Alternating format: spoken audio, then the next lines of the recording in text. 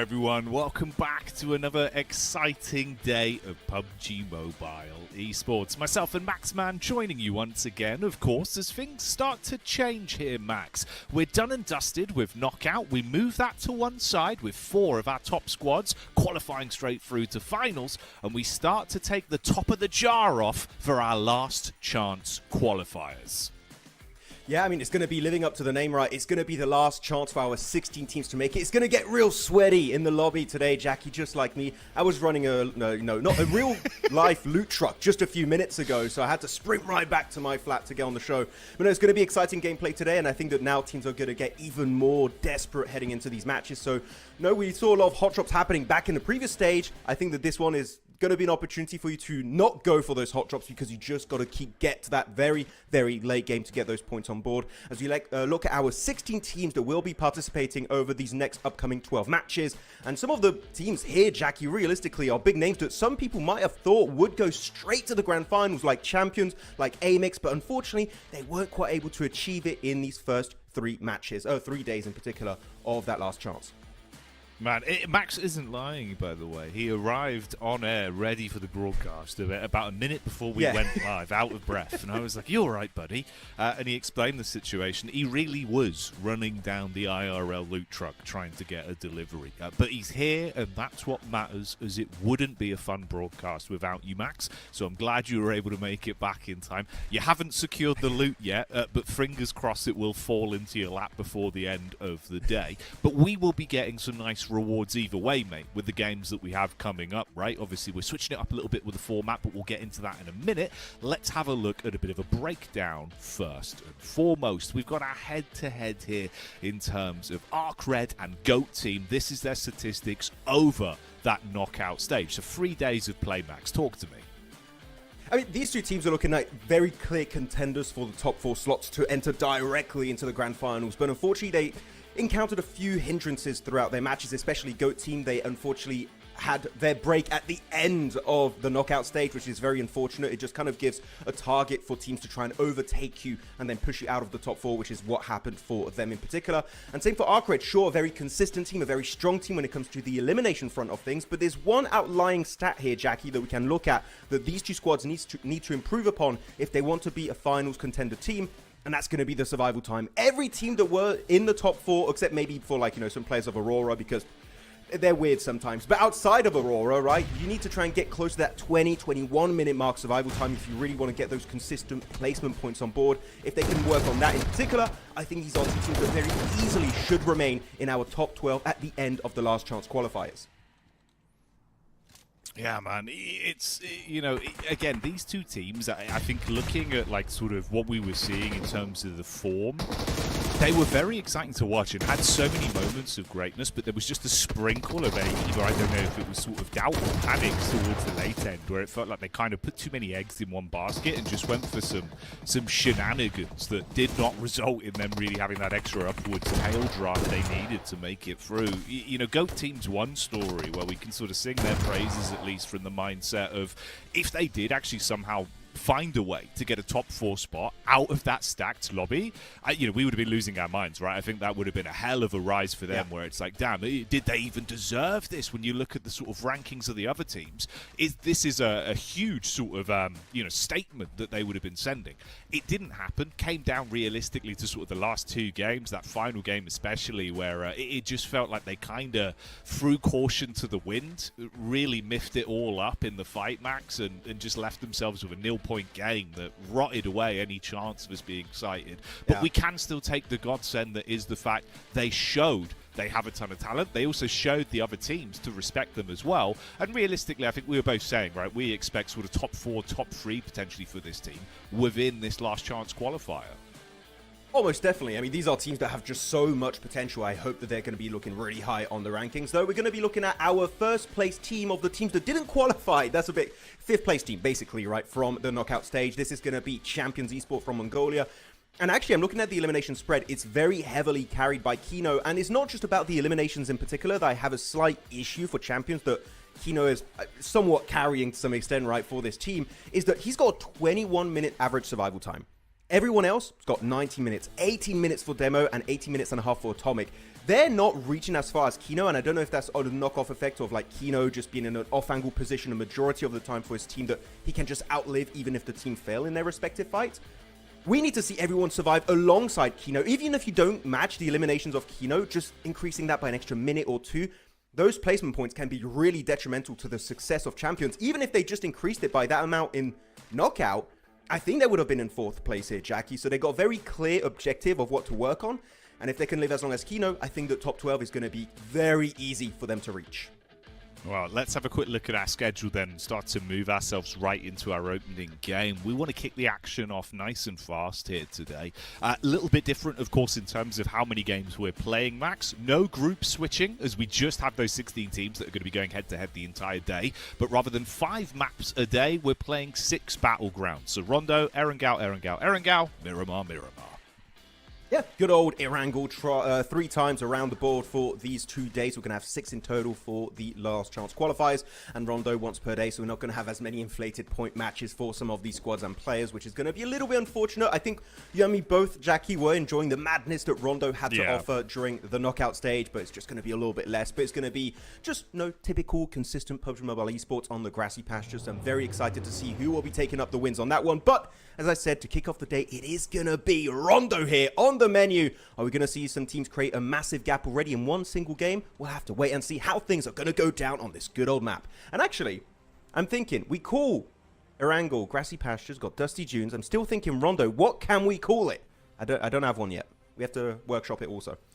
Yeah, we'll come up with something. We'll find something that fits and, workshop an overall name that fits the brand. If you've got suggestions, let us know as well. Get involved in the chat and tell us your predictions on the day, guys. We're excited to see who's going to be coming away at the top of the end of the first 6 games here of that LCQ. So let's get into things and see what we're getting out of it as we delve into our opening Rondo game. Obviously, the lobby was incredibly stacked with the group shuffle. We do still have a ton of talent here, though, and quite a lot of the teams that enjoyed hot drops and scrapping are in play, Max. So I still think we'll have some energetic starts to this game.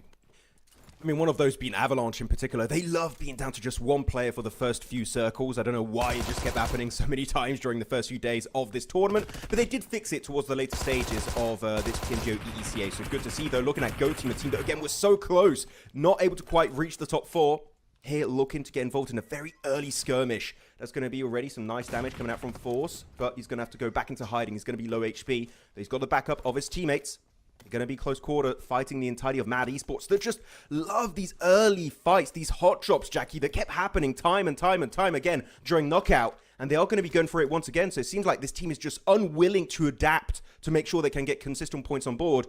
And GOAT team here, of course, looking like a very strong frag-oriented squad, are not going to let this go unpunished. Well, early shots coming out.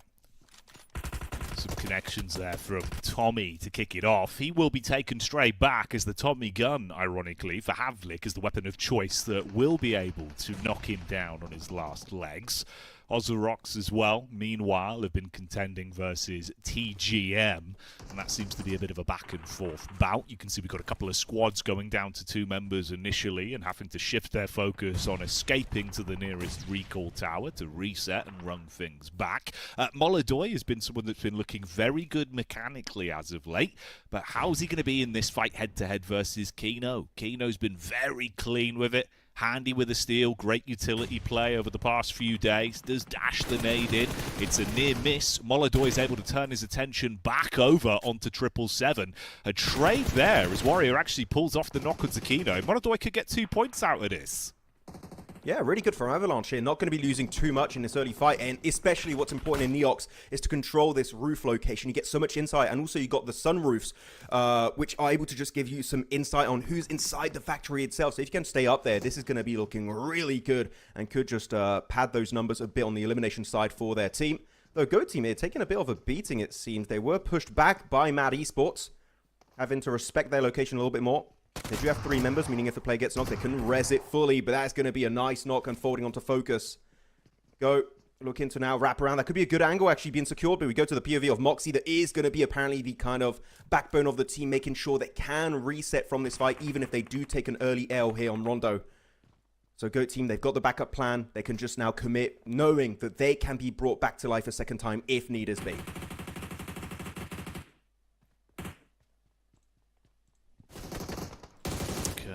Okay. Ooh, Hardbody with a peek back over. He's got the assist of the ARCRED boys in position, but this would be an uncomfortable start if they actually go down in this encounter and lose out on a chance to actually accrue quite a few collections of points early on into the game. Bit of a mixed battle going on there. Meanwhile, GOAT team, another side that we highlighted coming into the pre-game, are able to throw themselves into an early duel and potentially clean up on it. I say potentially because Focus has gone down. Nayato, as he turns the corner, has been cleared back out by the UMP. Forced with a quick reload, jump shot into the building. Okay, there we go. That's a bit of spice to start us off versus Mad. Oh, you saw that Takinov was trying to flush it out, but he had to reload the weapon, and then you had the backup of Force, and he was able to actually get the reset onto Ayato. So very good time. Well, good timing on the side of GOAT. Unfortunate timing for Mad Esports. That's the worst time to unfortunately not have any of your main weapons being out of ammo. So that's going to be a bit of a regret. That's going to be 1 point they wish they could have secured early on this match. They're looking at the overarching position of the circle because I feel like we're kind of used to these hot drops. We already have some teams successfully set up in Stadium, which is going to be somewhat center of this circle phase 1. That's going to be AMIX looking really comfortable early on. And another team, actually, just to highlight their spot, KZ Esports, a team that we've highlighted every once in a while, but there's been usually very low on the rankings. Have actually a wide split. They got 2 players up north of the river, some players down south of the river. So I think they're just waiting to see if we're going to have a northern or southern circle shift, and they can just kind of put their eggs in different baskets. So KZ, macro-wise, that's not a bad decision to go for. We'll see if it's going to pay off.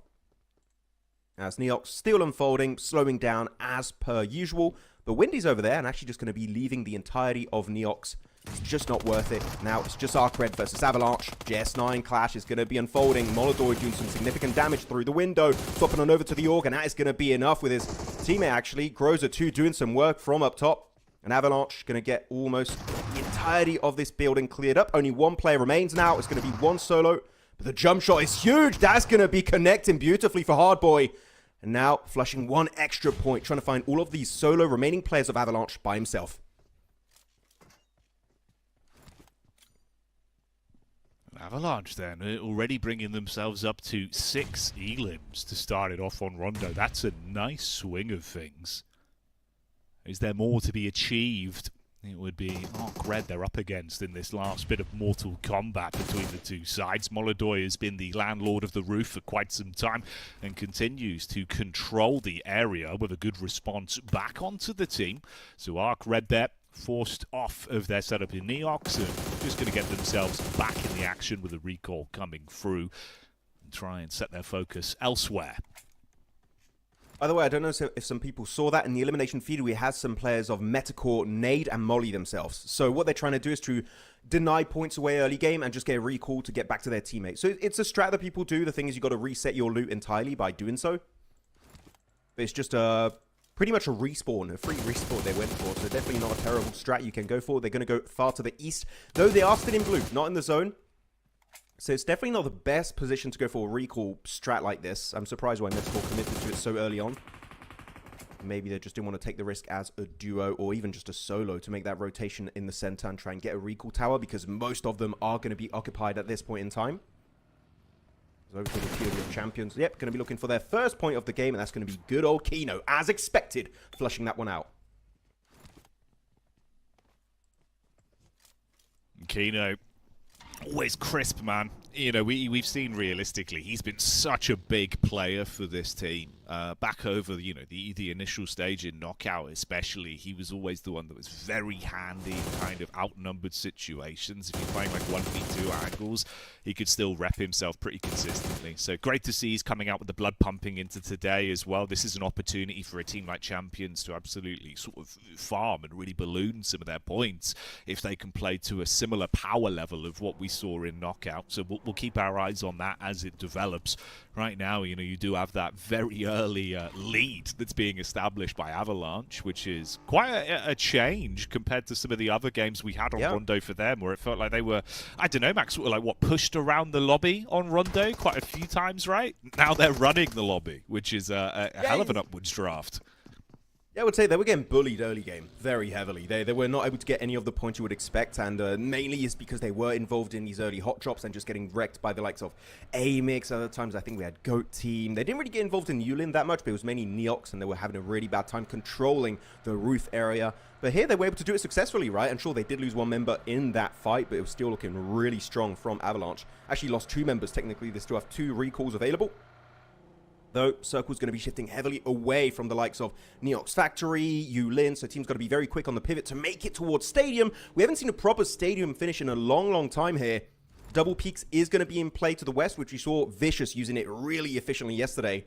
I wonder if we're going to have something somewhat similar going into this game, as the east is going to be just fully clustered with these squads. Going for a quick rotate. You can still go for wide northern or southern rotation if you want to, for the likes of Mad Esports, Afterlife, TGM, 27+. But the thing is, the later you do it, the less information you're going to have as to what is going to be free in the zone. As here, one fight that is going to be indeed in the circle north of the river is going to be KZ Esports clashing with good old GOAT. You've got to be careful here. You're showing your back. Ayato will punish that, and that's going to be Jaikura first of all, and flushing out pretty much instantly. Things aren't looking good for KZ. They're losing the control. They're getting overwhelmed. It's going to be Ayato, though, pushing a bit too deep, sending it solo, disrespecting KZ, and that is going to be something you can't afford to pull off at this point in time. Feelings got a good low ground angle, really keeping this ridge in check. You got to play safe, play it passive, play with the util, hoping Ayato will be able to crawl back to the teammate. The blind nade connects beautifully onto Moxie, forcing Feeling to run and scurry away, but it's not going to be enough, as KZ are going to be the first squad eliminated here on Rondo. Goodbye, KZ. Okay, down and out, removed from the competition. And for what it is, that's only 1 elim point they can even throw in the back pocket before they get shut down entirely as well. So it's a slow start into the day. 11 minutes in as well. That's when we lose our first squad. So timely stuff here on Rondo. The average survival's been a little bit higher, at least, over the prior stage. Let's see where it goes from here. Avalanche back on the move once again. Can Avalanche continue this successful start? I mean, the fact that it's now both them and GOAT Team tied on 7 elims, if they shut down SSE and farm up a few more, pushing into double digits, it would be a gigantic boon for them. It would be. But I would say not now. Double Peaks, you can share this location. Just have a little bit of a symbiotic relationship. Just quick, firm handshake. Say, okay, this fight's not worth it. I am seeing Molodor. He seems like he wants to fight SSE. But I would not recommend it. What's a really good strategy to put down cover flares to kind of separate yourself from the opposing team on the other side of Double Peak. They seem like they're committed to it. And actually, I'm looking at the circle shift of phase number 3. It is not going to be in zone. So now you can start thinking about, okay, maybe it's not worth sharing this location. I would even say it would be good if SSE sends it to the west, disengages, and Avalanche goes to the eastern location, just to make sure we don't crash and really hinder each other's rotation path. As looking at some of the rotations, yeah, SSE going to be doing exactly as I recommended, going for the western rotation through Stadium. Maybe actually going to send on to Stadium. One thing that's really fun here, Jackie, actually, just to keep in the back of our minds, Stadium rooftop is in play. It's one of the rare roofs that are so high up you can actually get access to. We'll see if anyone's going to set up shop up there, as they're going to send it now. SSC just getting completely picked off. This is a terrible push, as AMIX, boom, easy eliminations, just gifted to them on a silver platter. Boy, oh boy. Let's see then as well, with this reposition here, with the DP in hand for Corp, if he can actually make this one work back against the AMIX squad, the Marauders at the gate. Usually, that team we're talking about that is so lethal, so confident in the early game fight. We lost a bit of that. But now they're back in with it. That's a good distance pickup. Corp falls, and AMIX survive the encounter with Kvik from long range. So they're in the running as well, Max. 7 points between our top 3 teams. The reason why I exclaimed yes was not because I'm biased for AMIX, even though I do like the squad, is because we saw Stadium Roof in play, which you don't see very often. The circle's got to be in a very specific area for this to be used. And actually at that range, hey, that's some really good sprays coming out from both Spike and Kvik from AMIX. And actually able to successfully defend it as a 2-2 split 2 versus SSC, but they had the off angle that was definitely making things a little bit smoother to defend. It's a good setup from AMIX though. A second crash from a team that's a little bit more organized and well-thought rotations could be able to overthrow their location. So you do have to be somewhat more cautious. Though 3TN, he got up there. I think he got recalled and he just parachuted on the rooftop. Actually, is going to give him a really good angle. Keep in mind, when you do get recalled, you recall with a weapon instantly in your arsenal. So you can use these little bit of elevations to your advantage. Though he drops on down. Not looking too good for the side of 777, but did have a decent comeback, right, Jackie, during knockout. They were just not able to capitalize fully to make in the top 4, as ARCRED will also lose Flique. The battle never really ending on this one, though. It's been kind of reaching a bit of a fever pitch now, which has been fun to watch with some of these distant encounters. Dude, it is kind of crazy, actually, you know, when you look at the distribution of the teams at the top. This is sort of the expected squads that we thought would really blossom when you remove some of the bigger bullies that were in the lobby back in knockout, right? And all of them are. They've basically just come in and gone, all right, then, we'll give it, we'll fight. And it's working well. I mean, AMIX again, up to the 80 limits now. It's just constantly building for them. TGM trying to win out up close here, seeing if they can get some extra points on the line. Backstab potentially onto it, though. Stadium still in circle. This is my first stadium possible finish. Okay, I am so excited. This is the best way to start off the last chance qualifiers. It's going to be AMIX. They got the 2-2 split. I would say remain with that 2-2 split. Maybe even just regroup slightly, but you don't have to fully regroup. You can use Spike and Kvik as kind of the eyes of Sauron, the true overseers of this lobby. They've got to keep in mind they might be looted when it comes to loot. AMIX now, some of the split players in default and Havlik will be getting involved in the conversation, getting a few decent bit of damage thrown the way of 777. Actually flushing one out, so they're up to 9 eliminations here. They're just farming it out early stage. Though, it was an Eastern Circle shift, meaning you are going to have a dash of teams such as Motion, Champion, Mad Esports, ARCRED, even Avalanche that might be encroaching on their terrain, so they do need to be a little bit more respectful. That is going to be too many players for them to deal with as a split 2-2 team. It's Windy, one of our rookie players of the tournament, looking to fight back. Though the nade is looking good. How does he tank that point blank? What? Okay. He's built different. Literally, I guess. That Windy's made a stronger Starfall, He's still at what?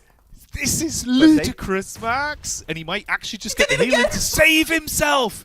That's ridiculous. 3 nades where he is survived by a sliver of HP.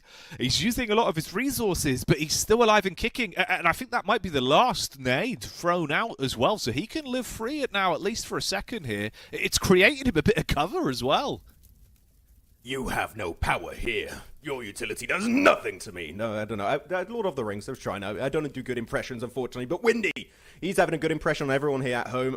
Able to tank so much of that damage. He's still down to 2 first aid, so if he wants, he can really keep delaying this fight, buying some time for himself to get some extra possible placement points. But though we are to top 11, meaning we still need to lose 3 squads before placement points start to roll on in for these teams. AMIX able to find another elimination onto Fearless. Our 5th place team from the knockout stage is going to be a full-on fight unfolding in Stadium. This is going to get tricky. Stadium is so hard to fight and defend. Though, it's going to be committed to Champions down to Kino and Atomic. Again, Kino, always the sole survivor, it seems, at the end of these fights. Now solo in the open, outside of Stadium, but it's just not going to be enough. Shut down by good old Default and flushed instantly as Havlik. Rough angle, but you are dealing with an entire team of AMIX here. Can he pull off the clutch? It's not going to be looking too good as the Molotov is right there. It's going to burn Havlik to a crisp. So will he be able to flush it out? Why are you going away from cover? I guess the Molotov was still burning and he didn't want to get flushed, but that is going to be 1 point snatched away by good old Atomic. Can't complain. Any points will be the dream at this area of the game when you're effectively just a solo man. Kind of the crazy sign of life, right? That it does feel like we forget about Champions a little bit in this lobby. They're being shown up right now by some of the other teams that have come out swinging here in the LCQ. And for Atomic, is there any more he can really do? I mean, you are pinned in. They're coming down. It's an awkward angle. Nade's good on the back line, though. Surprising stuff. He hits that one on Kvik, tucks into the off angle behind the vending machine as well, waiting to see if they're going to come running towards him. He's got 4 more nades as well here, Max. So if they go down the ramp, you could be walking into the Atomic meat grinder. This is actually a good little room he's playing in. It's very hard to nade from this angle, though, looking to push up. The Molotov actually did allow AMIX to go for the reset on their fallen comrade. Though that's it. It's going to be time to force it forward, surrounding the entirety of that player. Atomic able to find one, a bit of damage too, but it's just not going to be converted in a 1v3. AMIX able to survive the encounter. Will go for the quick reset. Stadium, by the way, still in circle. But I am seeing on the map, the TGM are looking for clean third party after that fight wraps up. So AMIX, again, their work cut out for them in this game. Other squads are not going to be in zones, such as Avalanche and Mad Esports are going to have a bit of a back and forth altercation in the open. But this circle, again, very rare to see it used this late in a game of Rondo. Stadium, very different layout than the entirety of not just Rondo itself, but also Erangel and Miramar. You don't have locations like this in other maps. And no one so far is on the rooftop, but if we do see this fight end, Jackie, between AMIX and TGM, maybe someone could actually use the zip. Oh, there's actually, wait, there's one player on the rooftop already? Or did I imagine that? Maybe I just blinked and was like, what? No, there is! He's up there! It's put in! Oh, that's some great vision. He's got so much insight from there. It's a crazy broken spot. Yeah, this could be huge, mate. Hell of an angle. You've got that instant look down into some of the headshot hitboxes. He could be a real thorn in their backside. Just depends on the space he's got to play with. He's trying to shuffle his rotate. Meanwhile, you've got a bit of an encounter between Afterlife and Goat Team as well that's happening towards the coastal ridge.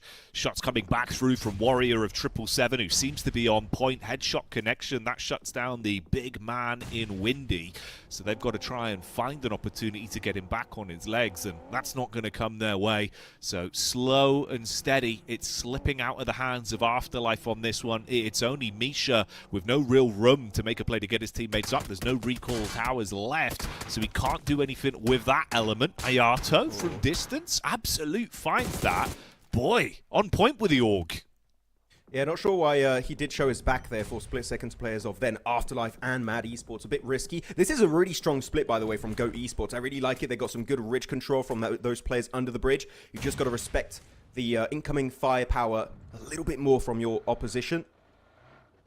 Avalanche also looking to push their way into the zone. They're going to be looking good here in circle number 5. Decent position. They still have functioning cars, meaning if they do have to go for a last-minute rotation, they can still pull it off. But they're going to put their focus now fully onto Mad Esports. As back to the good old fight of Stadium.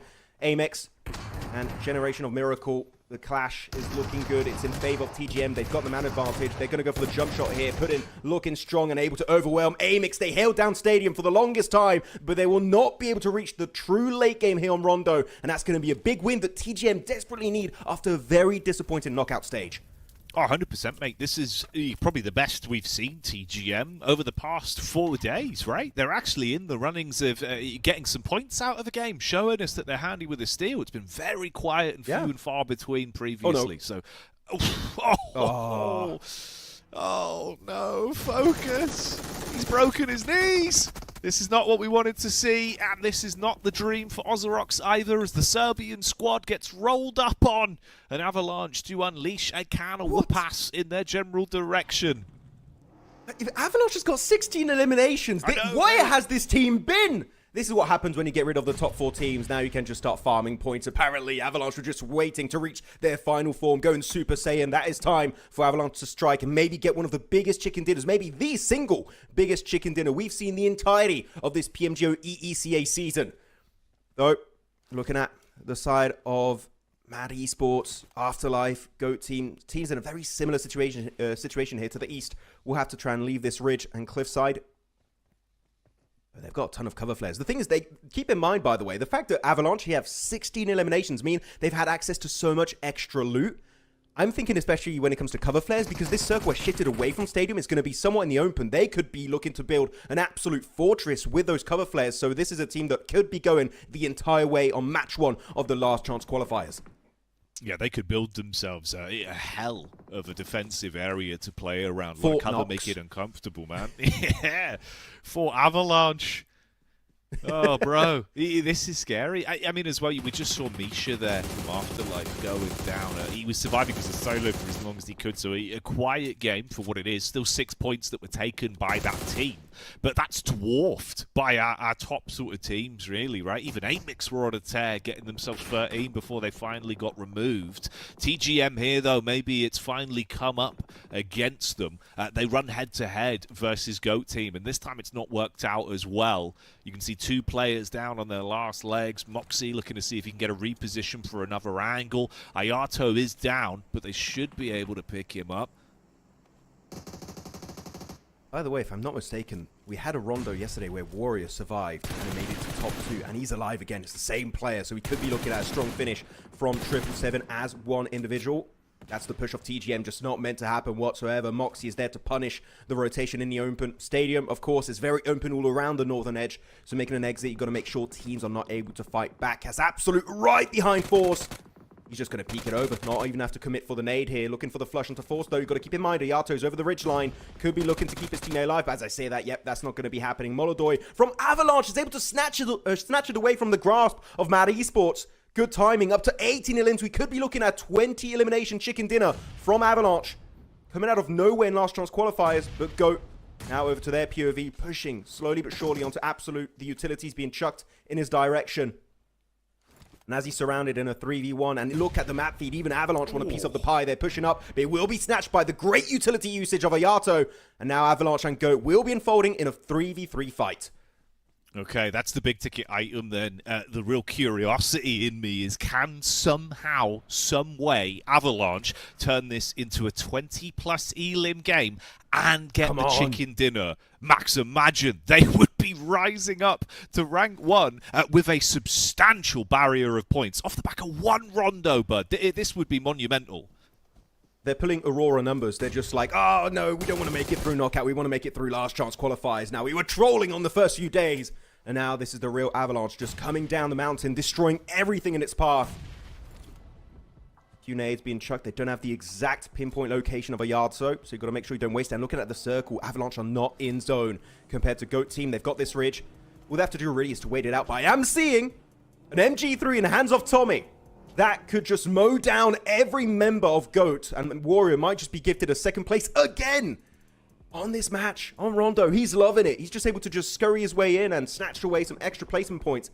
He's loving this map as Molodoy peeks over the ridgeline, does find Warrior. Unfortunately, is not going to be a 2nd place. Still, a podium finish as a solo. That is a big win to get for 777. Yeah, it's classic 777 maneuvers, mate. The minute they lose Classic too Warrior. many players, yeah, he just like slowly crawls his way through. He's like, it's fine. I'll just coast it out. I'll get some placement points. That's all I care about. It's a nice shot, though. That's another elim that does go the way of Avalanche for finding him first. They deny that additional point off of Goatee. But this is the big fight. This is what we're talking about here, right? If they're somehow able to take this, it would be like a 22-23 elim game with a chicken dinner on top. So it could be a disgustingly large bag they get off the back of this game. You highlighted it. Let's see if he delivers. Oh, he will. Tommy unloads with a heavy machinery up close, but the response back from Moxie is to blow him off his legs, and they go straight for the res. Groza, will he be able to turn the tide? He's got one as well. Sprays, prays, and delivers with a headshot, Max. Look, the MG3 is so broken, you don't even have to scope in. You just spray and pray, and it will still hit the target. This is looking strong for them. They might be getting the reset too on their fallen comrade, so they can have the double MG3, though, focused around it. Having a hard time, the nades incoming, and it's just not going to work out. 22 elimination chicken dinner headed the way of Avalanche on game 1 of the Last Chance Qualifiers. Where was this? Who is this team? A new form, a new power. Avalanche, they have just absolutely snowed under the entire lobby, mate. They left everyone gasping for air on Rondo. That's ridiculous, Max. 32-point game to start today. We need to call the St. Bernards. Have there been any survivors? Unfortunately, no, not the case. Avalanche destroying everyone and the ski resort on Rondo. 22 elims. But yeah, as we said, where was this team back in the knockout stage? I'm not sure. This feels like a completely different squad of 4 players. And Rondo, we say it right, you got the inflated points. If there's any map that you want to create a lead for yourself, it definitely would be this battleground, and they did it perfectly. Like the execution on the northern edge, sweeping everything, picking up not 1, but 2 bloody MG3s, Jackie. It's fantastic how they played it. So as an MG3 enjoyer myself, I am saying this is one of the best games of the entirety of this tournament. GG's. No, that was crazy. Really, really different game. In terms of the sort of flow of things, right? It was some of the big names that we thought, oh, where have they been? They're kind of just barely beaten out by the top 4 teams. The one outlier to that was Champions. Very quiet game from them, forced down to just a couple of points stolen by Atomic. Otherwise, you're looking at your AMIX, you're looking at your GOAT team. I wasn't really considering, though, this sort of level of play from Avalanche. Said it during the cast, right? They were getting pushed around. Some teams were bullying them for early points. It felt like they were always sort of the punching bag, Max. Whereas here, the punching bag had a fist, and it hit everyone in the face. You can't fight back. What is this, Smash Bros? What's going on? But I love that the 2 players peek over the ridge. They just don't get scope. What we have to scope in with an MG3? No, we just have to keep bobbing and weaving, jump left, right, and just get those eliminations. A really good use of that weapon, Tommy and Molodoi. Molodoi in particular, 12 eliminations. Some teams in this game weren't able to achieve it as a full squad. And this guy putting up some insanely strong numbers, getting actually almost 1.6k damage. 1,000 damage is an achievement. Making it almost to 1.6 is absolute madness coming out from the Uzbekistan team. And actually going to be looking to get themselves a really big lead in match number 1 alone. To make it in top 12. Okay, Jackie, this is actually so many points secured. You've got 12 matches total. I'm going to say this game was their tick in the finals. I think they've made it with 1 game alone, right? At least they're getting hella close to that point threshold. Oh, mate, I would not be surprised, right? Even if we see, like, what, let's say 25-30% of this level of firepower now throughout the remainder of the games, there's only a couple Rondos. They're nowhere near as frequent, right? So the other teams just can't physically afford. There's not that many elims to go around in our upcoming games. So, yeah, I would probably agree with you. I think we see them make it through. Avalanche doing the unthinkable on game 1. The Rondo effect is huge. By the way, almost getting to 100 eliminations. We haven't got it yet. I thought it could happen here with the absolute banger performance on match 1 from the entirety of Avalanche, and of course Molodoi in particular. Oh, and hey, spoiler alert. I think he might be the top fragger of the game. Yeah, probably. Yeah, no surprise. Yeah. Dude, you know what is crazy, though? Molodoi, you were kind of saying it even during the cast, right, where, like, he had that angle towards SSE Epic, where necessarily the team didn't want to fight, but Molodoi wanted to fight. We've seen that consistently with this guy, where he is antsy. He looks like he comes into the server, man is on a Molodoi sugar rush. He just wants to get stuck in. He moves differently, Max. But today, without some of the top teams trying to sort of keep him penned in, it flourished. It just worked. So he was just scrapping for everyone, taking elims, taking all their socks, all their supplies, and it's just despicable. Like 500 damage ahead of Warrior. What's happened? What's he had for breakfast? I don't know. He got into the cookie jar right now. All of these players, I mean, look at the elimination spread across them. Molodoi 12, Warrior 8, Groza 6, Ayato 5. Really good nades, by the way, coming out from GOAT team on that ridge line next to the river up north of that circle. And then Moxie also just a consistent player throughout the entirety of this tournament. Really good to see him get 4 eliminations here, but 30... Okay, well, just look at the numbers. Do I have to say anything? Really? Oh my I don't think so. 32 points in 1 game. Over the course of 12 matches, the point threshold, yeah, they should be looking very comfortable for that already. But GOAT team, really good to see them get a strong finish right here, Jackie. Able to get 18 points. This is a team that barely missed out on making it to the finals because, of course, they were not playing those last few matches in the knockout stage. 18 points here. They're going to be looking like one of the top contenders for the entirety of the Last Chance Qualifiers. Man, it just puts it into perspective. When you see it like this, right, with the breakdown, we knew it was going to be 32 points. But it's insult to injury. It's like that cherry on top when we see it in the leaderboard format. And it does just make you laugh because that's an unbelievable game. 4,090 collective damage, like 18 knocks, run in the lobby. Boy, wow, okay, that's crazy to see. This is even more impressive as when you look towards the bottom side, right? ARCRED there with only the 6 points.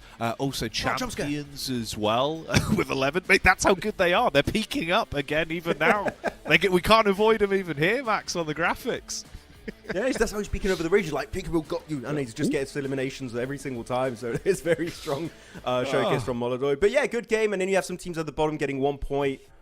Can we get some more points, sir? And Avalanche says, no, it's all for me, and just keeps munching on those eliminations. No, I didn't expect the Oliver twist. That's good. Yeah.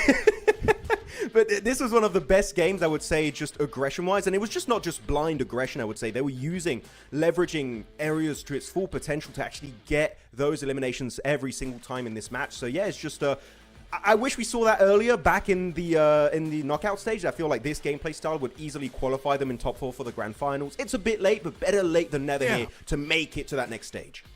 Yeah, I suppose that's kind of the italics, the underline.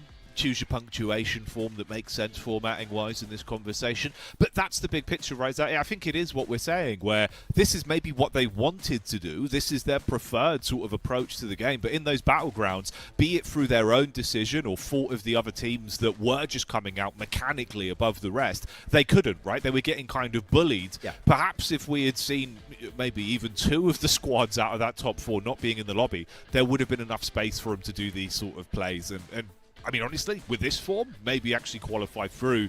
But hey, you can forget about that, right? That's in the past. The present is absolutely that for this team. It is a present. And they'll be happy to try and wrap this one up.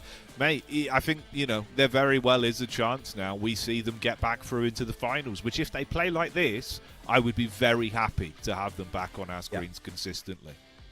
Yeah, I mean, this game was a gift with the bow on top, with an MG3 inside of it. Actually, 2 MG3s. So very strong. Yeah, I just hope people, because I've been a big fan of the MG3 for the longest time, and people are like, Max, we're talking about the M4's better. Okay, I think you'll look back on this game like, oh, no, maybe he was onto something. The MG3 is looking hella strong, so I'm expecting to see maybe some other teams here, Jackie, in these next 5 matches of today, play with that good old LMG even more. I think so. I think so. Myself and Max, though, have got a couple large machine guns to go grab out of a box, so we'll see you in a few minutes' time with our next game. Start the wall!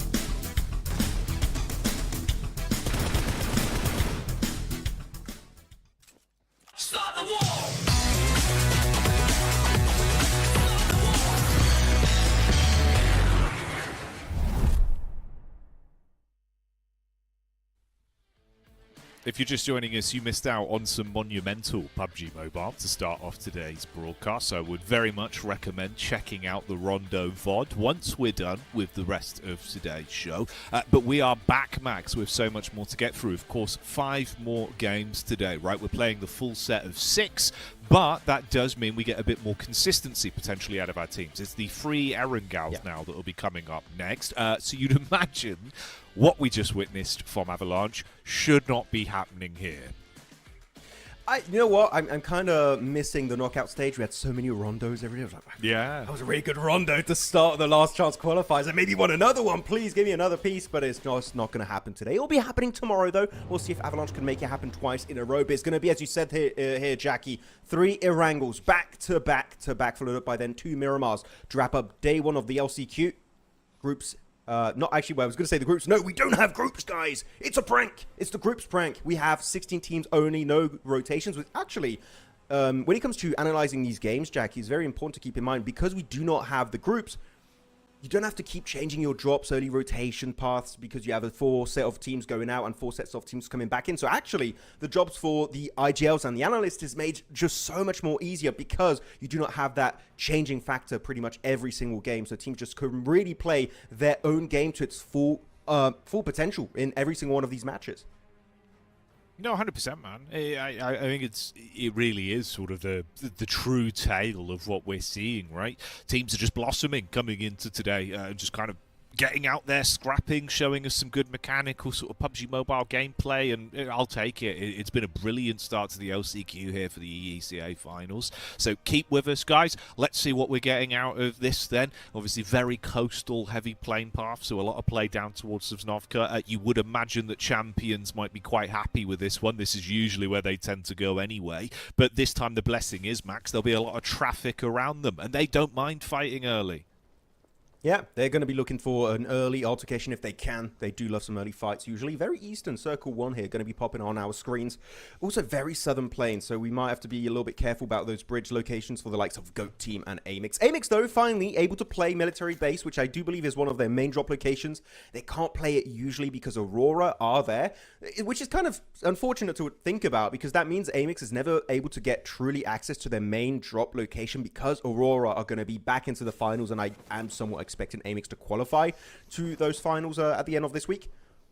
So yeah, they're here. They're just going to be able to play their usual playstyle, and they'll have to revert to their secondary drop location when they do get into the finals, because that hot drop would just not be worth it unless you want to miss out on a chance to compete for $500,000 in the PMGO Season 1 main event. Though 27 plus and METACORE involved in an early fight once again. It just keeps on happening for some of these players. And 27 plus, though, they usually lose these early game fights, so good for them to actually get a decent start, able to find Cyrex. You only had a dual MP7 to work with. And in that shed, that is going to be the end of the beans. He's going to get flushed on out, and that's a 3 point secured by Tapok. Yeah, Tapok misunderstood. He thought Cyrex said duel me, but he actually said I've got dualies. So he's taken him down there, Max, with a swift backhand and been able to take that one away. So 3 points. Oh, bloody hell. Easy, mate. Don't break the suspension. That's a new car. That's fresh. You're going to chip the paintwork on that, Tapok. What are you doing? I like also the final player was trying to close the door just to... It's really annoying. If you're trying to flush a player in those sheds, they just keep opening and closing and you just can't get it. It's especially annoying when it's a metal door. It happens a lot actually in Rondo. When you fight in Neox, they just keep opening, closing, and you can't get through. It's just an absolute pain. Though, is this Christmas? Double MG3 finish, Jackie, and now we have a loot truck looted up in Pachinki by Ozarox. Oh, yes! I'm loving this. This is good. This is absolute cinema. Oh, absolutely. Yeah, we're kind of getting everything we'd want today straight away, mate. Yeah. They're appealing to your senses. They're making sure they're going to be getting themselves some Maxim-esque MVP awards at the end of the day. This is the dream. I mean, what would be... Oh, we need the PL rotate. We need... Now, the only thing we're missing, Jackie, realistically, is the plane rotation with 2 horses on the wings. Yeah. And this would be the best day of the year. And we're just in spring. If it happens, I would eat my shoe. I would go and get one of my shoes. You could decide if I would eat that, because I can't see it happening. I'd love to, but it would be beautiful, mate. Well, there is a horse in the distance. Look at Bro. What's Bro doing? Oh, I didn't go for it. The thing is, horses are genuinely good. I know we're joking around, but for those who have been watching esports for a while now, since the horses came in, they weren't used a lot initially. But especially if you're a solo player trying to scout, it's a vehicle. It's an animal. I feel weird calling it an animal because you're still in the game, right? It's like it's a vehicle. Let's call it a vehicle. The fact you can. I'm not going to try and say that. I don't have that Pokemon in particular. I don't know what that is, but it's very hard to spray at a range on those players because they can jump, and the extra bit of elevation really can throw a spanner in the works of your spray recoil control. Yeah, it's actually really strong if you can use it. And also keep in mind, there's one small feature that you might not be fully aware of for people in chat, is that if you are hidden in a building and you did park your horse a little bit further away, you can actually use a system that actually calls the horse back to you. So you don't have to put yourself out of cover to get to your vehicle. You can call him, he gets to you, get on top of the horse, and just get the hell out of dodge. So he's actually got a lot of little intricate features that, if used at the right time and efficiently, can really get you the hell out of a bad situation. But yes, another loot truck gonna be looted up. It's gonna be Sanich. It's burning up, and of course, when you've got an entire team, it just explodes pretty much instantly. Is this gonna be an MG3? Maybe. Thank you, by the way, to the observers showing this early on. I really like seeing what they get. I saw Ozarox got I think it was a Groza back in Pachinki. What are they gonna get here, though? It's Christmas early once again. Yeah, it is. It is. Christmas in May. Bloody hell. We're really speeding up the calendar. Yeah, okay, so a bit of looting going on. Let's find out. Was that the P90 picked up there? Yeah, okay. Yep. Hey, mate, I mean, honestly, we've seen some tremendous stuff with the P90. Like, close-range combat with that bad boy, it absolutely eats, Max. So, not the worst weapon to grab yourself by any means. We're going to get to a point, I feel like, where people are going to realize, because I still feel like it's not gotten to a point where people really focus down the loot trucks as much as they should, because you get tier 3 helmets and vests, you get just such amazing amount of ammo, meds, you get late game weapons too, which is great to have.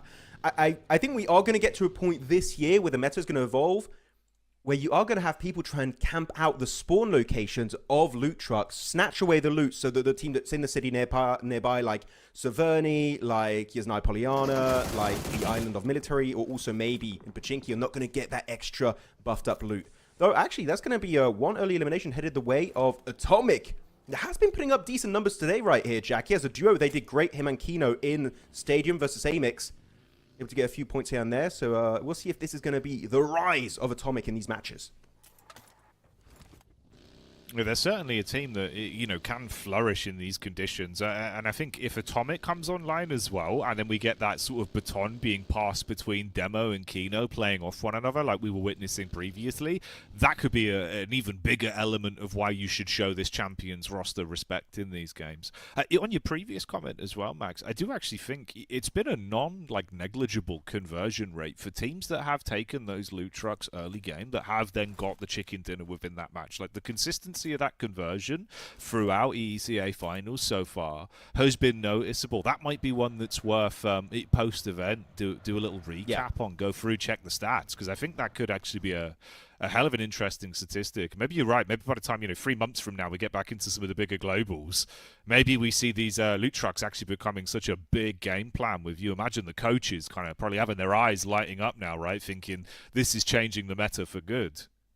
It's an early game double, just not one airdrop. It's actually pretty much got the equivalent loot of 2 airdrops. It's really worth going for it early on. So, yeah, I would definitely say it is worth it. I wouldn't say this fight is worth it for the likes of both Afterlife and Champions. It's phase 1.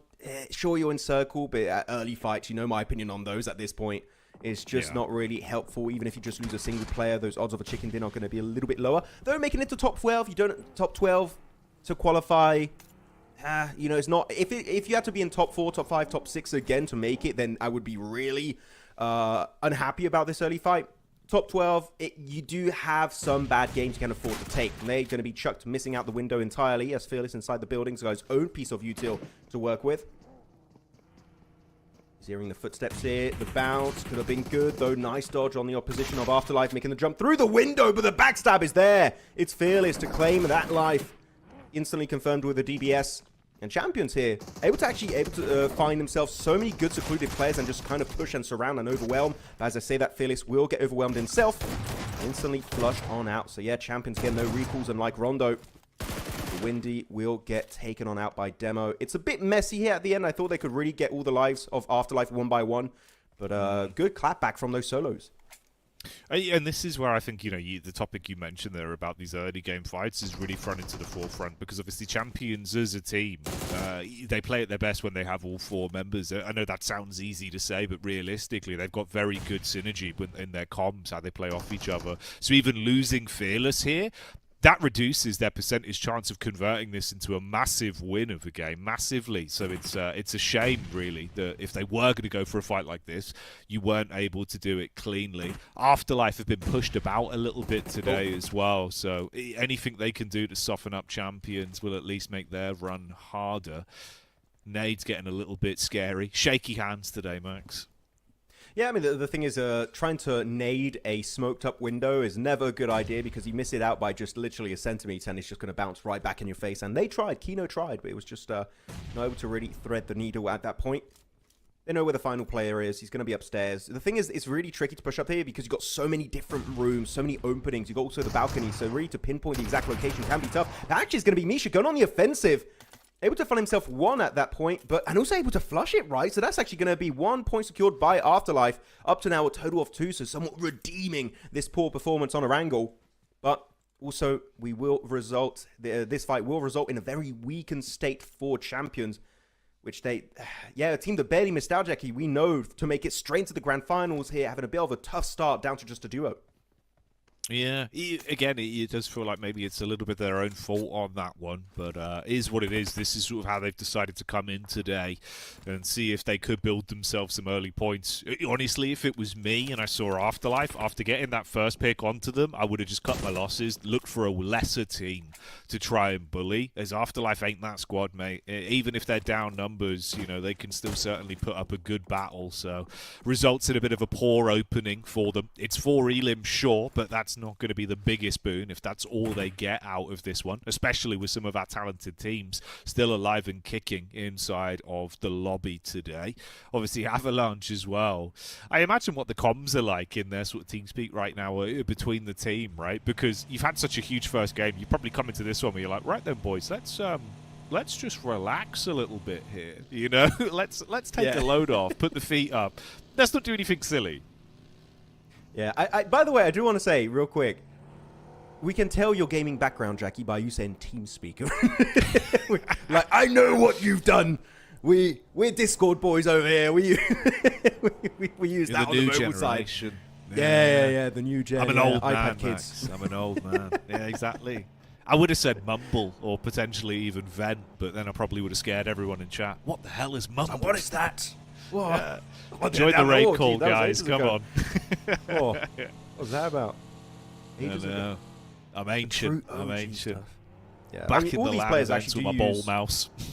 Yeah, but I do believe they also use the in-game comm system, which is solid. I wonder if they do talk in the plane before they drop. They're just like, okay, guys, we're going to mess you up. Some people, I don't know. I get some very mean comments when I'm playing my games in Ultimate. People activate all chat. They're not very nice. They're like, hot drop us right now. And a bunch of mean words. I'm like, okay, well, sure. I'm not dropping there. I'm going Zaki. Yeah. They see your name. They go, Maxman, we've heard what you say about Aurora. No! Please, I'm going Zaki, and I just drop on the opposite side of the map. I'm like, I'm safe. Yeah. Easy top 3 for me in Ultimate Royale. Looking at the circle, though, did shift slightly more towards Yasnaya Polyana. The 2 fields, by the way, will be in zone. But the teams that dropped in Yasnaya early on or near Yasnaya going to be off to a good start, especially TGM that had a really good first game, right, Jackie? They had a big step up, a big glow up that we didn't see initially, a knockout.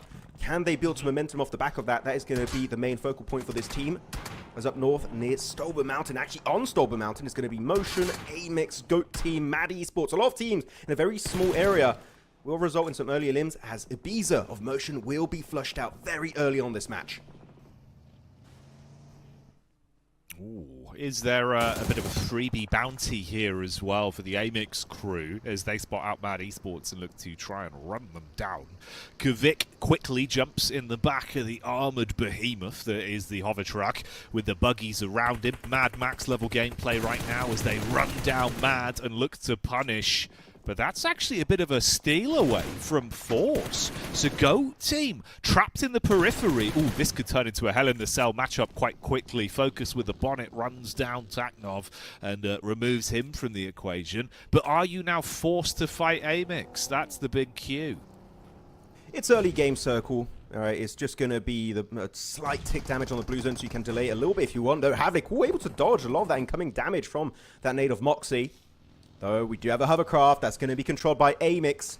If we do end up in an open finish, which unless it heads heavily towards Yasnaya Fields or Yasnaya City itself, it is going to be tough to see. Actually, ooh, okay, Circle Shift is going to be incorporating the entirety of Yasnaya Polyana and northern Yasnaya Fields. So this hovercraft could be a really impactful piece to hold on to, could give you a significant advantage, especially if you can crash against a hay bale and explode it.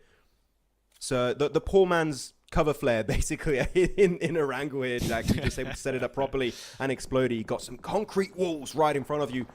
The GOAT team not going to be able to really keep themselves too healthy, clashing with SSE. The win out super early last game. It's time to redeem it, as they're actually able to find two great opening knocks, flushing out Oyato. Focus might be in a very dire situation too. Looking for Moxie and Force. They might have to try and escape the situation entirely with their vehicles. They're just surrounded. Look up north. They've got Scorp in an amazing off angle. Just making sure that Moxie and Force can't peek over the ridge line. They're really just fully secluded, surrounded, somewhat trapped. Though, there's going to be some bit of assist from up north. AMIX, they are peeking on the ridge line, but Forcey's got the angle, able to get some good damage. But as a solo here, it's not going to be looking easy. They're able to find himself one Force. The reflexes of a god. That's Corp instantly punished. What the hell? How do you do that as he's low on ammo? But be careful, the hovercraft will be pushing around at AMIX. They want a piece of the pie. Kvik will be looking to snatch it away, but that will be the end of the line of Force. But godly kind of reflexes here, Jackie. Woo! Goddamn. Yeah, incredible reaction time on the flick back around towards the driving seat.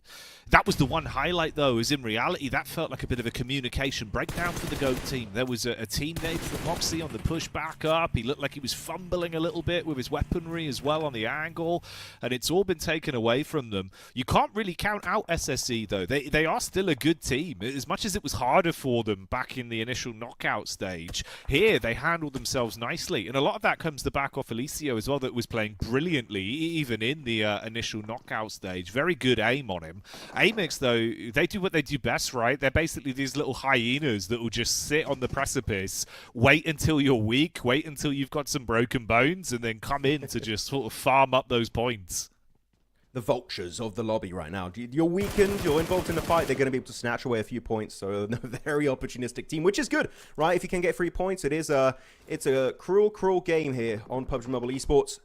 If you can snatch away a point, you better do it. That point could make the whole difference at the end in the rankings.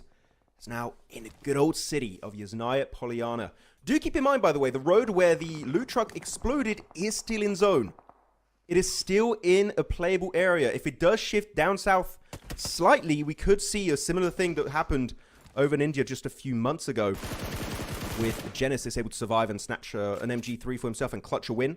Could we see something similar here? It could happen. Again, it is a very good hiding spot. People don't tend to check inside those loot trucks. As TGM setting up shop in the police station, to the east of Yaz, which is a good spot. You are somewhat away from all those teams in the main core buildings of Yasnaya. KZ, a decent spray from a distance onto Motion and AMIX. As AMIX, that molly is looking good. Might be looking to flush out Spike, though. The Molotov is also going to be connecting for Havlake. It spreads on wooden floor, but they will not keep Kvik alive. No, down and out there. It was good play, getting gory with the Grozer up close, but the response back, of course, at least making it a bit more uncomfortable for this team to just farm their way through. Ked and Co with Duchu assisting, so nice call to try and flip things on their head for AMIX.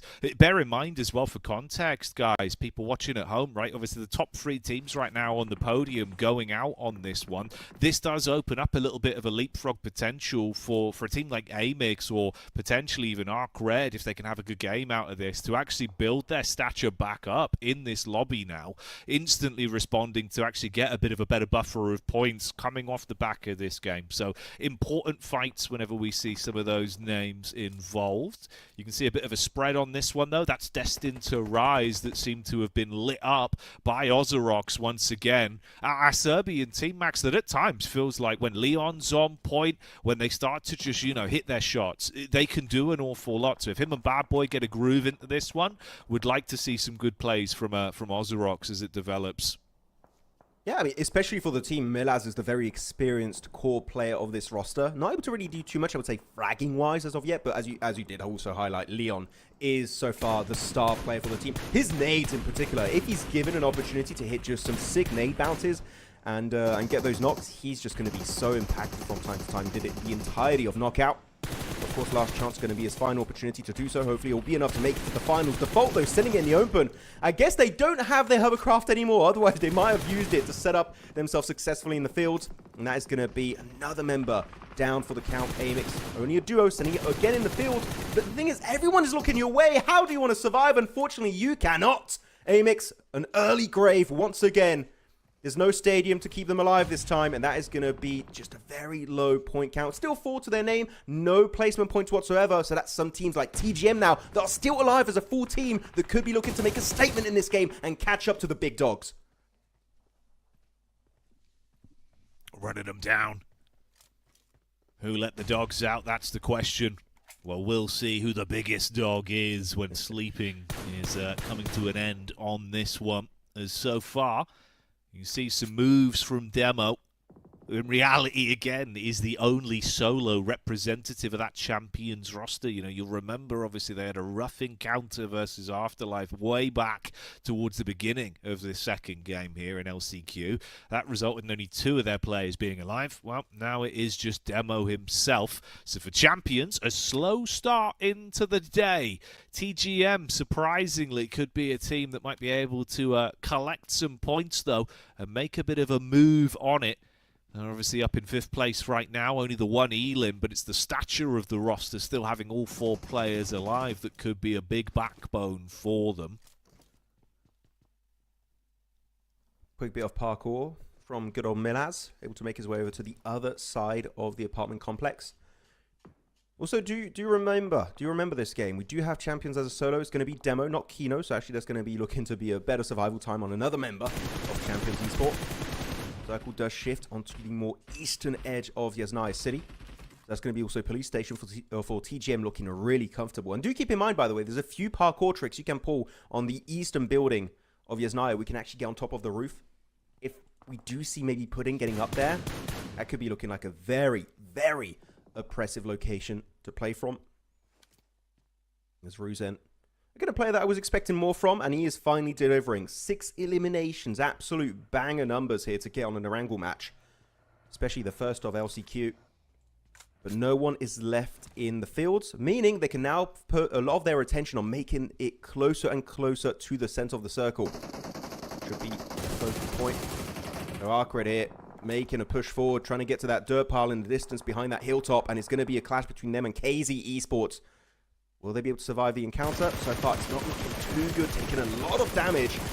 As Fleekit, final member to regroup, will make the push over the road, will be losing control of his car, and that might just be the end for Fleekit. He's able to tank a lot of the bullets. One more bullet is all you need, and that is going to be it. He does get knocked and flushed on out, secured by good old TGM. Yeah, TGM actually showing us some mean mugging today. So fair play to them. Good signs. Let's see how much more they can squeeze out of this one. Meanwhile, Demo fights the world, it seems. And that is going to be 27 plus, finding their first knock. So even that solo of Champions proving to be a thorn in the sides of the lobby where possible. A lot of nades being lined up here now with everyone's attention on TGM. There's a chance for the solo from Mad to maybe actually make a bit of a play on this. It's Beard that we know loves an off angle, and he does reveal himself. Gets the 1 knockback over onto Arc as well. 27 plus starts a third party on top of that. So it's all getting a bit messy here. Oh, this is a really good building if you're able to control it. It's very hard to nade every single room inside there, so if you can actually make a successful push forward, that would have been really good for ARCRED. But as we can see, it's only Hardboy behind a very nadeable wall, using a blanket of smokes to keep himself alive, and even then you've got Bio of Mad Esports behind him. But as I said, very nadeable retro. That's going to be an easy piece of utility to chuck and find an extra elim up to 4. So, hey, decent spread throughout every single player. They've got an elimination each. Bio, though, I think is somewhat forgotten about, not spotted by the members of TGM. He does have 2 nades, by the way, so if he does feel a little bit spicy here, could be looking to try and get that surprise factor onto TGM. But as a solo in the field, you're still in circle, I would recommend stay silent. You do not want the full attention of a full team thrown your way. You want to make sure that maybe he can snatch away a top 5, even maybe a top 4 from that position. Oh, they might know. Yeah. I mean, they've got to read. Like they had the previous moment where he made a bit of a play and he was able to at least get the knock across. So they should know about the angle. And Bid always loves these little positions to try and tuck into, right? So if they're aware about that when he took the fight onto Mad, although there was a lot of infighting going on, so maybe it was loud enough they didn't quite get the full information that we're privy to. We'll see. We'll see if it goes on. But obviously, Bid, not a stranger to like a late game sort of snaky situation where he'll sliver into a few extra points on a placement. So could always be the aim of the game for him. Again, though, dude, I'm just kind of surprised the demo's still alive. Wait, is it Bid? Isn't it? I thought it was an O. Is it a D or an O? I thought it was Bio, not Bid.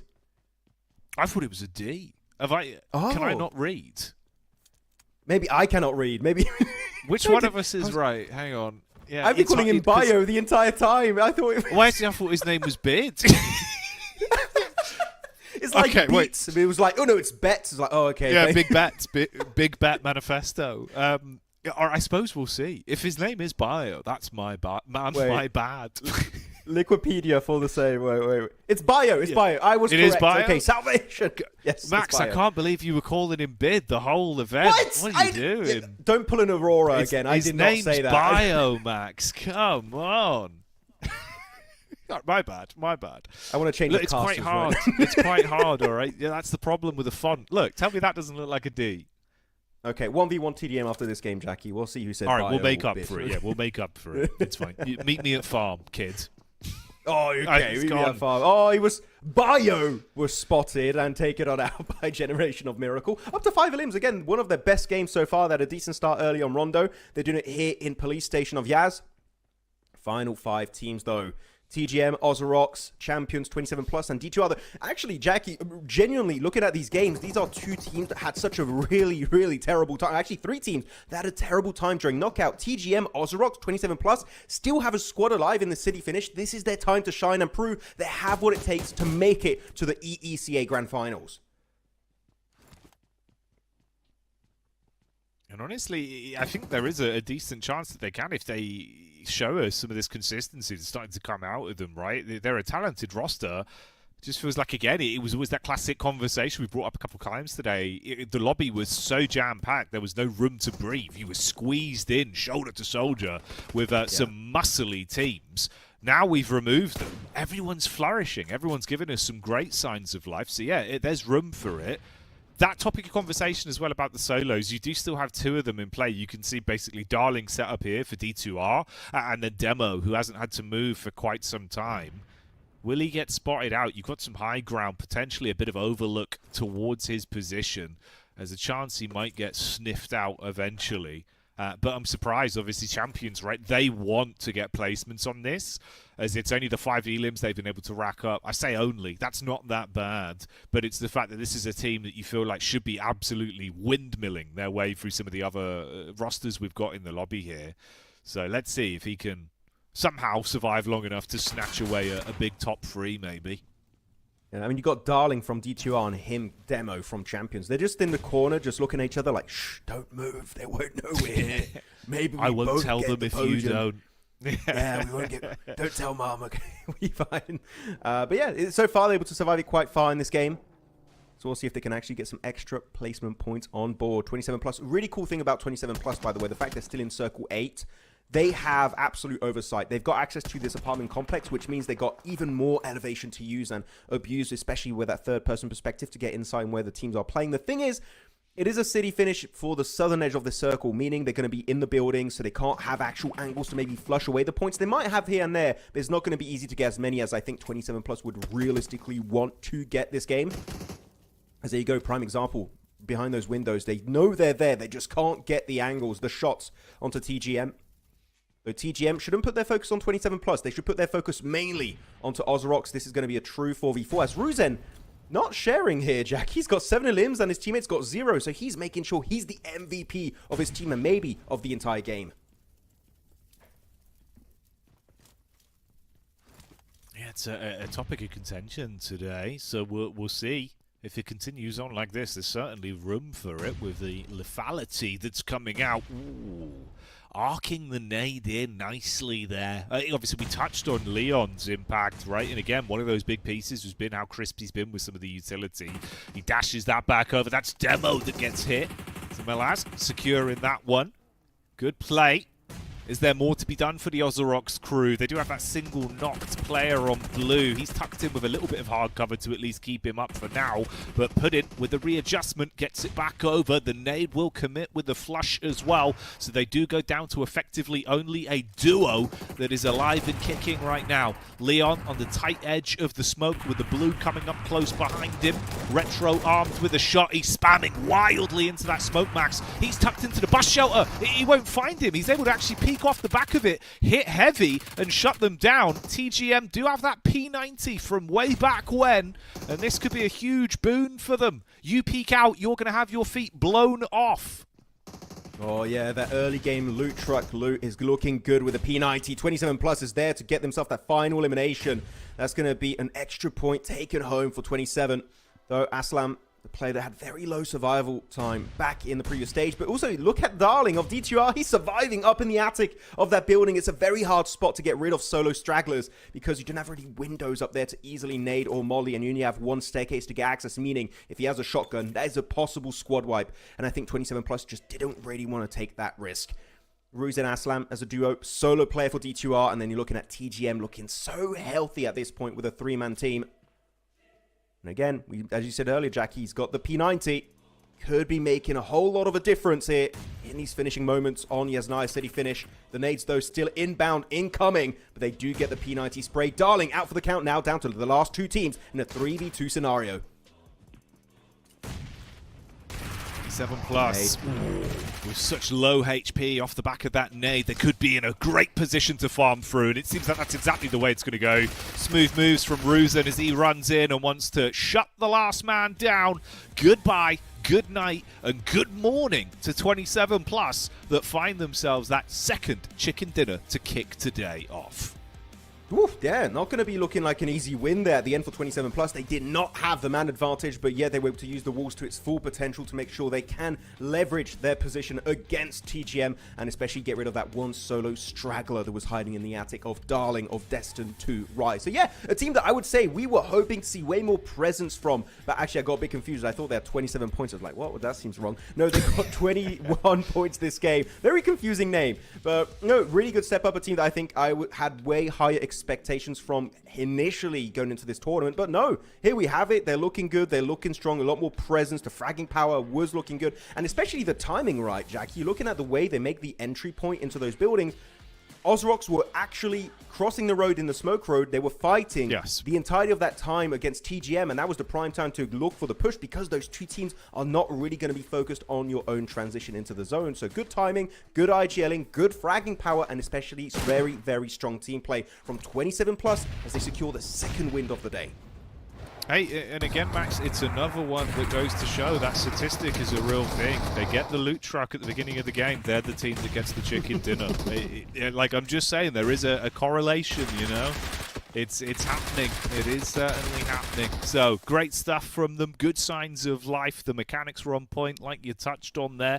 This is the overall team statistics for 27 plus on that one. And again, as well, it's a good thing to be able to look at this and say, you know what, Ruzan, hell yeah, he's out there fighting the world and making it look easy. Especially because, again, 27 plus have been one of those teams that had been kind of cursed with the, you know, we're going to bully you that we'd seen time and time again throughout recalibration and into knockout. This was a team that was getting pushed around, so they've had enough of that, Max, and they've come into LCQ and shown us the true potential. This is what you can do when you just stop taking these terrible early game fights, these early hot shots. They've taken a few in the past that actually kind of worked out for them, but it's really good they avoided it. And I did mention Ruzan Boss as one of the top players from Uzbekistan. He was doing so good last year, in particular during PMGO. So I think he had a slow start, but now he's in a full swing of things. He's looking a lot more confident in one of the strongest regions, I would say, in the entirety of PUBG Mobile Esports here for the last few years. So good to see some more presence in these games. As looking at the overall match summary stats in this one, a good amount of headshots, actually 14 throughout the entirety of this game, 2 airdrops. But actually, wait, because we know TGM got the loot truck, right, Jackie? 27 Yes. plus also looted one, right? If I'm not mistaken, early game. Yes. Yeah, so that means the 2 loot truck teams actually made it to top 2. Not saying the loot truck's good, but it proofs in the pudding right there. That's what I mean. That's what I'm saying. Like the correlation, you know, the saying obviously is like causation doesn't mean correlation or whatever, right? But it is weird that we're seeing it be relatively consistent when if you get an early loot truck, you are making it into either final circles or taking a chicken dinner. There is a big element to that, right? Like you've been touching on, the sheer quality of the end game loot you're getting in the first sort of 10 minutes of the game potentially makes a world of difference, Max. Yeah, also, as the MVP is going to be Ruzin, which we're not really surprised, but even if you do not get airdrop weapons, which is not 100% sure, by the way, if you do go for a loot truck, you're not as sure to get a P90, an MG3, a Groza, an Orm. Like, you're not 100% certain to get it. But what you do get is an accelerated looting stage, meaning you can put way more of your focus around early rotation, getting access and controlling strong positions very early on in these matches, instead of just trying to loot for like the first 2 to 3 minutes of the game and then initiating your early rotation. So yeah, the fact they were able to get actually in Yasnaya as early as they did gave them one of the best locations, which were those northern apartment complexes. So good stuff from Ruzin and company. As looking at the overall top players of this game is going to be Sanic and also Puddin, which actually really good to see some players from TGM getting up on this graphic. Sanic in particular has been able to get a few strong performances in the past, despite being fairly inconsistent. Hopefully we'll be able to see more presence from him in these matches to come. And also good old bad boy from Ozarox, which we do not also see make it usually very far in these matches. No, you've been way better today from Ozarox. You know, we were quite excited by some of the plays we were seeing from this Serbian team, but it felt like at times it just never had enough follow through, right? At least today we're starting to get a little bit more longevity to their play, so fair play to the lads there. And this does make it at least a bit more interesting to start it off, because sometimes we get into these situations where we have such a big point vacuum immediately, right? Over that first day, a team is consistently in sort of the upper echelons, they're stealing away all the points. At least this time it's very different in terms of our placement teams and high eliminators compared to what we had on game 1. So already we're seeing that chance of quite a few squads being able to fight their way through. It means the lower end of the standings is more where the infighting will be today. Yeah, no good back-to-back games, unfortunately, for the likes of AMIX and GOAT, in particular SSC. I think they had, I called it a terrible push in Rondo earlier. I think here they just didn't quite have the early game they were hoping for. It was a good wraparound GOAT, genuinely well played, but they stayed there for so long they made themselves very vulnerable to AMIX. As here we go, our first taste of the overall rankings as we get after match number 2. And it's going to be TGM jumping up 2 ranks, but especially 27 plus here, jumping up to 13th, to third place with a 13-point increase on the rankings, 21 points total, tied up with the likes of GOAT. So yeah, Uzbekistan looking really strong. You've got Avalanche, got 27 plus, so they mean business in this opening day of LCQ. So down below, AMIX. I still feel like we're going to see an absolute banging game from this team. I'm just waiting for that moment to happen where AMIX will get just an absolute banger performance with high eliminations to climb their way back up comfortably in the grand finals. No doubt. Honestly, Max, I'll say it now. My prediction with that is I think those last 2 games of the day on Miramar, they'll actually just bully. They'll come out and just really run into a lot of fights. For some reason, it seems like Miramar tail end of the day, when everyone else starts to cool off a little bit, that's when AMIX like rub the sleep out of their eyes and basically go, you know what? Yeah, let's farm, boys. So that's when I'll be worried. If by the last 2 games we haven't seen them come online, I'll be a bit more questionable. But I think it's okay for a squad like that. It's nice to at least see, though, a good widespread of talent today. And I will touch on the fact as well, I think mechanically everyone's looking pretty good. We haven't seen that sort of, you know, downplay where we're like, oh god, it's looking a bit rough out there. So mechanically things are looking good, Max. I'm happy to see we got some of the names of the players that were expected to do good finally step up to the plate. But you know what? You can also step up in the chat right now if you go and enter this code or scan the QR code to redeem the Madcap Animus set right now. Looking really sick. If you want to look extra snazzy in game, do it right now. It's over here, right below me right now. So enter it. I believe we also only have 75, just like the Thompson, if I'm not mistaken. So it's a limited amount. Got to be quick, or otherwise it's going to be running dry on that supply. Yeah, we don't have that many, right? It's a finite resource, so make sure you claim them whilst you can and impress your friends and probably upset your foes, right? There he is, getting the scan on. Classic Max. They're not for you, Max, you cheeky boy.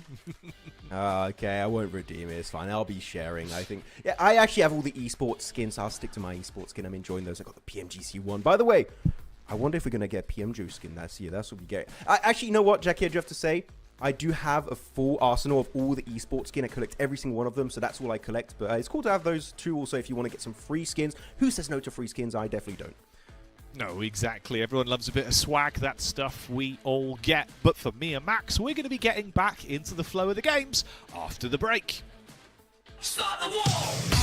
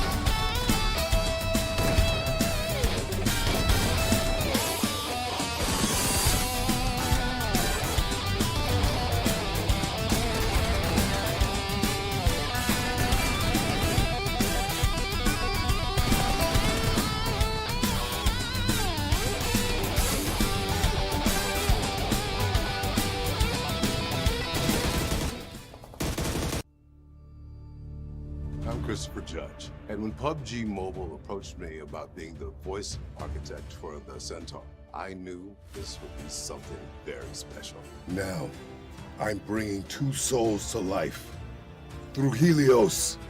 One legend, two faces. Feel the epic. Stay tuned.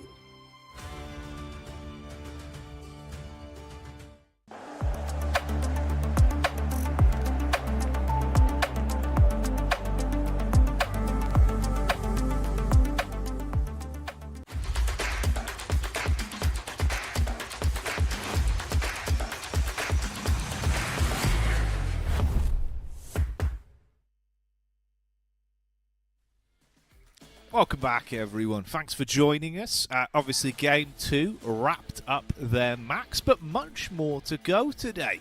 We're not even at the halfway point just yet, as this will be Game 3 coming up soon. So we'll get to see a lot more exciting PUBG Mobile today. Now, you can really put capitals on exciting, because the games have been delivering massively. The first two games here have been some of the most exciting, I would say, of the entire tournament, and that's without the top 4 teams, right? Like your TT Projects, your Auroras, etc. So it's really cool to see other teams being able to step up to the play and get such really massive performances in the opening day of Last Chance Qualifiers. Though, it's not just one Erangel, it's not just two Erangel, we do in fact have 3 Erangels total today, and this is going to be the second out of the total of 3. So we'll see who's going to be able to capitalize on this one and get themselves a good old grassy pastures chicken dinner this time around, as the playing path is going to be a little bit kinder. Not a fully southern one like we had earlier. It's going to be from Severny over to good old Primorsk down southwest. Though we have a few teams like to drop around, Yasnaya, Polyana, Lipovka, Milta. So they might have to go for a quick stretch. In particular, one of those teams is going to be GOAT. They like to go usually into Novo. So I wonder, do they have a secondary drop location available this match? As I do think, yeah, they did drop pretty early on here. Going to go and head the way of Stolber. Maybe get some early cars to drop and maybe loot up the entirety of Komeshki. Some teams tend to do that when you do have a southern main location with the drop at. Usually, you want to have a northern secondary drop option. So that's exactly what GOAT team are going to go for. Though, are we going to see champions again, Jackie? That's a big question. Go for big, aggressive push. They did it early on Afterlife. Are they going to be looking to commit once again to these early altercations? I hope not. But it seems like this team is just hungry for elims. Which I wouldn't recommend, but they're really sending it early match.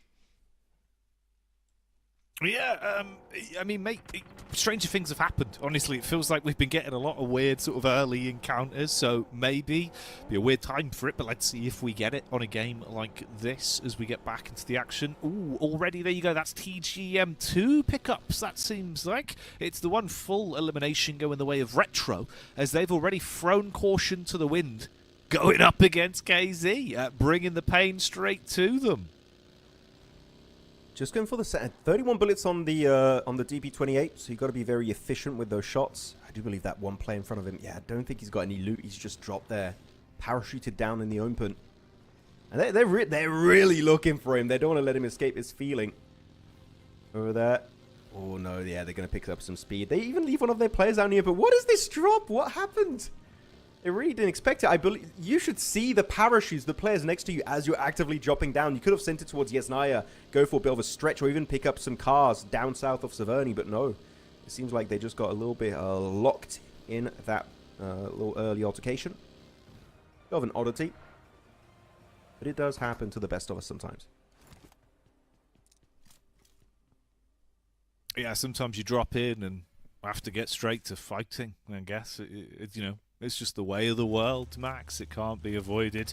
31 bullets in a dream on a dinner plate, and he's licking his lips at an opening elim for free. For TGM, that's actually a nice way to keep sending messages as well, that, you know, this team is willing to take some crazy early starts and big late game finishes. So nice to see the duality of the roster early on.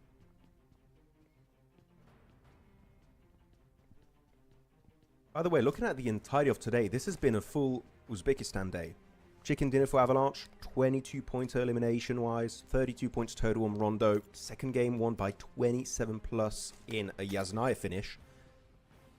So good on Uzbekistan, right? I think in particular, Uzbekistan has been a region that's been present for a long time in PUBG Mobile Esports, but haven't really been able to shine. And I think their one shot at glory was PMGO of last year. It was a LAN event in Uzbekistan. And since then, we have a lot of big names from that region. In particular, Ruzenboss. I was like, wow, that guy's crazy. Same for Groza. And it seems like that shot at a global LAN event is what really enabled some of these players to level up significantly. And now, look at that, they're playing in EECA and actually delivering some really strong results.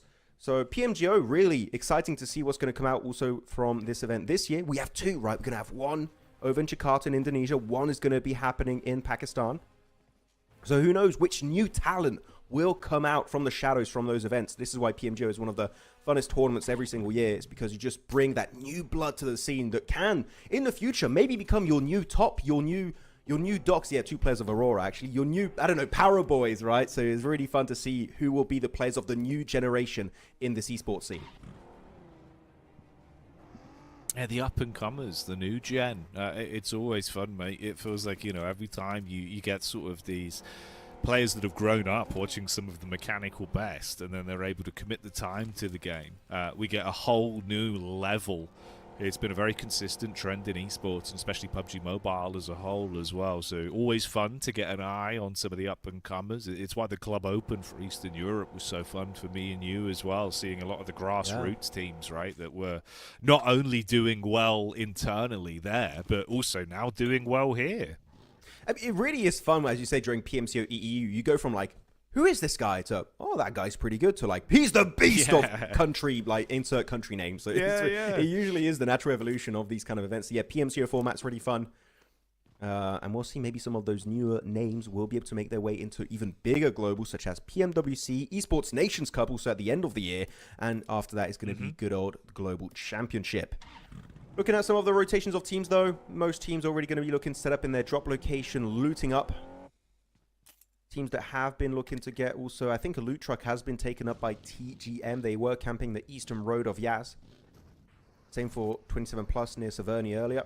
I think Afterlife could have that as their own. And then Champions do have a hovercraft. And we were talking about this, right, Jackie, during the break, talking about, oh, the loot trucks is very impactful. You get a lot of this incredible loot and you can speed up your early rotations. But now you have value inland with the loot trucks, and on the outskirts near water locations, you have the hovercraft. So there's a lot of value to be found over the entirety of Miramar and also Erangel. It's made it far more interesting. Yeah, I'd say, you know, over the years of sort of being involved and being fortunate to join some of the PUBG Mobile esports competitions I've been a part of, this has been one of the more fun metas for me. I'd say this has probably actually hands down been the most enjoyable meta in terms of having a lot more spice to the early game and some really big finishes. Feels like the weapon variety has been at the best it's been in some time as well. Yeah, it's been really exciting. Been enjoying it. And also the loot truck is good because you don't have a big red smoke screen that everyone knows exactly where you're located trying to get some airdrop weapons, so it makes it a bit easier to get access to those. Anyway, I agree also with the fact that this is one of the most enjoyable metas, not only when it comes to that, but we talked about, I think during it was Knockout, we're talking about the possible, well, not possible, that we know they're happening in the current 4.4 beta, nerfs when it comes to ARs long range, shotguns, big buff when it comes to bolt action and DMRs in 4.4. This meta has been changing so rapidly, whereas in the past few years it was very stale, shotguns just everywhere, mainly the M4, but now it's the AUG. New weapons are starting to be very meta. Look at here, for example, prime example of what we're talking about, generation of MIRACL, going to be looking to get himself some miraculous loot inside of here. What is it going to be? Hopefully an MG3. And it's going for the quick loot again, tier 3 helmet, tier 3 vest. Got all the amazing resources available at hand, but not coming out with an airdrop weapon. Seems like it might not have spawned this time. Again, though, that is 2 for 2 on Erangel's today. That TGM have set themselves up for the sub-10-minute loot of the loot truck to make sure that they have that. We'll see if that conversion comes through again to help them into a big late-game finish. Obviously, that's more key, where if that's the case, where there was no high-profile weapon to play with, this was your sort of setup, right, of how now they can focus more on being able to set up for an advanced placement in terms of zone, rather than wasting time on their rotate for looting, which is another cool detail of this. So we'll see how it develops for them. Well, see, by the way, if you want a quick trick on how to spot a loot truck looter, if they have the early Giddy suit, they looted up a loot truck. So this is the case for Ozarox, as they do drop in Pachinki. As they do also have some decent cars to work with. Central position, they've got himself access to Pachinki heel in particular, which is a really, really strong position in this circle. I take it back. Okay, the circle you can't see on your screen right now, it just went down to Military Island. And I don't know what it is, Jackie. Every time we get a Military Island finish, Aurora are not playing. They're just not being gifted their favorite circles. Unlucky, man. Yeah, the game coordination going against them there, making it a little bit harder for them to play on their own turf. So I'm sure they'll be watching on. To be fair, Max, they'll be watching with their legs kicked up going, yeah, we might not get our favourite circle, but we don't have to play at all, do we? We just wait until you come to us. We already qualified. We're just built different. Yeah, but that's probably what they're thinking. In particular, Top Right, I've seen an interview of his, and he was like, yeah, I've been so successful that I have a name that people remember. I was like, well, if anyone can say it, it definitely would be him. He's not wrong. Yeah, he's he not is definitely he's on the money with that one. Looking at ARCRED, looking if they're going to be picking up a repair kit for one of the cars. Always good to have. It's going to be shifting away, though. SSC making a cross over the bridge, sending it now towards... Oh, it's Lighthouse, though. That's going to be one easy pick onto Silence. And SSC, we saw in Rondo earlier, right? They're doing it here once again, just sending it. No game plan, no thought process behind it. Just like, okay, we go from point A to point B. And the execution is just not there. Losing 2 players upon that transition. Alicia and Silence going out early on. Really not it for the side of Star Soldier's Epic. They're going to be split apart. Glory, though, you do not have any backup from your squad. Got to be a bit cautious with it. Good nade, actually, but unfortunately punished by Glory through that window with the DBS. Yeah, SSC, I would say this level of gameplay we have been witnessing so far today would not be good enough to do well in the grand finals. And as of right now, they're not even looking good. Hardboy clapping on back once again, and this is just looking absolutely terrible for now. Another team, it's not SSC, it's going to be AMIX. Havlik pushing his way up the staircase. The C4 chucked down, having a little bit of a ringtone resonating throughout this building. And he's going for the jump shot. And the damage is going to be hit so hard. The nade was perfectly executed. And that is going to be ARCRED fully eliminated in this game with only 3 eliminations to their name. That's brutal, man. It was very nice on the first pick. Like, honestly, the way he hit that one, it was a filthy angle to get that open engagement off. But AMIX deal with him. This is messy and mucky. Destined to rise, crash in, literally, paint off both of the vehicles. They get that pick onto champions, so bring down one member there because they were fragmented.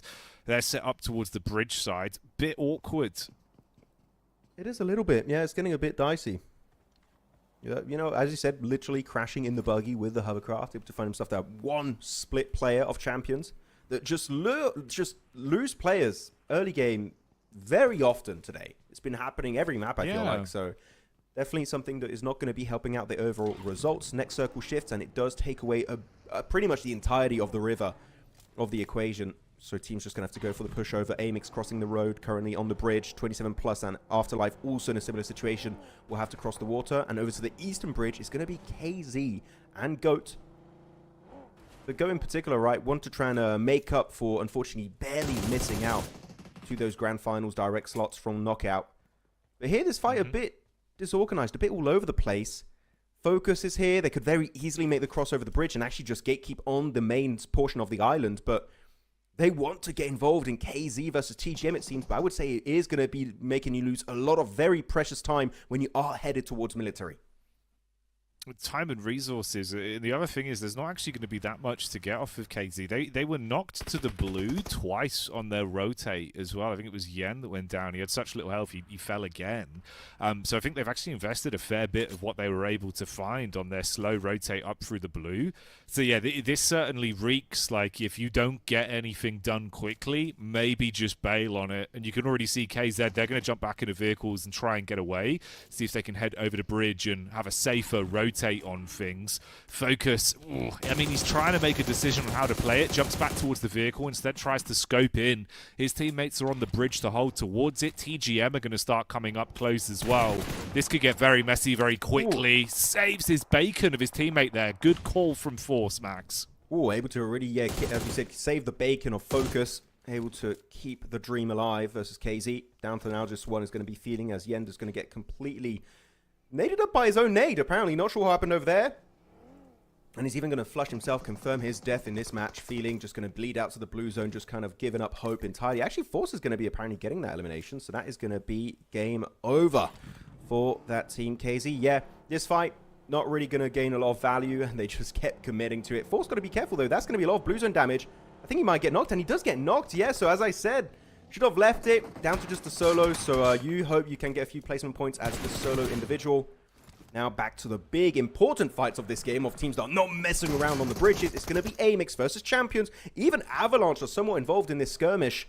Though they do have the low ground, so they can't really get perfect eyesight on this engagement. Spike also as a solo, just going to make a mad push over to the center. Decent range to play as a solo. You can stay hidden for a decent amount of time. Hopefully you won't get spotted, as now the last few minutes teams here that were slow on their rotation, as Ozarox, Esports, and METACORE will be joining the fray, getting involved on the island, and looking to clash with these squads that are currently still set up on the island.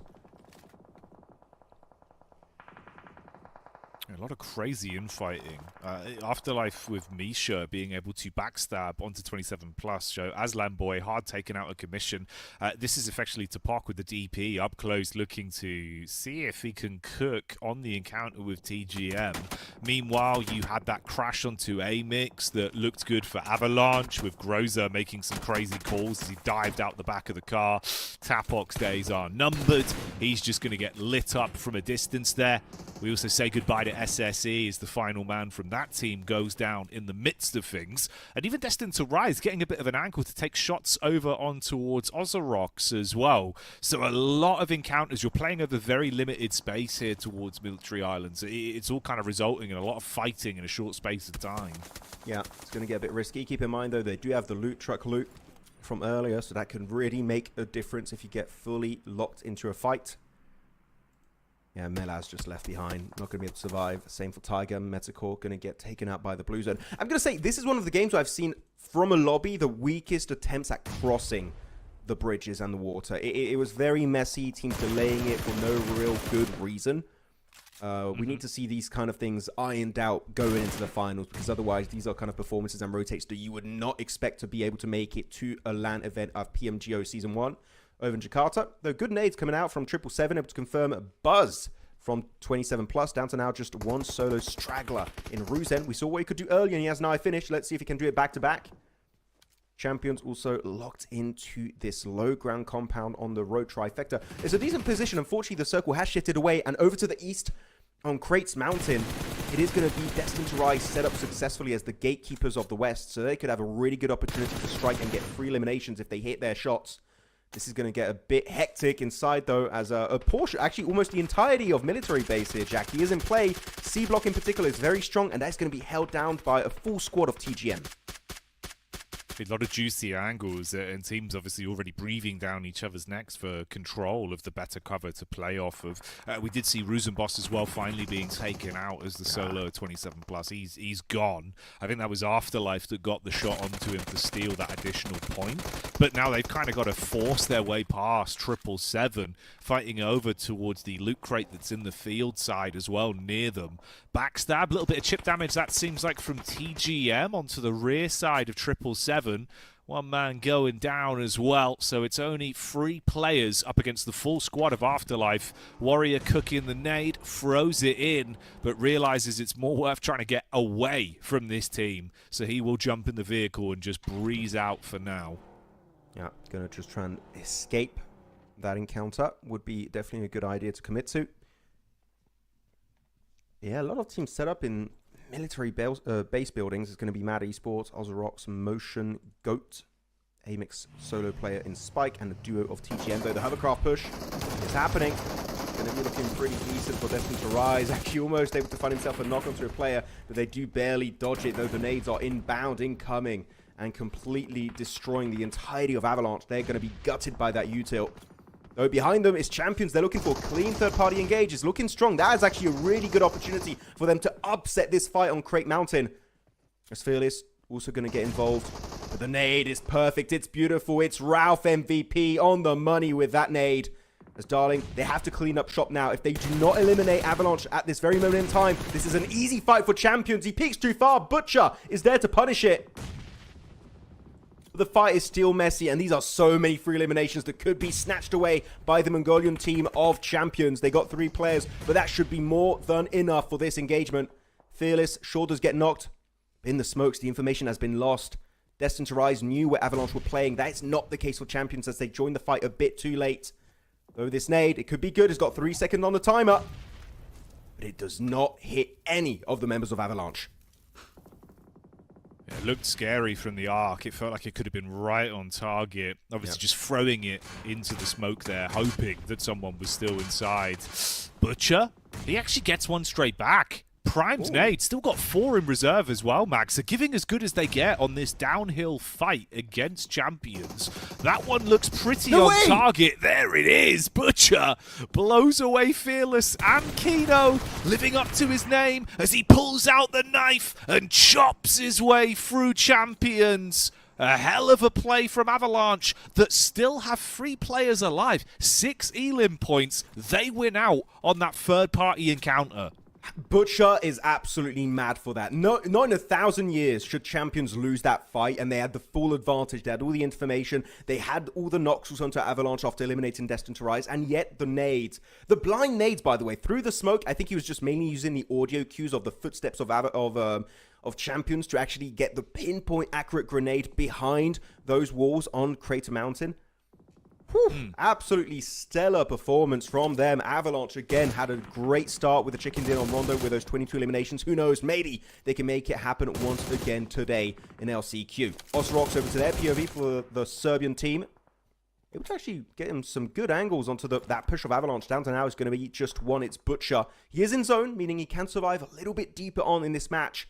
But all of the other teams are now in the play zone, meaning that he's going to be having a kind of level playfield with every other remaining player in this lobby.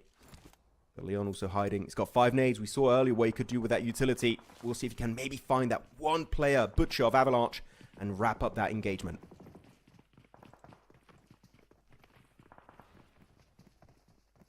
Eventually shut them down. Oh, mate, this is terrifying for Spike. You know what? I would believe he can make a play on this, though. He's the sort of man that cooks in these situations. He's good for one, but that's all he'll find. The jump scare through the door. Hearts must be pounding in the chests of Afterlife, but Windy replies in kind, and they will be able to save their mates. The team will still live on as a full quad squad. I love how he just like, screw this door, tears it down, and he's like, what? Why would you do that? It could have worked out. The thing is, you are wasting a lot of ammo by doing so, so it was a bit risky, though. Looking at another solo player is going to be TGM. Waiting for the fight. Come on, Afterlife. There are too many jump scares in one building. 2 solos coming their way. That's going to be able to get some decent damage, and that is going to be it for him. Though, a lot of damage coming on through, right? Able to go down to just Windy. Luckily enough, no one was flushed out fully of this match, meaning he can get a full team reset.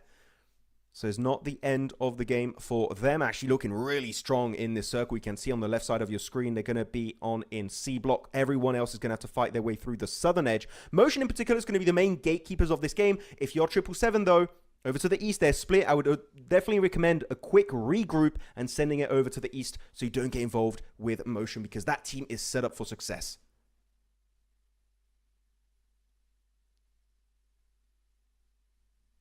And it'd be nice to see Motion actually be able to convert on a good setup, right? Where, again, they're a side that feels like it's been a little bit awkward, you know, very skew-if results in the first sort of flow of things with our opening 3 days in Knockout.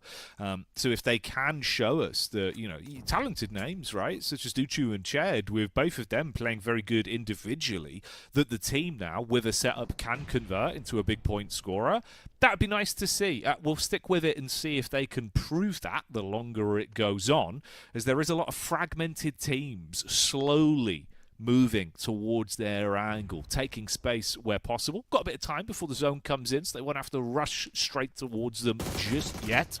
Meanwhile, Bad Boy, oh, he thought he was safe, but that nade ruins his day. An absolute cleans up on the org. Instant reply back, though. Ibiza partying from quite a distance there. Good shot. Yeah, clean up on Isle, Military Island for everyone. Just want to try and find those solos. And the thing is, you already got 2 solos eliminated. They're just looking now the way of Butcher and also Leon solo player of Ozarox. You do it, that's an extra 2 placement points possibly secured if you can make it even further after that. So Warrior, good little bit of elevation to use. Unfortunately, he's not going to be in the zone for too long. That's going to be good timing to reposition. Same for 6. He is going to be in zone, actually. I'm looking at his position on the minimap. He is in circle, so he can keep the firepower going. As Avalanche eliminated. Still, you know what? Not a bad game. You're making it to top 6. You're getting some placement points. You got 6 eliminations to your name. Definitely a good follow-up after their first Rondo of today. Again, Uzbekistan looking really strong in the last chance qualifiers, though. GOAT team focus. Going to get slowly but surely approach. The thing is, these little barrels are so hard to spot solos. You never know they're going to be hidden there. You just hide between 2 barrels and you can stay there for ages and ages. And as I say, that focus gets the drop onto Warrior with that nade. And the thing is, I'm sure even though he gets knocked by it here, Jackie, he still doesn't know where Focus is hiding. They have no clue. Oh. Mate, I mean, you're kind of lucky there, being saved by a very small area of concrete between you eating that nade. This next one could be primed for it. Let's see if he gets the arc. Oh, it's slightly too deep. Bounce as well off the top of the shipping crate there, Max. They're trying to respond in kind. I believe that's 6 that's got a couple nades left, who roughly knows his angle now. So everyone just investing the util. Don't want to raw peek it. Oh yeah, he knows now. Focus had to leave. He saw that nade was a little bit too close for comfort. It was cool. You got actually, he's kind of the scout giving the intel, and he's sending his 2 teammates to kind of chase him down and get focused. But good on him to reposition a bit deep in the circle, meaning because he gets so far, 777 might actually get spotted out by the players in C block, which are going to be the full team of Afterlife. So actually, he is kind of asking his big brother here to keep him alive a bit deep in this game. Big bro Afterlife might be keeping focus into the podium. 6, not in zone anymore, though. Gonna have to give up this really good scouting spot. I'm sure they wish they could hold it for a bit longer. But things are getting a bit intense. Everyone just waiting for one big knock to come through. Maybe might devolve into a full-on clash between all the remaining teams. Emotion, left alone. They still got a full team also onto the west. No one close to their area. This could be looking like a strong, finally, Polish chicken dinner witnessed here in the EECA region. This POV here perfectly puts what you were just saying into perspective as well, right? Windy having this angle. Oh, you'd think he'd be able to light them up on the cross. It's good damage. Spams his way in, but 6 barely gets out of the line of sight that Windy had. So he does arrive by the rest of the team that are relatively pinned in right now. It's far more uncomfortable than it looked a couple moments ago. And Focus, all that attention, all that heat, the 5-star wanted level, that's gone off him. It's starting to result in other teams focusing on each other. They're kind of forgetting about his angle. So he can try and snake this one out a little bit later and look for a bigger placement finish on the game. Unless he gets crashed on by 777 on the move up. But we'll see. We'll see if that actually does go their way. You can see Ravo, he's looking on top of this very tall building, the scaffolding. He's like, what if there's just a solo up there? So you want to be very careful. Luckily enough, we do know as a fact no one is going to be set up there, but maybe one player can just snake up the staircase. And that could be just an insanely oppressive position because we're going into circle number 8 very soon. If it does go hardly over to the west on the minimap, it would actually be a strong position to hold. Genuinely, it's rare to see a circle where we do see that spot being genuinely powerful. 6. Able to get now a little bit closer. Still as a trio, want to get rid of Focus. The thing is, they are chucking a lot of utility, which means they are going to be giving their spot away to Motion. They know where they're going to be parked up. Can make them vulnerable to possible incoming nades.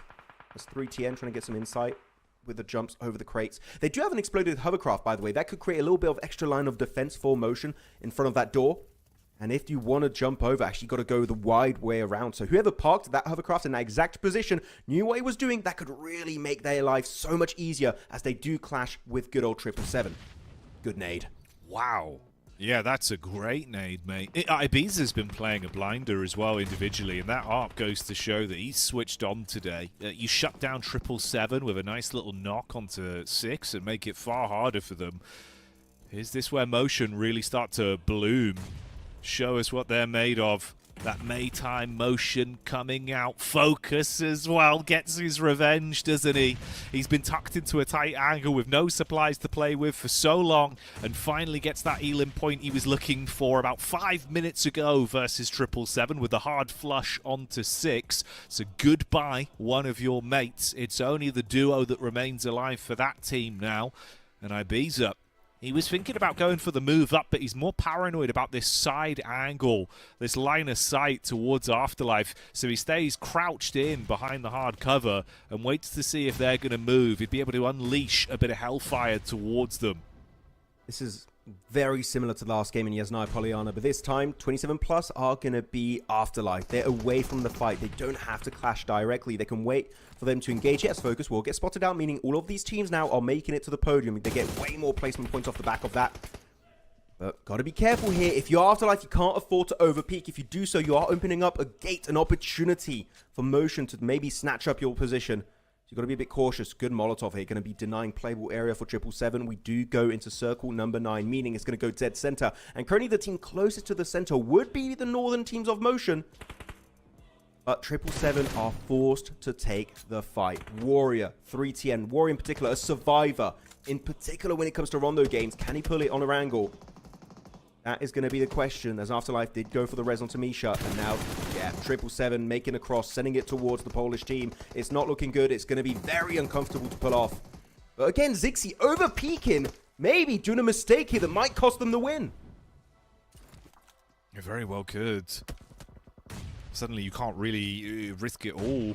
You've got to dial the speed back, invest more of your supplies on getting your teammate up, and that also opens up an opportunity for Ked's nade that lands on their head. So even though they save one man and Zixi's back alive, well, you've lost out on another element of this team. Sideline peek from Warrior, you said it yourself. He can always be a thorn in your side. He's trying to take stabs in the dark nades blowing up all around the Afterlife team, and they are barely withstanding the deathly blows. But Misha is down on his last legs, and they're going to have to invest a lot to grab him.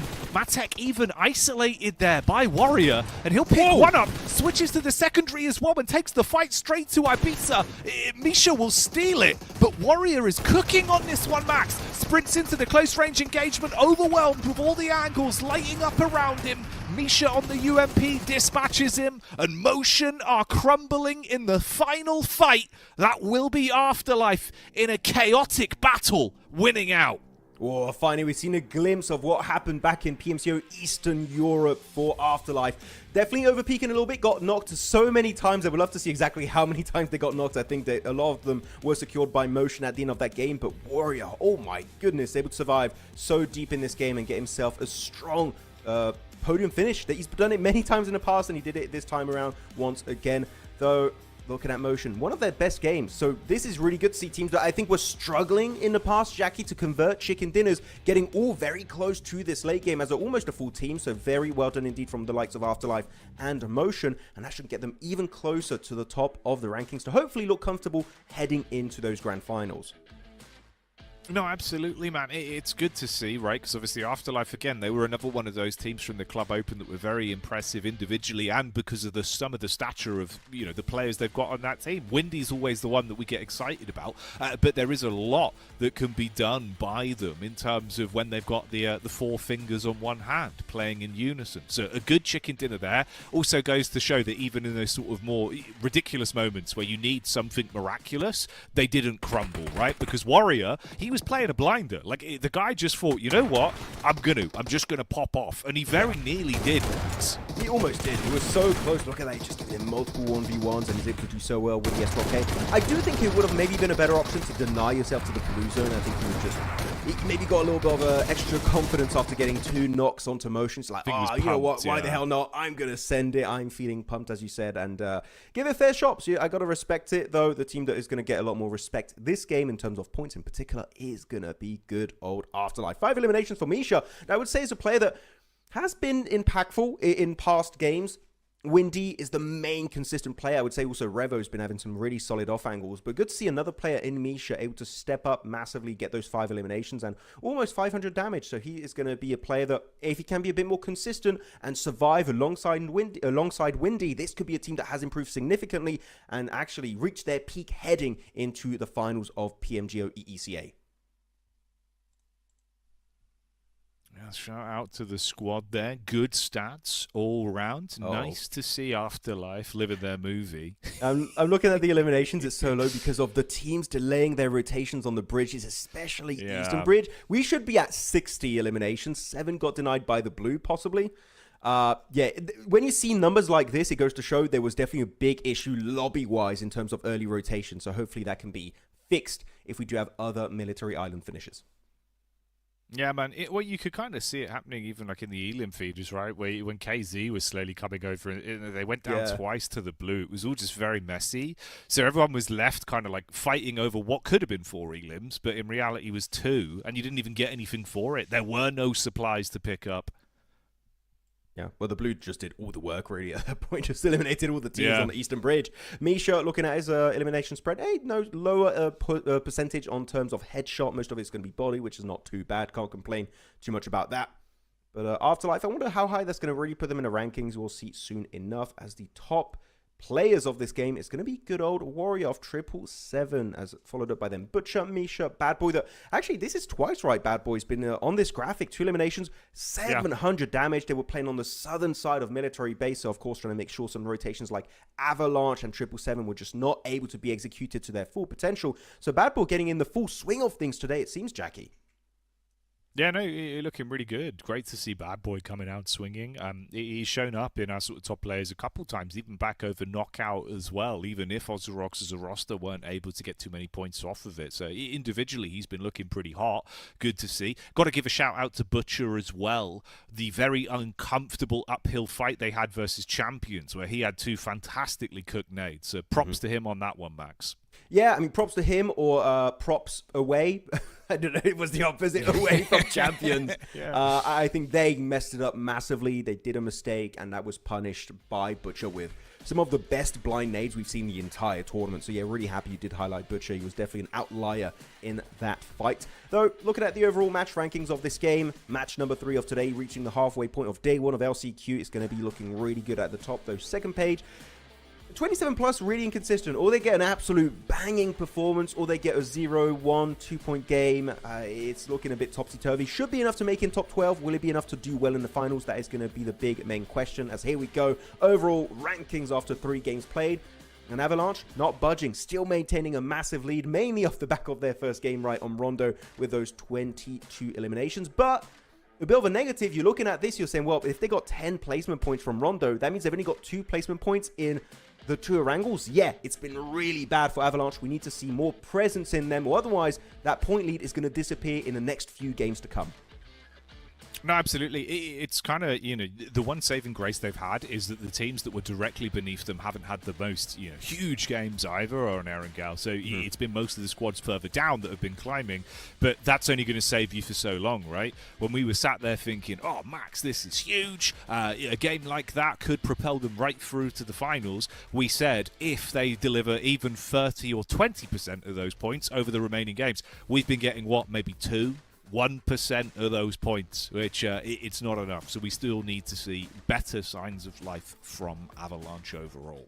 Yeah, hopefully a step up from them. And also, you know what? I kind of want us to run it back once again. Give us another military island finish. I want to see teams actually pull off good rotations on those bridges, because I'm a little bit infuriated after that one. I enjoyed the MG3 fights early on Rondo. I was not enjoying what the hell was happening this game. So hopefully it'll be happening. But you know what's going to be happening right now? Guys in chat, you can get yourself a cool outfit in-game, the Madcap Animus set. Enter the code, or if you want, also scan the QR code for yourself. But keep in mind, it's only 75. So it might be out fully. We might be out of stock. But if it isn't, you know what? You better not waste any more time. Enter it right now, and you will be getting looking some really good skins in your game and looking extra snazzy on the battlegrounds.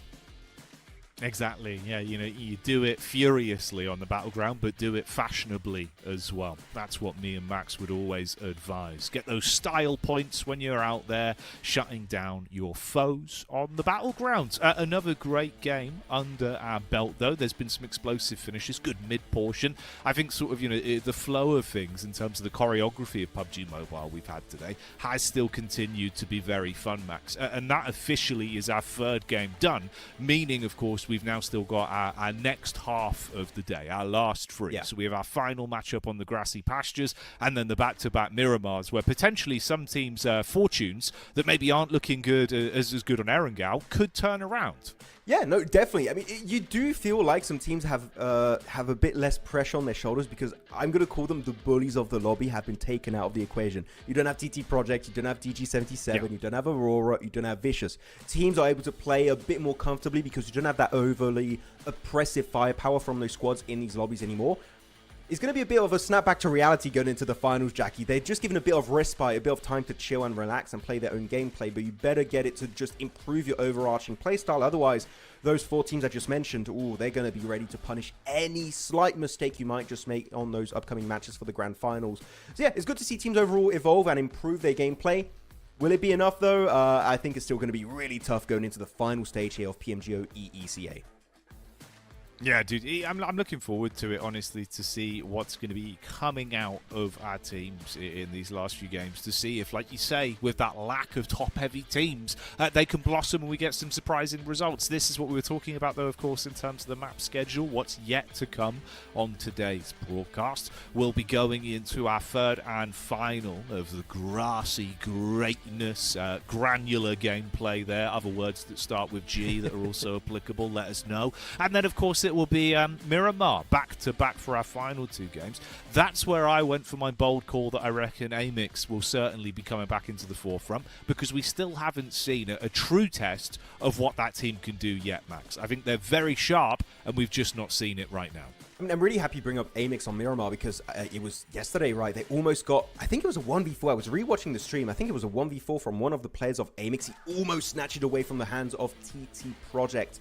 And I think up north it was DG77, so a really good highlight play for them. And again, actually, the 2 teams I just mentioned, DG77 and TT Project, are not here, so if they weren't in that game, they would have won it. So this is the time for AMIX to do well heading into that one. We still have one Erangel, but Miramar is going to get real spicy later on. Yeah, I genuinely think that's where they're going to absolutely farm. I would expect high elimination point games, if not chicken dinners for them there. I know that might be a bit of a bold call, but I'm just going based off what we had seen previously. I think, honestly, these maps right now, it takes them a little bit of time to get into a groove. I don't know why. The games in terms of elims haven't been anywhere near as high as what I'd expect from AMIX, but I think last 2 games of the day, that'll be good territory if you are an AMIX fan. For now, though, we'll carry on with the triple threat of Erangels as we get back in. Game 4 is going live. Let's see if there'll be any different outcomes this time around. I mean, the drop locations have been fixed for the most part. It feels like a distant memory, what we were witnessing in calibration. It was messy, which we expected, right? Because except for your seeded slot that you were playing for, there was no extra prize pool. There was no extra point gain or bonus points based on your performance in calibration. So this is definitely a lot closer to our initial expectations, and teams are playing it to its full potential. Keep in mind, loot trucks, the pathway is going to be near Severny, as Poliana, Pachinki, and also one going all around good old Novka military base. So some teams that drop around there, in particular the likes of Afterlife, could be getting some early loot. Ozarox have been loving it every time, right? They get the loot every early game, it seems like. And being uncontested over there, you can take the shots. No one's going to really try and contest the spawn point away. Which actually, if you do want to deny the loot truck from Ozarox, it does spawn to the west, a low ground in the fields.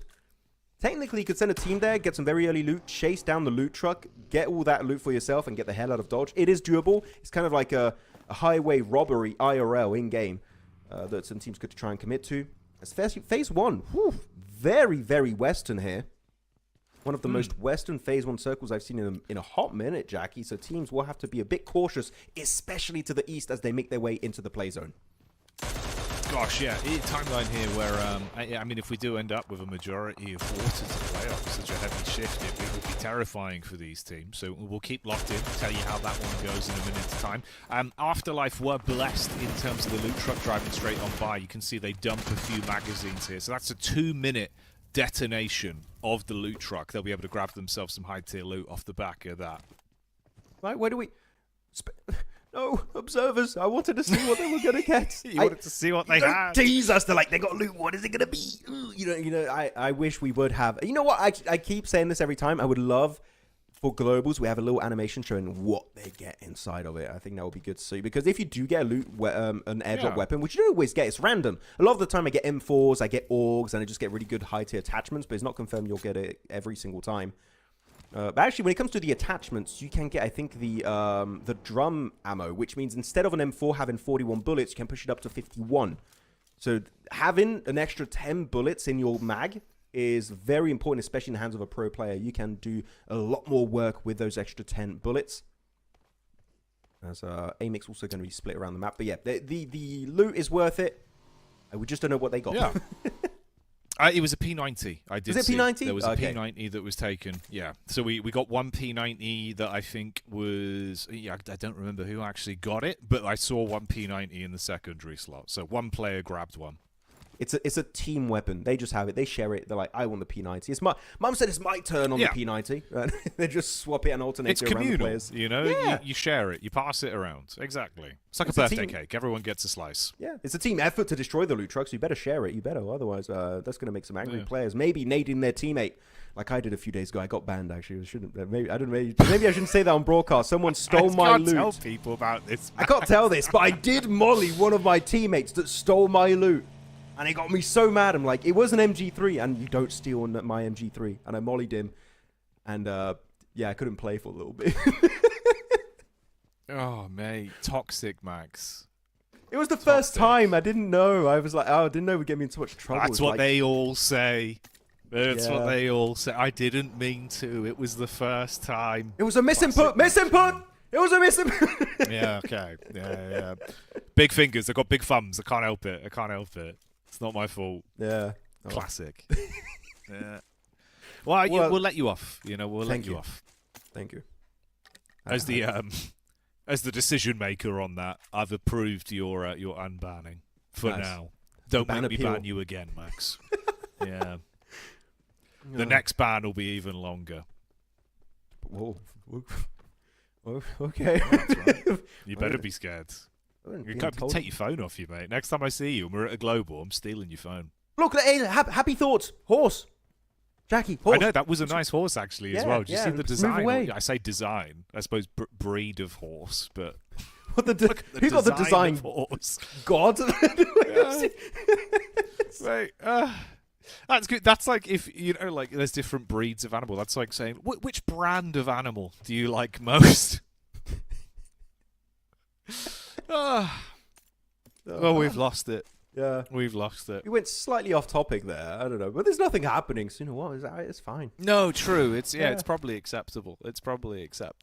I did like as well, by the way, on a more grounded level, the point you raised about having the drum mag. Actually, the mental game from that would actually be really nice in like a late game situation, where if someone's counting rounds and thinking that you're going to have to go for a reload to try push you, having the extra 10 rounds to play with, you could really ruin someone's day on Yeah. like a close engagement. So that's always a nice element to be thinking about. Because I did talk about the drum mag. It does spawn in regular games. I don't know if it's activated in esports. So I will have to do some research. But yeah, as you said, it would be a very important just attachment to have. Also, you've got the range extender, which allows you to do more damage at long range. And also you've got a extra ergonomic grip, which allows you to just have, well, you know, have a better grip on your weapon and better recoil. So you know what? I'm going to do some research after the broadcast today. I want to see if it is actually activated in the esports room. Because if it is, yeah, that extra 10 bullets, especially on the AUGs that we saw, like the main AR, even more than M4s currently, it seems, could make such a massive, massive difference. Though, you cannot put them on DMRs, so that is something to also keep in the back of your mind.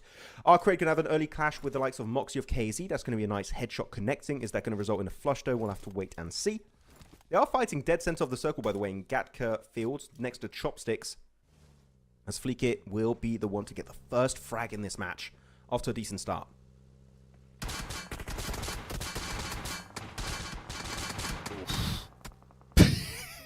Making sweet music off of the vehicle there. The Jeep taking a ton of damage from Matek as Motion tried to stay alive. Try being the operative word. He looks up to the sky and accepts defeat as METACORE in fight towards the bottom end of the standings there. That's one elim picked up for the METACORE squad. Ooh. By the way, I just heard my, I don't know if you heard that in the background, my bell was ringing. I think the loot truck has arrived at my flat. I think Is my the delivery man there? MG3 is Go, about to be Max. delivered. No, it's fine. I have someone to pick it up for me, but I'm going to have an Oh, MG3 okay, you're set, soon. right. Yes, the loot truck goes Lovely. all over the place. It's great. I'm loving it. Thank you very much, loot truck drivers. They're great. Yeah, shout without them, out, we shout wouldn't out. have this amazing loot. Shout out to the loot truck drivers. That's what it's all about, you know. There's a special feeling when a package arrives, in-game or in real life. and you know you haven't got to worry. Always freaks me out. It's the worst time. I've had similar scenarios as you yesterday when we were casting. I was so paranoid about the whole day where I woke up and knew there was a package coming. I was like, what if it turns up when we're live? You know, because you're like, what do I do? I can't get it. But the guy's like right outside the door. It's the worst feeling because you're like, what do I do? I can't. What am I supposed to shout through the wall? I'm live. Please put it outside. Like. Just like ask the players nicely. All 64, just like, guys, can we pause and just everyone stops moving? Just like, yeah, go for it. Just for a second. Yeah. It's like when you're growing up and your mum's like, why don't you just pause the game? And you're like, it's online, mum. What do you want me to do? Yeah. I could pause Candy Crush. You can pause your game off PUBG Mobile. You just stop it right now. This happened, because there was an official tournament I was playing in years ago, right, where one of my teammates, his mum was just shouting, saying that there was some chicken nuggets ready.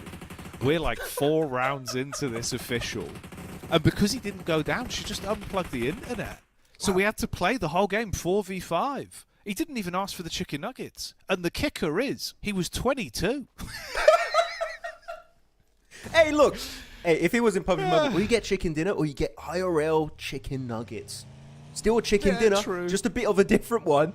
Just got to put your priorities straight. I would go for those chicken, especially if they dine. By the way, hang on a minute. That's genius, dude.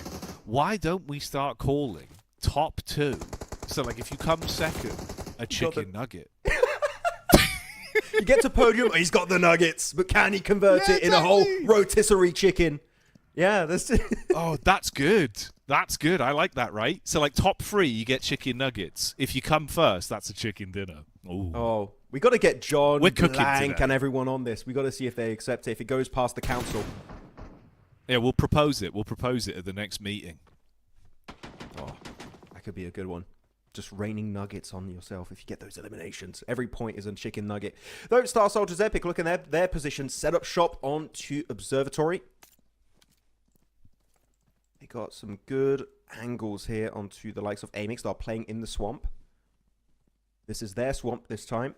We'll see if they can successfully defend their location moving on. They're still in circles, so they don't have to move really. It's just a bit hard to hide your cars in that particular location. Just something to remember. It is going to be interesting. We are Northern Quarry finish. We do have these circles happen every once in a while. It's not very common. Especially if you do end up on these hilltop locations, which is where SSC currently are set up. Good initial spray. Not going to be converted in a flush in that position. It's just going to be damaging the resources, the helmets, the vests, using up meds. And also keep in mind one thing that I think a lot of people don't really know about PUBG Mobile, but it is a factor. The more you get knocked, the faster you bleed the next time you get knocked. If you get knocked 4 or 5 times, you bleed out so rapidly, it's almost impossible to get revived by your squad. So you don't want to get knocked too many times for free by SSC.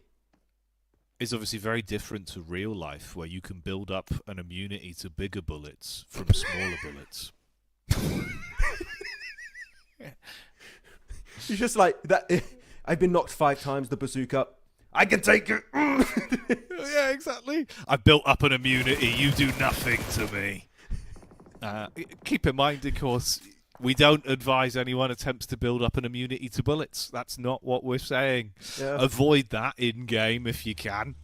You don't want to get shot at. You'd be giving away a lot of free stats to the wrong teams. So keep that in mind, guys. For now, though, a bit of a quieter one. Obviously, first 11 minutes in, this is one of the few games where I feel like around the 11-minute mark, we've actually had quite a few squads that have really been having things go south for them. It's the first game where we get to 11 minutes and everyone's actually still looking decent, with only 2 of our teams having 1 casualty. Of course, off the back of that early scrap for Motion, with a solo being spotted out by METACORE, and KZ that lost a man initially.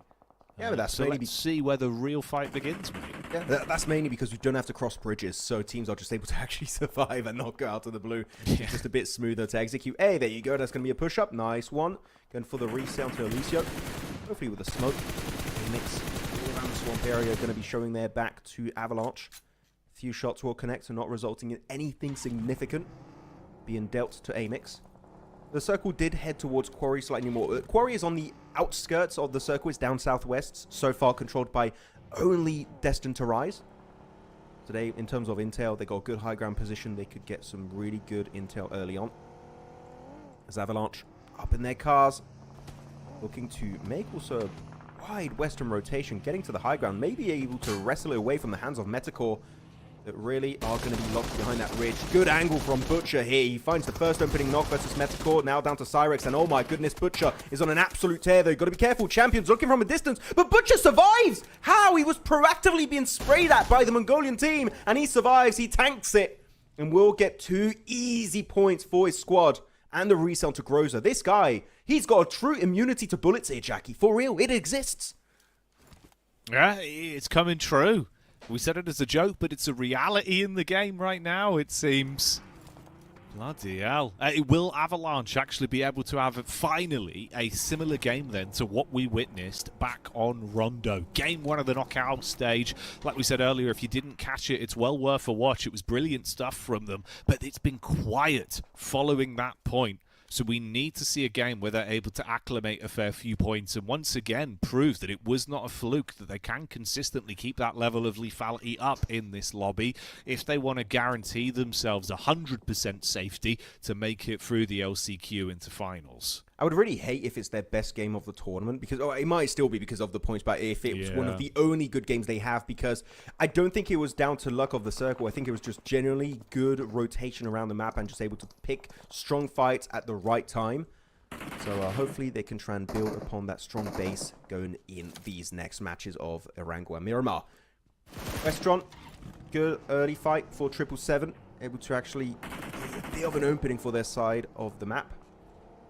Now the Swamp, yeah, going to be somewhat full of teams. That's going to be one squad also almost getting eliminated in AMIX, down to now just 2. Now down to 1 as his teammate gets eliminated fully out of this match. AMIX in a bit of a dire situation. But one compound that is in play, Jackie, is going to be God Compound. So far defended by the Polish team of Motion. God Compound for a reason. But you have a lot of teams still alive. Still 16 teams. If multiple teams crash at the same time, it could get really dicey for the entirety of Motion. Yeah, you'd have a lot of pressure on your shoulders.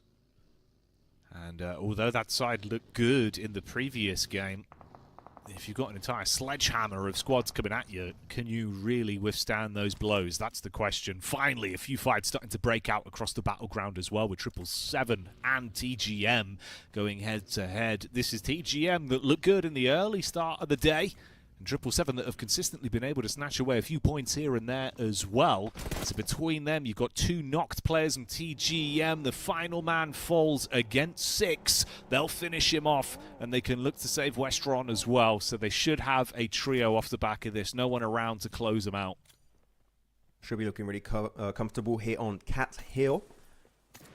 Cat Hill location, pretty good to get some insight, especially up north onto ARCRED. So 777, hopefully not just down to a solo right of Warrior. Would be good to see a team-wide finish.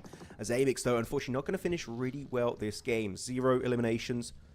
Still, overall in the rankings, looking good, right? Then 8th place. You want to be in top 12 to reach the finals, but it's still not going to be too comfortable. We know AMIX can just do so much more. But their potential has been a bit wasted early on in these last chance qualifier matches.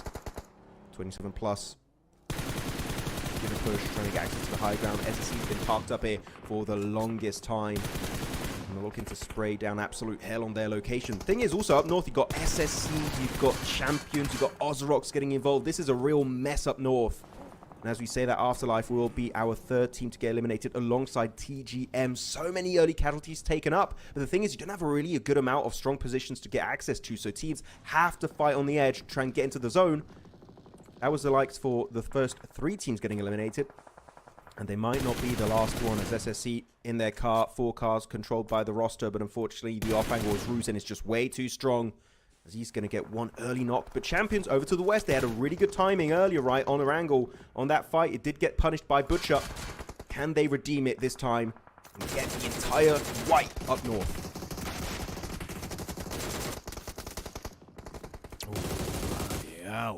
Damage down range there onto the SSE boys from 27 plus that are able to contain the situation, but From greener pastures straight back into the brawl, it seems, as champions are enclosing on their position. Aslanboy on the chase, but Demo is there to trade, and he should be ready for that encounter. The Org will handle it. You're trapped, panicking as the shots come over. You're down to only one player now in Tapok, tucked in behind the tree, so they will drive past him as they shut down the rest of his squad and try and find him. He's going to have to pop the meds as well to stay alive, with the zone nibbling away at him, and now starts to make his move. Could have a backline angle onto them if Ozarox make a bit of a play on this, so maybe still a chance to do something here, but he's got to get back into the zone. Low health. Yeah, keep in mind they did get the loot truck earlier, meaning they should be looking good in terms of overall loot and resources. 27 plus final member is going to get picked on off.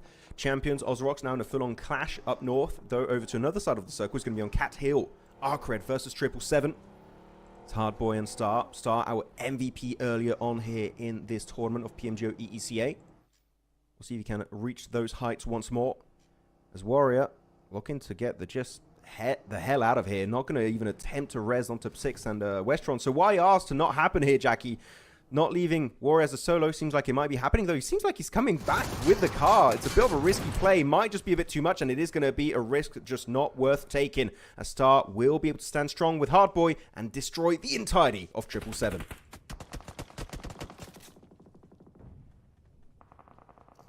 So, with 777 going down and the other squads close by having a bit of a bad game, and Avalanche finally once again showing us that they can actually make a move, well, without Tommy falling, that is. I was thinking maybe there's a chance they could get a decent game out of this. Obviously, 777 have that 8-point elim boon to take away from this one. And Tommy's now on his last leg, so it gets a whole lot worse for Avalanche. You're not really going to have much more to fight from. Yeah, and that's them flushed out. Finally, Molodoy goes down.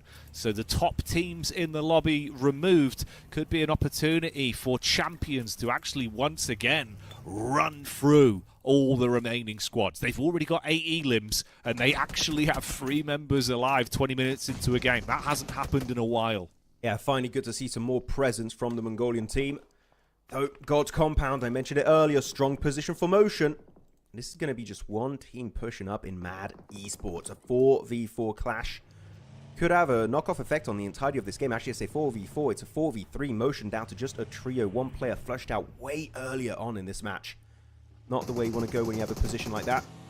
As I say that, another member is going to get knocked. So Potion definitely struggling on the defense. And actually, I see why things are not working out. They moved over to the northeastern building specifically, which can make it a bit hard to really get the opening knocks. But as I say that, really good knock also with that util. And that's going to be destined to rise. Destined to third party this fight, it seems. Beats onto the forefront. Going to put some utility down to get rid of Takenov. Hopefully in the distance, the nades are going to be raining on down. And this is the reason why it's called God Compound, by the way. Teams usually park up on these ridges that are just such nadeable positions. If you want to be safe, you've got to go in the buildings itself. Because absolutely, he's got one nade. He knows where Destined to Rise are parked up. That could be a squad wipe. Incoming very soon. Good damage onto Darling. And we'll get the knock onto Betts.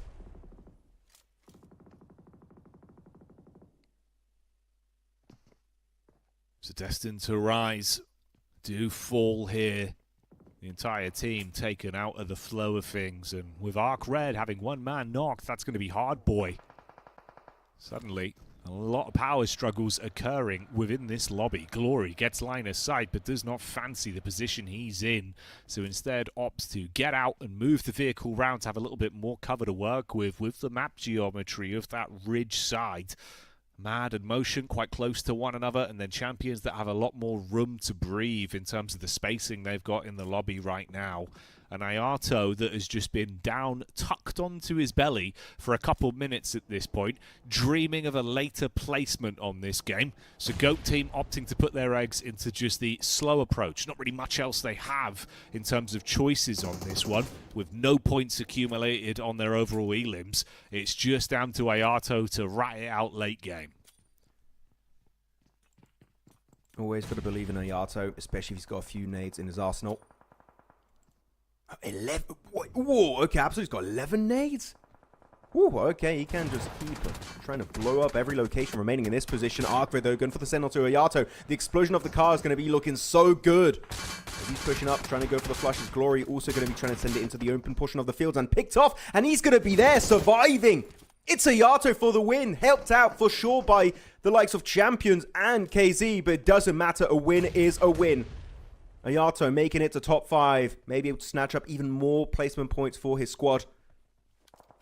Oh, we did see motion sending it over the ridge, leaving the city. Of course, you look at the circle, they kind of had to, but they shouldn't have done it before getting rid of Mad Esports, meaning they're now showing their backs fully in the open to Champions Esports.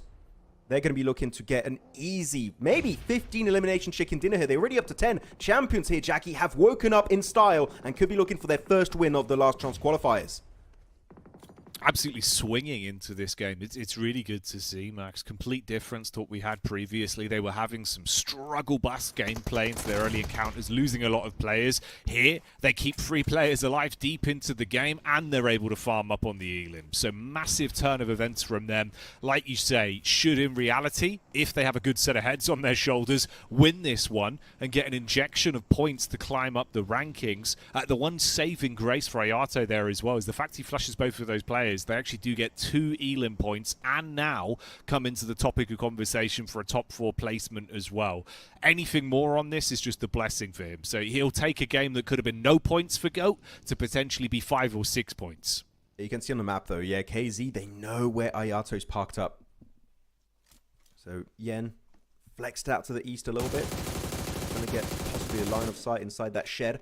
Fearless spotted out by Takinov. No, not resulted after that spray. Got a lot of ammo, so you know what, he can be a little bit generous on those engagements. Keep in mind, Mad had also a lot of nades earlier. One nade was one of them, but Absolute's got a total of 6. Oh, the nade, the bounce, ooh, bounces away. That was a close one. Kino and Demi could have got it, but how the hell does Absolute hit that one? Coming out of nowhere with the spray. The M4, oh sorry, the Org knock is huge, but Fearless gets knocked. That's going to be some good pieces of utility chucked, but it's going to be also the Blue Zone doing a lot of damage here, so Champions need to keep moving forward. They need to clash fully with the likes of Mad. So the nades, the bounce is looking good. It might be a squad wipe. Demo put so damn low. His teammate knocked once again, and Champions Esports not meant for the chicken dinner, as 3 teams now remain. It's Mad Esports, KZ Esports, and good old Ayato from GOAT. That's crazy, mate. It felt like, you know, this was the one. This was the big ticket item for Champions. So the fact that's taken away by the sick plays from Absolute, yeah, you're going to be hating that guy right now. He's played a blinder there. Good reaction time. Great arc on the nades. And they could be in a spot to actually guarantee this chicken dinner off the back of it. Champions was the big defensive force you needed to take down. KZ are aware, of course, of Ayato's angle as he's tucked in towards the relatively destroyed cover he has to play around. So an open roof there for a well-timed nade through the top side. These are good roof angles. Don't know if they got up there jumping off the top of cars or if they actually used the assist feature to gain more elevation. Regardless, it is going to be really helpful to the overall bottom line of KZ. I'm surprised. Feeling has a Molotov, but Ayato's got a really good response, which is going to be to smoke his own building. Sure, you don't really get too much vision because of it, but it does stop any good utilities such as nades or Molotovs to go really pinpoint accurately in your shed. And Ayato going to make it over to a car. I do believe he's lost a wheel, which if he tries to drive, it could get a bit tricky, but he's just trying to get some extra loot. He's trying to get those nades here, Jackie. We saw what happened on the Rondo game a few days ago, right, where all those nades could be so important at the end of a match. And Ayato in particular, very strong with that kind of utility. Might make the difference as Mad slowly but surely getting closer and closer to KZ, but Feeling's got the MG3 in his hand. If he spots them, he's ready to make it absolute hell for whoever gets in his crosshair.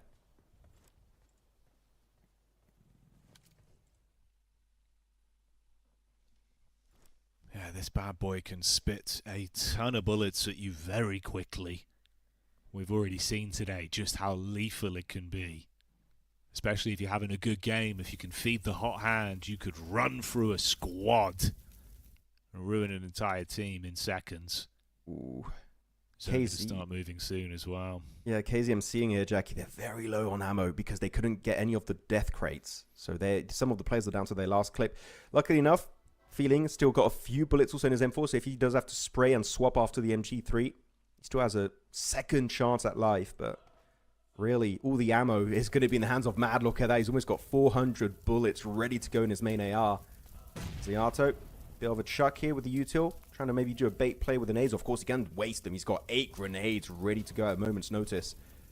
Even 9. I mean, he's just got so... He just keeps looting everything. He's got all the loot right from earlier over to the east of ARCRED. So he's loving it in terms of resources. As Stakhanov spotted on out and knocked by KZ. Yeah, lit up there. So the first domino falls. Is this where maybe they try and just take the fight straight to them? It'd be absolute. He's got 5 elims to his name. Can he pop off and do something miraculous? That's the question. Good for 1 with the AUG as he will respond in kind, but as he sprints up close towards Kenny, the shotgun does damage as the big pump will unload back. Nade out from IRO as well towards the smoke. I mean, he's effectively completed his mission on this one. You've got a guaranteed top 2 and those 2 elims that he snatched away. 6 grenades in his back pocket. He's just throwing them out one after another, hoping, fingers crossed, that it'll take down another player. One should hit eventually, but I think he is going to start to run low on that utility. They still have cars here, KZ, after that push-up onto Mad. Now all the players here, oh yeah, the passenger seat's going to be with the MG3. He's just going to be spraying it down in the open onto Ayato. That has gone back into hiding behind those smokes. I think that, yeah, he's still got 10. I don't think you still keep getting nades. They disappear, and yet they come back. He's going to be cooking it right around the corner. The bounce could be huge. Will he find anything of value? Will he get the knocks? Unfortunately, not going to be the case just yet. They spray their way through the door frame, going around the corner, but the shotgun will not connect. It will be a KZ Esports chicken dinner headed their way up against a member of Ayato. Oh, mate, it looks scary. Trying to find the arc off of the thimble of wood he had in front of him there. It would have been explosive. It somehow had an infinite grenade glitch. Was just spawning more in max. But it's KZ that get it done. So a chicken dinner going the way of KZ Esports. 10 placement points and the 4 elims on top of that. Very Star Soldiers epic-esque in the sense of it's a very low elimination chicken dinner for KZ, but chicken dinner is a chicken dinner, and especially when you just have to be top 12 out of 16 teams in this lobby, that game could be making all the difference for good old KZ. So who knows, maybe this will be the opportunity to push themselves into the grand finals. But yeah, very slow game. They were in the center of the position on the circle. They had a good compound. They got a little bit of extra elevation. They were just waiting, biding their time to strike. And actually, their push onto Mad was really good, Jackie. They get the initial knock thanks to that bit of elevation on the roof. Full commit to it. Put all of your attention onto Ayato after a full team reset. It's how you should play it in those situations, and literally have nothing to criticize. That was just a perfect textbook play at the end from the entirety of KZ Esports. It really was nice to watch. I also want to give a highlight here to, of course, just Absolute as an individual as well, with how he was playing it just off the skin of his own back in that encounter versus champions. That made a world of difference, where even just off the elims alone and that top 3 finish, they should be getting a nice injection of points off of this one. But we'll get to that when we check out the overall match breakdown. For now, of course, we'll give our flowers to KZ that do lock that down. This is their team stats for the viewers at home, so you can see more focused in terms of survivability. Yes, they lost Moxie very early into the game, sub 7-minute survival time for him, but the rest of the squad actually are able to grit their teeth and make it through with a W. I mean, Moxie, the guy on your group project that shows up to the meetings but really doesn't put any of the numbers up. But you know what? It's still good. Maybe he's still able to communicate with his team in the voice chat, so he might have still had a macro impact, rotationally speaking, for his team of Unfeeling, Yen, and Jaikura. But yeah, again, really good use, especially of the assist feature to get access to the rooftops. Is really strong when you just have a flat, open-ended finish in these kind of fields, especially near God Compound. As the overall match summary is going to be then 59. Okay, this is way closer. Not a lot of eliminations because of the blue zone, which you do love to see. But we did see then a lot of the loot, right? Again, Jackie, we keep talking about this, but it keeps coming true every single match, it feels like. We see these airdrop weapons getting to the real late game. So even if you did loot a loot truck, or in this case, we had 3 airdrops being looted up, if you get eliminated, whichever team eliminated you, they get a massive win because they're going to take those weapons. They're not going to leave them in those death crates. They're going to pick them up. And in that case, that's exactly what happened earlier for the likes of KZ Esports. Yeah, I know it sounds like an easy concept, right? With the idea of obviously the high-profile loot making the difference in games like this, allowing you to get wins under your belt. But I think especially that's really hammered home in a lobby like this, where even from sort of rank 1 maybe down to sort of rank 13, rank 14 max, it's relatively close in terms of the power level. It feels like anyone could lap anyone. So then you get that extra like 15% damage output with a P90 or something like that. It's just completely flipping the game's results on its head. So, yeah, it's a world of difference there. Nice aim as well on display from Jakura on that one. 27% ratio between both his chest and headshot. So, looking good. Not surprised, though, that Absolute takes our top player category on that one. Yeah, as you said, really stellar performance from Absolute in particular. But Kino, we talked about Kino at the very start of the broadcast, right? Looking at the players of Champion, how we need to see more presence from team around him. Sure, they don't get themselves the win this game in particular, but Fearless is up there too. He's got 5 eliminations, 600 damage. Good to see another player alongside Kino to put up these big performances. And then you have Betts and also Westron able to make it relatively fun in this game. So yeah, but still good for our 2 teams in the podium in Mad Esports and also Yato able to get himself those chicken nuggets in this game. But the chicken dinner was not meant for them. It was meant for KZ. No, it doesn't matter, apparently. The chicken dinner team, the unofficial chicken dinner, I will say, will be headed with the way of champions as they have those 17 points. So, yeah, Mongolia meaning business here in the LCQ. One of the few times we've seen the actual chicken dinner taking team off of the placement points being bested just off of pure elims there. So fair play, shout out champions.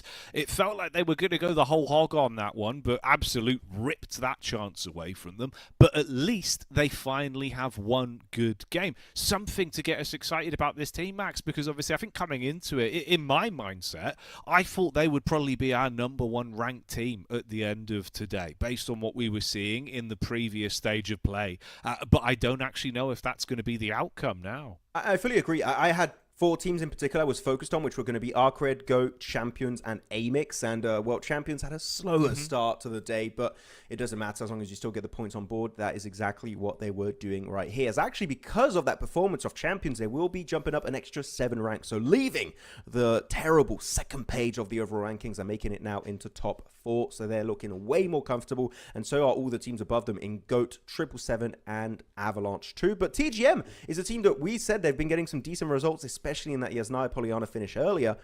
Hey, a team that was looking to improve based on their initial performances because they were just not playing that well, in my opinion. So TGM having a complete change up.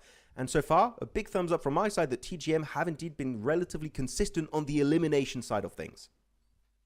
Yeah, good to see. Good to see from TGM. Shout out that they've been playing some blinders today. Very different compared to what we had initially in Knockout from that squad. Now, I will touch on it again because we're moving to the second page. You can see they're moving down to 11th, losing 3 placement points. So they're on the second page now.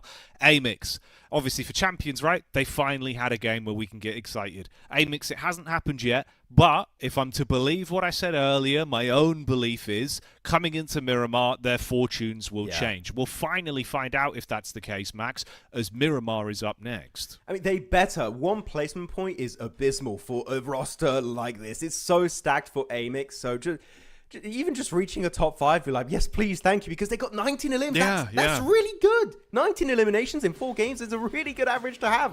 1 placement point is, unfortunately, on the other side, a completely terrible average to have over the course of 4 matches. So, yeah, I really hope you're right, Jackie, that we do see more late game presence from AMIX, because right now, they've just been completely missing the mark, in my opinion. It's just not been there. It's not been there whatsoever. But if you want to be in a position to have something swanky in your skin collection, then get down there. Scan that QR code that Max is pointing at and enter the code that's on screen. Of course, 75 of those available, so you've got to be quick, Max. You can't afford to be slow. Yeah, I don't know if I would call skin swanky. I don't know. It feels weird. It's like swanky? The word moist. Some people don't like the word moist. Swanky. I don't know. Really? Swanky's just like fresh or like cool. It means like, you know, like it's high grade, like swanky. Well, that's swanky.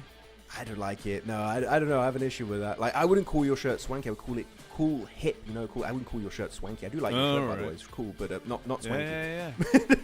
Yeah. There you go. It doesn't fit into the French vocabulary. What's like the French definition for something that's like hip? Cool. Just with a French accent, I guess.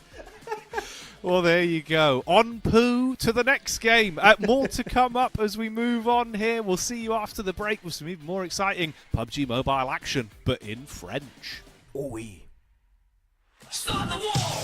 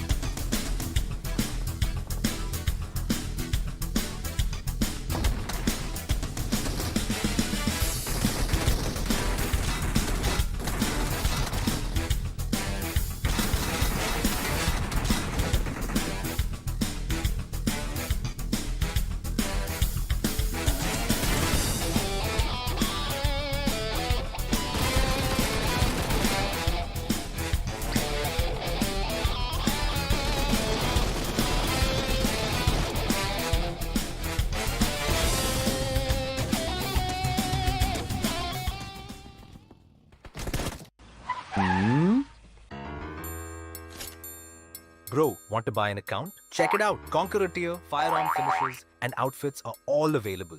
Nice account. I'll buy one. I'll go get the money first. Stay here. I'll be right back. All right, got the account. See ya.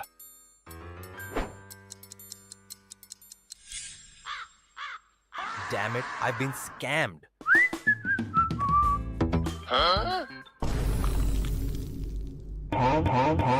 Buying an account might not get you the account, but you'll still lose your money. You might not receive payment for selling your account, but you'll still lose your account.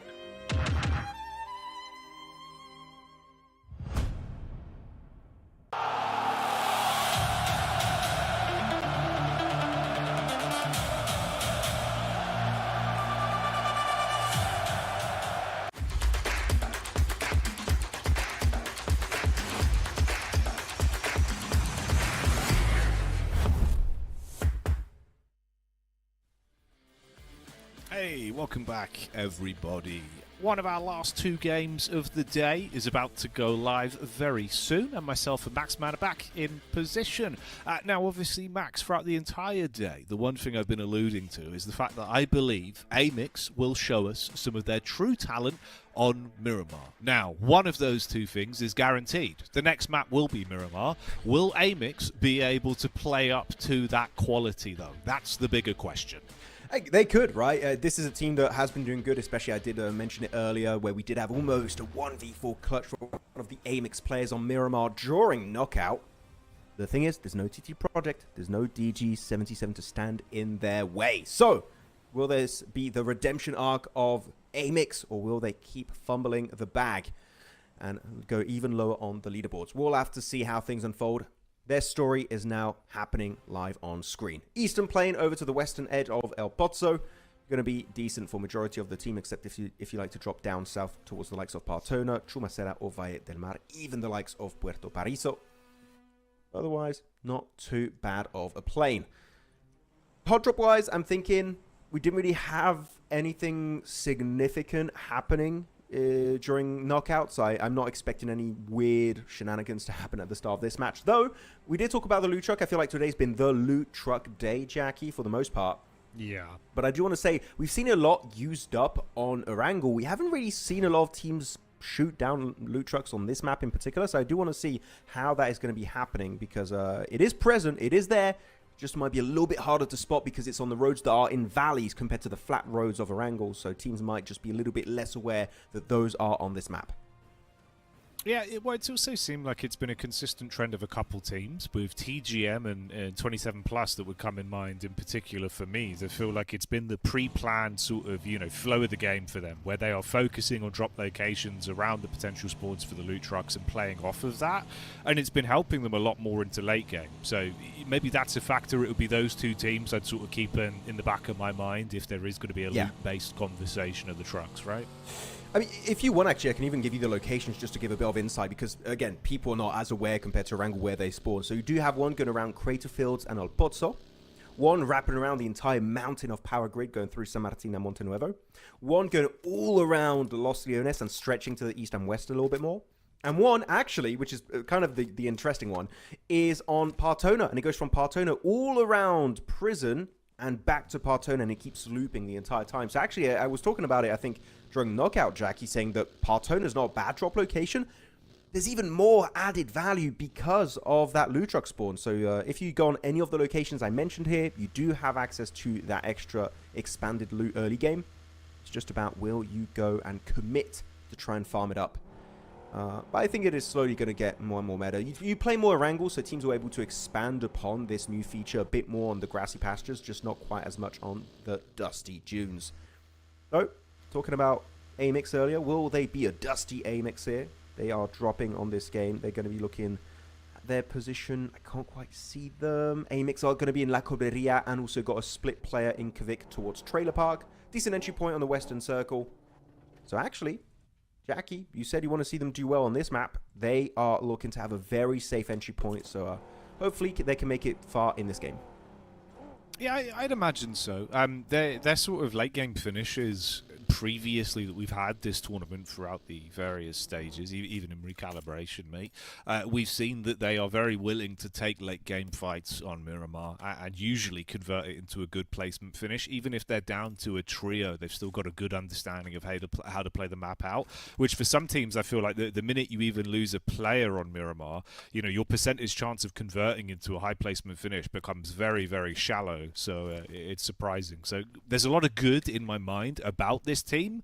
Obviously, we just need to see it, right? We could speculate all day, but it just depends on how they actually perform. So we'll have a look. We'll maintain the story of AMIX as this game develops, and also sort of split our attention between some of the other teams that have been impressive today. Known quantities there, I'd say towards the upper echelons. I'm looking at Champions to have another good run of things. Maybe even the team that's on screen now, GOAT as well. GOAT have been looking pretty good. We've been very impressed by a lot of the players we've had here joining their story way back from the Eastern Europe Club Open to where we are today.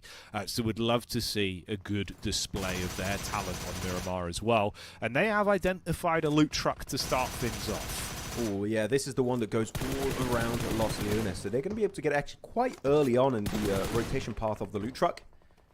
Of course, as a full team, it takes about, yeah, good 10, 15, 20 seconds to get rid of the truck. Open up the doors. What kind of loot are we going to be seeing? Double UMP right now in his hand. Oh, no, we're going to be swapping to the POV of 27+. I wish we did see what it could be. But because he did swap to a second SMG, maybe that means they found something significant in there. Maybe even just a Groza. Still, Grozas are good. FAMAS, which, by the way, FAMAS are a really strong weapon nowadays, Jackie, because in the past, FAMAS, you couldn't add an extended clip to it. It was just a strong weapon, but it was always 30 bullets. Now, you can add the extended clip, the extended max. You can get up to 41, so it makes it a way stronger weapon. You had times in the past where people would just never loot the FAMAS because you just couldn't put any attachments on it realistically. But now you can, so it's being played slightly more. Not as much as I would really like to, but at least it does find a decent place in the esports competitive meta. So, well, who knows? Maybe GOAT got that FAMAS ready to go right here in this match. Perhaps so, perhaps so. That'd be fun to see. I've always been a big fan of the old FAMAS in many different titles over the years, mate. It's a fun weapon. Collection of FAMAS, obviously being known as the FAMI. That's the name. Being a French weapon, Max, you should be aware of that. Yeah, the FAMI. Is that? I don't know. Are you joking or are you serious? I actually don't know. No, yeah. If you have multiple FAMASes, that's a FAMI. Because it wouldn't be FAMASes, would it? I would have said FAMASes.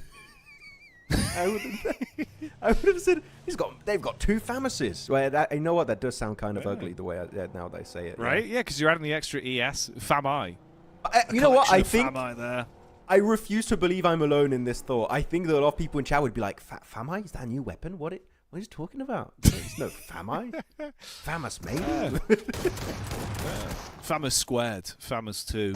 We'll talk about FAMAS's later, though, as right now it's Beats making himself famous with that DBS. Pulls up to the party with the shotty and unleashes onto the first man from Champion. Sakino gets down, but they've quickly recovered the situation, although he will be flushed. So Champions lose out on a player about 7 minutes into their first Miramar game.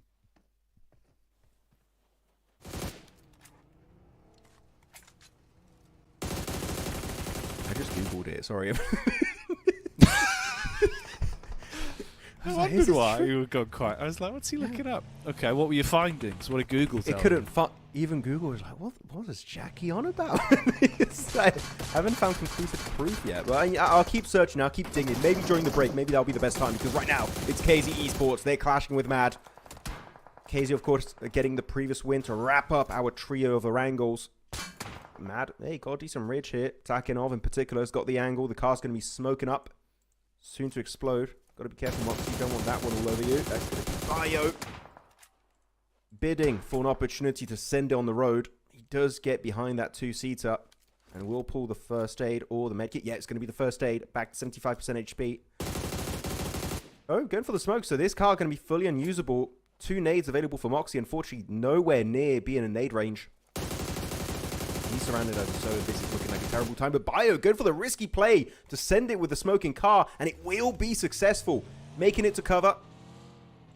Moxie also has got a car of his own. He's going to go right into the hands of Mad here, it seems. He's a bit of a risky player. I thought he'd go for wider rotation to escape it. He's going for the jump, and he's going to go mid-air, spraying it down on Bio. It almost works out, but Bio is going to stand tall and stand strong and eliminate the entirety of KZ. Whoo, going out with a bang there.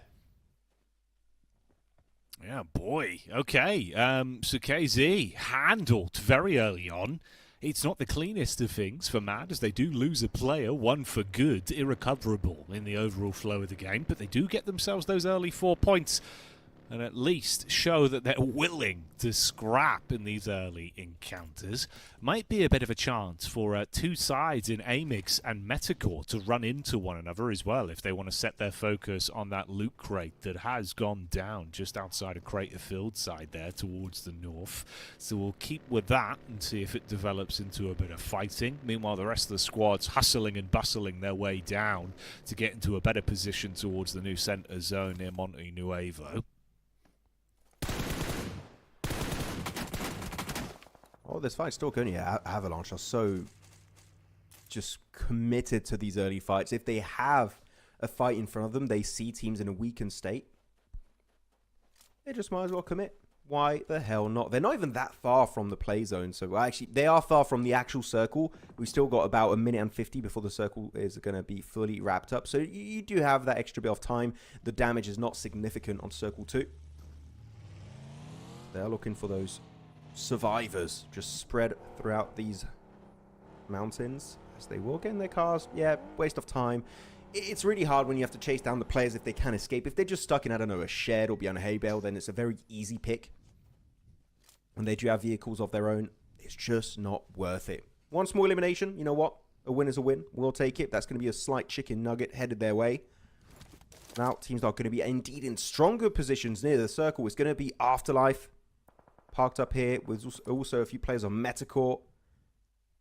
Though they will have to leave the vicinity very soon, as they do have their cars and they are not in circle, to keep in mind. But though they're going to be going into the west, which is going to be an elevated area, so they could get some really good insight on teams down in the center, such as mainly TGM, Champions, Ozarox. So not a bad entry point. You could get a lot of value here in terms of information being gathered super early on for that squad.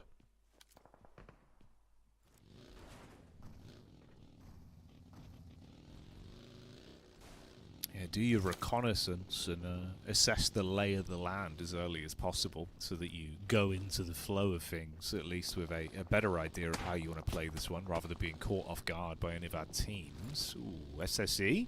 Shots from the sideline, Champions, what remains of them at least, with the triple threat of players still taking pot shots from the ridge side with Fearless, who's looking over the edge. Meanwhile, we get Warriors POV here. This is a 777 roster that have looked pretty good today. We'll catch up with them in a minute, though, as this fight isn't stopping, it seems. Demo being able to down another man for good. So SSE do just have a duo left, fragmented between both of the setups. It's terrible if you're SSE, in particular Silence, because this warehouse, it might look safe, but if you saw the overall building, it's got a few holes in the rooftop, and when you have some elevation lit, which is exactly what Fearless and Atomic have right now for Champions, is just if you do one incorrect move, it will get punished. So you just got to be a bit more careful how you move your way throughout the entirety of that architecture.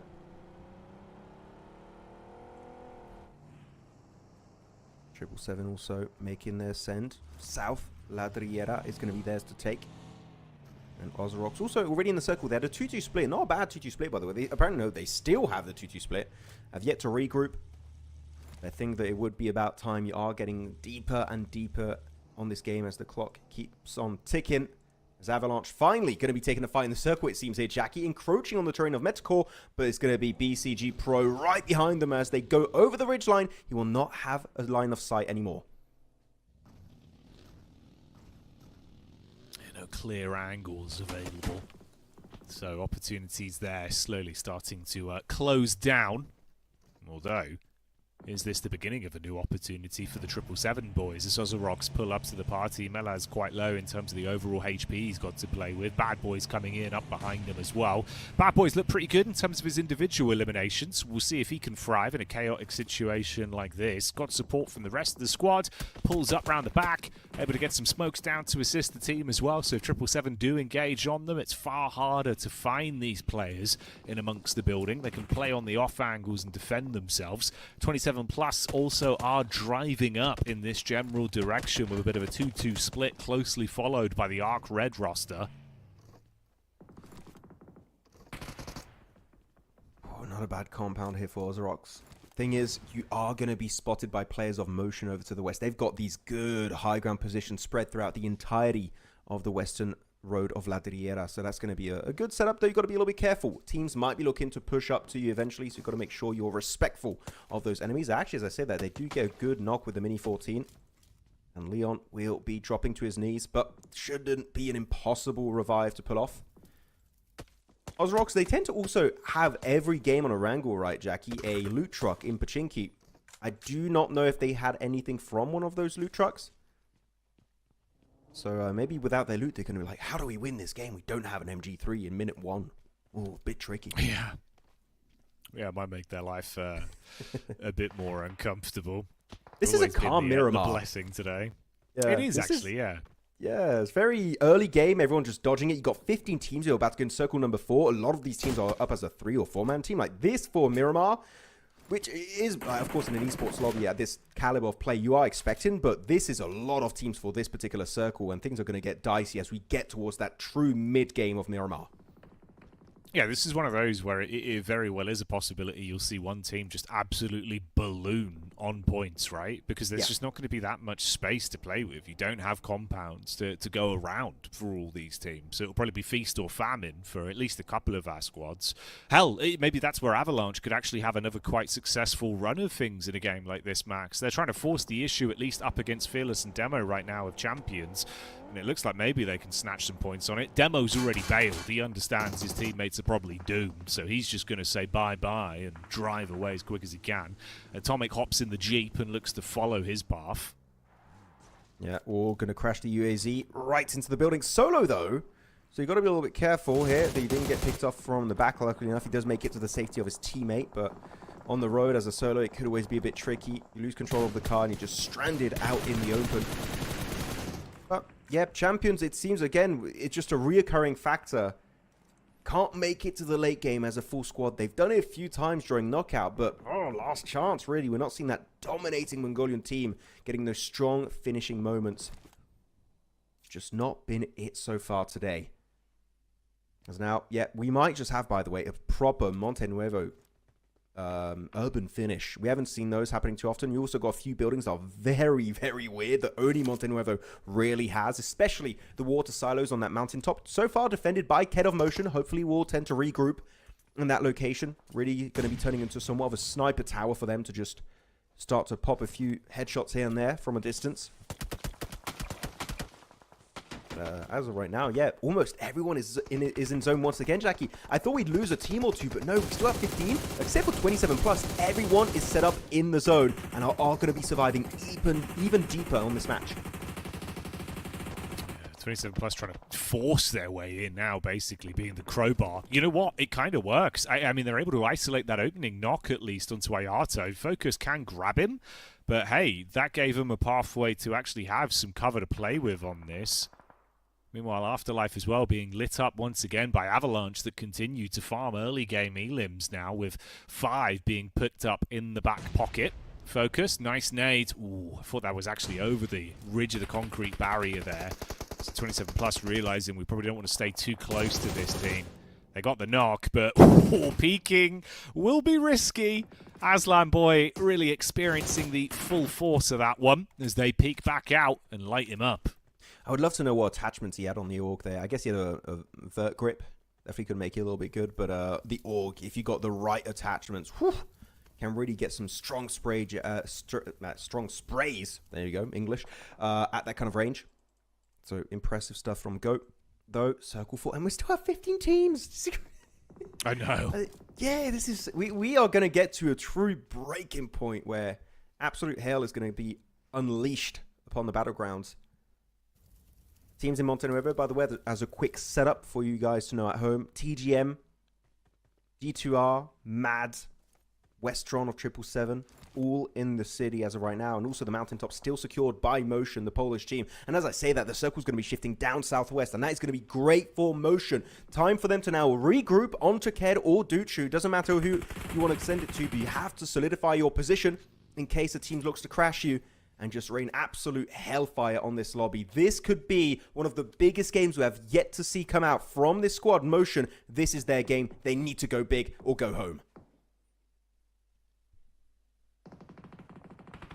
Will they be large and in charge? I mean, Motion, some of the individuals on this team have looked great today. Ibiza has had some incredible play. So if they can actually group up and work around the gifted zone that's come towards them, it'll be the dream. 27 plus still continuing their firefight with this delayed engagement against GOAT. You can see just fighting over this gulch of territory ahead of them. And it's been back and forth blows. One player from GOAT gets knocked, they pick him up. One player from 27 plus gets knocked, they pick him up. It's kind of resulted in an awkward encounter between them. We do lose one man from Afterlife as well, being knocked down. So if they can save his bacon, it'd still be all right. But Windy is dispatched, and that goes down to just a solo for the Afterlife representatives in this game. Then it's only Misha. Always Misha, sole survivor, able to outlive all of his comrades. Not going to be the best way to do it when you still have 14 teams alive against you. Well, you know what? Apparently is going to be down the count because he gets eliminated, spotted out. Only one elimination for their troubles. Not quite what they were hoping for. Still in 7th place, right? Again, you want to be in top 12. Right now, well, right now, AMIX wouldn't qualify, right? So she is not looking too good for the Miramar domination, Jackie. You were hoping for. They're down to just a duo. It's going to get real dicey for them in this match. As ARCRED able to defend their position. Like I was saying, Max, they've been good as a duo on this map, which most teams, you know, normally that's kind of not the dream, right? You know, I was saying, even with 3 players, they can make it work. I'll extend that. Havlik and Spike, they can still get some points on this one, I believe. You know what? Good point, because Kvik is not there to nade his teammates. So actually, that you're right on the money. That is the team. They got the 2-player buff without Kvik. Okay, actually, Kvik is really good. I'm just meaning Kvik. Please don't come after me. But no, they actually, position-wise, they've got a decent mountain to the northwest. Thing is, I'm very uncertain if they're going to remain in Circle 6, meaning they're going to be forced into a city. Goes without saying that is not going to be an easy movement to execute. That maneuver is going to be very tough for them. As we go up north, another duo is going to be Atomic and Demo. As Avalanche up. Yeah, it's just feast or famine for them. It's just they go super hard sometimes if they know they can get some elims. The nade's going to start to rain on in this warehouse. Champions, Demo instantly being like, I got to reposition. Those nades might just get me. As Atomic, actually kind of in the mountainside. Not involved in this engagement whatsoever. Maybe it would be good for Demo to just give this spot for free and reposition with Atomic. Increase that survival time even just slightly. Because Avalanche, they know they have to commit to a push, and this might just be the engagement they're looking for.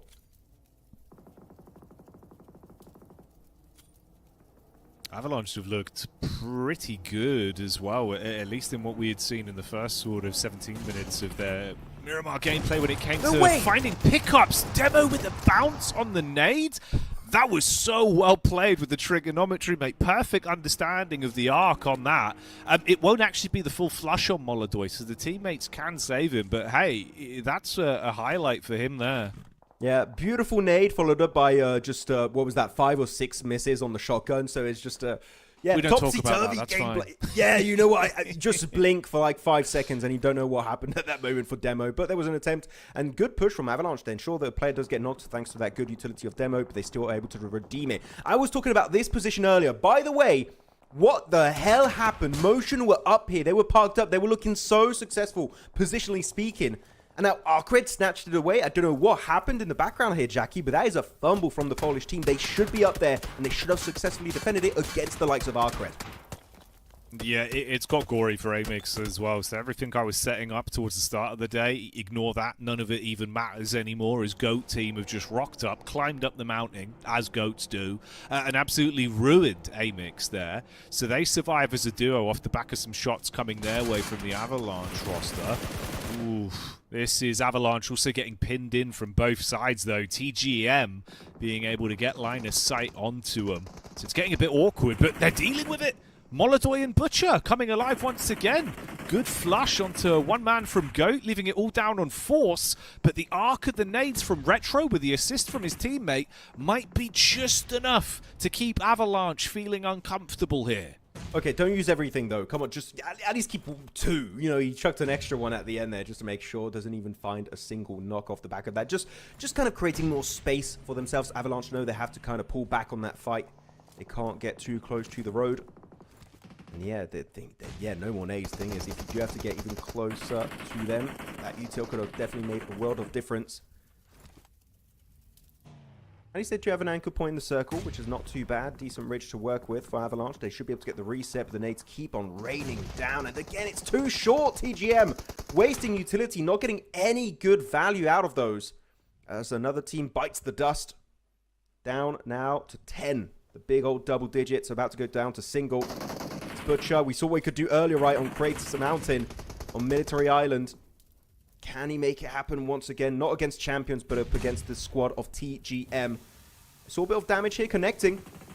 Though they will be able to take it head on. But this fight taking so long as Grozo will be knocked once again. But the pre-fire is looking good for Butcher. The fight's taking ages, but it's really not worth it because Circle's about to shift in phase 7. But they want to commit. They want to send it here, Jackie, and they will be pushing over to this wall. Billy Butcher himself tries to go in and make some big plays, but unfortunately it's only the one bit of chip damage he's able to convert onto that initial knock. So he's on his last legs. Molodoy moving differently here, crouching round the corner. Nice arc on the molly, hits it right in the tower. Oh no, you're trapped in position as the flames start to spread, and Molodoy is able to get himself into cover to get his HP back. There is at least some hard spacing between the rest of the team, so they can still reset. How was he not knocked by that? He got flashbanged now? I swear I saw there was fire in there. I guess he was able to find a bit of elevation on the corner and just tank it, but we'll go. Not sure how that worked out. Good for Retro, I suppose.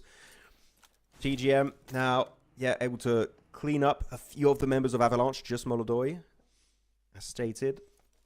But a lot of the top teams here, down to just a solo or duo. 1 player for GOAT, 2 players for 777, 1 player for Avalanche. So big opportunity for TGM in particular to get an absolute banging performance. And who knows, maybe could be our new 2nd place team as they're only 7 points away from the likes of 777. So they're going to be looking really comfy. Not only them, also Ozarox, right? They also got a full team. They're looking to enter over to the east in the city of Monte Nuevo. So this could be the game all about comebacks. As I said, though, Bad Boy will be found out by Westron. The Flush has yet to come on through.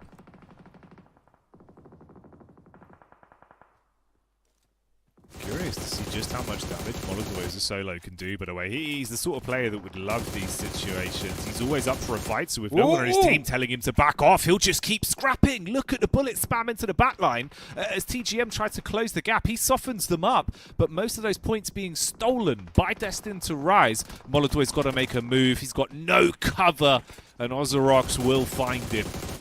I really thought it was him that got those 2 eliminations, but then you wait for the elimination to catch up. It's like, oh, unfortunately, I guess he just got a bit of damage, but not able to convert any of those in elims. But you know what? At least it does make it a little bit easier to get to the point where they can get placements. And because of that, he does get 1 placement point for his team. Good. Small win, but a win regardless. Teams that are going to be now looking really good on this circle is going to be Destine to Rise and Ozarox, and also the team of Motion down as a duo. The 777, they still got 6. The man, the myth, the legend, he was Na'Vi in the past. He's a big name in this region. Will it be enough, though, to overtake ARCRED as the Molotov is going to be chucked in his overall vicinity? Not easy. Want to throw, though. It's going to be a bit too far. 6, just surviving. He's still in zone, but he will get pushed over on circle number 8. This is going to be the last zone, Jackie. He's going to get real hectic here at the end. Hard to predict who will be your chicken dinner squad on the first Miramar of the LCQ. But a clear contender, a clear favorite should be D2R with that 2-2 split in the city.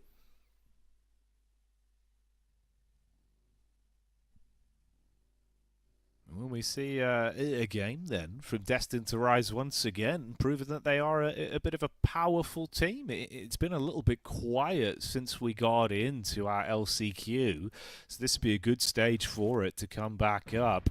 This is classic 777, by the way, mate. Just one player slowly lurking around, looking to see if he can make it uncomfortable for other teams. Ooh, up against Hardboy, he gets him low. The zone's going to make it uncomfortable for either one of these players. And again, it's a stolen knock. Okay, he's got to go in and try and convert that, but he leaves himself exposed, and it's actually a flick up from Absolute there on Mad that shuts him down. So 777 now completely taken out of the game.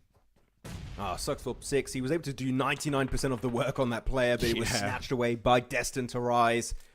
Feels bad, man. But still, we got a few solos. Got Ruzen right off 27 plus for Uzbekistan. We'll see as a solo if he can make a successful push onto Motion. It's a 1v2, so not an impossible situation thrown in his direction. He is going to be slowly followed by Glory. But as I say that, Glory is going to be spotted again by Destined to Rise. Able to actually climb up to a total elimination count of 6. So they're looking to be like a dominant presence in this final match. Final circle of this match, should I say. As the bounce is looking good, but Absolute, going to be lucky finding a bit of cover thanks to that wall. They're going to be pushed out eventually. He's got 2 Molotovs, by the way. I would say focus on the Molotovs. They would be so good in close quarter combat here in those walls. It would be so strong, but Leon going to think better of it. The nade is going to hit Ruzen Boss, also eliminated. That's going to be a low pointer finish for 27, and same for Mad Esports. Not able to make it to the podium. Destined to Rise now as a 3-man. It's Ralph, it's Darling, and Mio looking to clash fully with the likes of Ozarox. Okay, let's see how this close quarters engagement goes then, if there'll be any surprises on this one. Melaz with the nade primed, the high explosive to try and make a play. Leon bleeding out as well. They leave it down to the very last second to attempt to grab him, so they can't afford to come off it. You're burning. Runs through the doorway. Leon goes down. It's all gone a little bit wrong there, so they lose one man, but Melaz at least gets into the building to top himself back up. Didn't expect Motion to make it this far. They gave up the position to ARCRED earlier. I thought it was a mistake, but you know what? They might make me regret saying that. As Dutra and Ked have been definitely pulling out all the stops. Only one elimination, though. So even if it might be a win, it will be a very low elimination chicken dinner. But a win is a win regardless. Can't be too critical about that. It's Ralph. Great angle here with the sniper tower. Able to get a slight bit more of elevation. Good damage onto Dushu. The blue's going to force them in a really precarious situation as Ralph looking to get the angle. He's only got 23 bullets on the M4, so he can't waste any ammo at this moment. Though 2 nades and 2 Molotovs, that could be the way he eliminates the Polish team. As in a distance, Ozarox still looking healthy. 3 players, very high on the HP side of things. The 3v2v2 is raging on, but so far, not a single knock here, Jackie, has been found. No. Ooh, they do spot out the man inside the building, though. That was Darling that tried to invade the setup from Ozarox, but he gets turned on. Spectacular shotgun plays as he turns the corner, and they keep this one going. Duchu has been downed. Oh my, Ozarox hitting him heavy. The Serbian super team, the Belgrade Bangers, they're absolutely living up to the mark here, Max, as they grab themselves that chicken dinner. Well, it feels good to finally get a win for this team. They've been waiting so long to get it, even during the knockout stage. But it will be Ozarox to secure themselves a massive 21-point match. And again, because it's only 12 matches total here, Jackie, for the entirety of LCQ, these 21 points might also be their ticket heading into the finals. Pretty much, if you get a win, you're looking like a clear favorite to make it to the very last stage of PMGO ECA Spring 2026. But yeah, Serbia, good presence, good fight, and especially their good sweeping motion to the east in Montenuevo, able to kind of overwhelm that initial 2-2 split of Destined to Rise, which I think they stayed split for a little bit too long this fight. And Ozarox were able to punish that slightly and create a man advantage, and eventually just kind of snowballed into the chicken dinner headed their way. So yeah, Ozarox GG and winning without looting up that loot truck early game in Pachinki. So well done, guys. Yeah, no, they'll be celebrating by sipping on the rakia come the end of the day. If they can do something similar to that in the following game, mate, it would be a hell of a result for the Serbian team. So shout out Ozarox. Well played, being able to keep level heads on their shoulders when effectively you were fighting like 2 or 3 different squads at the same time. So big maneuvers there. This was obviously that uncomfortable little run down the hill from 6. Fought to go out and RIP, buddy. Did all the damage but got none of the glory. Yeah, the little sprint down the hill, and you just got voiced out. I think 3 teams looking your way. You're not going to make it out alive, unfortunately, there. Ked, I would say it would have been good to maybe deny out that point to the blue zone, because making it around the corner, you're just so predictable. You're just asking to get pre-fired by Ozarox. But that's going to give them some extra point, padding the elimination count of Ozarox. 5 eliminations headed the way of Melaz, again, the most experienced player on this roster. But Bad Boy, really, I would say, is the most consistent player of the entire day, Jackie. He got twice on the top players of the game graphic. I think this is going to be the case once again with that 3 elimination count. So, yeah, Melaz has been able to teach it everything he knows with Bad Boy, and Bad Boy now just able to be in full flex in these matches. Yeah, dude, honestly, Bad Boys looked really good. Even in games where, like, yeah, sure, maybe they haven't got the most sort of placement points off of it. He's still been able to create opportunities for the team. So, yeah, individually looking like he's feeding the hot hand today, but the whole roster stepped up massively on that one. So it's good to see. Here's our overall match summary in terms of the statistics on that one. Disappointed we didn't see anyone getting bonneted whatsoever. Where's our vehicular-based combat, Max? Where's that gone? It's been 0 for a lot of the games today, if I'm not mistaken. It's been we haven't seen any big hovercraft squishes around any of the games, especially on Erangel. We were hoping to see, we saw a lot of hovercrafts being used, especially on that military island game. But no, it's been a very low vehicle elimination count, as, of course, MVP of the game is going to be Melaz. Might also be our top fragger of the game. No one else comes to mind that was close to 5 eliminations. Might be wrong, though. We'll have to see. But are we going to see Bad Boy for the 3rd time today on the top fraggers of the match? That is going to be my main question, as Melaz doesn't need a single headshot to dominate here on Miramar. No, we'll say, though, very consistent. 24 bullets directly on target on the body. Nowhere else. Effectively making sure that his spray control is primed. There you go. Yeah, so he is top in terms of elims, but Butcher trying to sneak away with very good damage and knocks.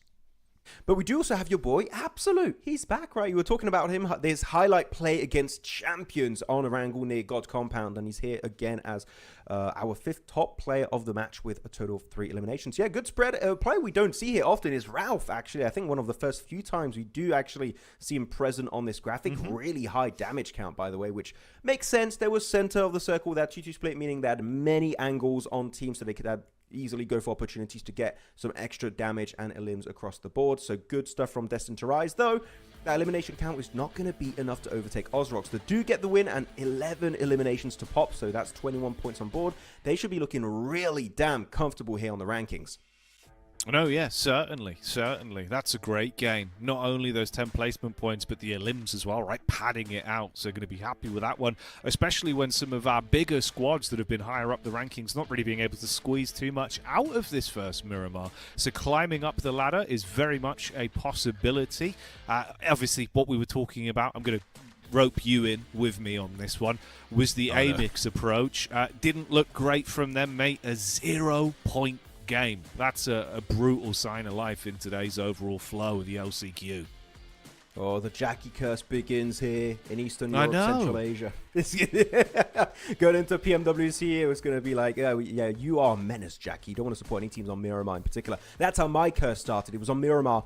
That's what I was going to say. I thought it was the Maxman curse. Why has it become the Jackie curse? Hey, you know what? I don't want to get involved. If I'm not the one cursing teams for once, I will take it. A win is a win on my books. As looking at the leaderboards, yeah, Ozarox jumping up 7 extra ranks here, leaving the bottom of page 1 and going to the very tippy top here. 43 points. Of course, there's still a massive gap created by Avalanche thanks to a game 1 win on Rondo with those 22 eliminations, though they still got, I think it was 9 eliminations here, Avalanche. So Avalanche putting up big elimination numbers, but the placement points, outside of that win, Jackie, they only got, 2 placement points over 4 matches played. It's not a great average. No, dude. No, not at all. Right, when you break it down like that, what, you're averaging 1 point every 2 games? Like, what's going on? They farmed game 1. The reason why I'm being critical is, like, in the context of LCQ, this is good. I'm comparing it to our top 4 teams, right? DG, TT Project, Aurora, etc. It's going to be too hard to take them down if you're inconsistent on the placement side of things. Yeah, I think, with that context in mind, that's why we're sort of discussing it in that way, because I think we were both assuming and hope, based on what we've seen, they would make it through into finals. So then obviously the topic of conversation here is it does have to get better, right? You can't have that one flash-in-the-pan game and then not do much else, because squads like Aurora, some of the other teams you're facing off, like TT Project, you think of their consistency, mate, they'd be straight in farming you for points. If they see weakness, they're going to sniff it out and dive in. Yeah, TT Project are just going to be chilling in the center of the circle. You get remotely close, it's like, what the hell is that? Boom, headshot, and you're eliminated. Exactly. So, you got to be a little bit cautious there, but of course, it would be enough for top 12. Would it be enough for top 4? Not sure. But you know what, chat? Will you have what it takes to secure yourself a match cap Animus set right now in-game? It's going to be not a temporary skin, is going to be a permanent skin you can get right now. So enter the code or also scan the QR code and you will be getting that skin for free. But again, it is a limited supply, only 75 available. So be quick, or otherwise, well, you can't complain in chat. We can't get any extra. So you have to be very, very quick on the pivot for that skin. Yeah, you'd have to run down the Maxman loot truck full of skins, and it's hard. He's quick. I've seen him run. He's a very fast human being. I don't think you'd be able to catch him. He'll be very sweaty, much like our teams will be going into our last game of Miramar, Max. But we're going to have a very brief break before we kick it off, so don't go too far from your screens. We'll see you in a couple minutes. Start the wall!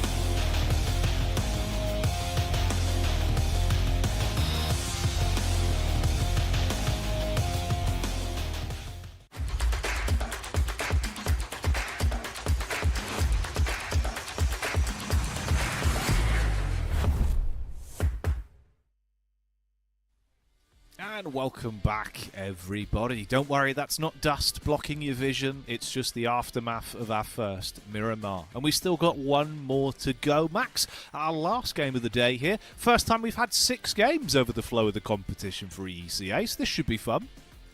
Yeah, teams are going to be tired. Oh, no, it's just 5 games. It was better. Actually, it was technically less, right? Because you had the groups rotation. So it would not even be almost 4 matches for most of the teams, depending on their groups. But yeah, it's going to be a total of 6 games here played, and it's just a little bit of an avant-bouche before we get into the finals, because the finals also will have 6 matches played per day, and it's going to be a longer event. It's going to be Friday, Saturday, Sunday, a total of 18 matches, which actually is kind of important. We didn't really talk about that too much, Jackie.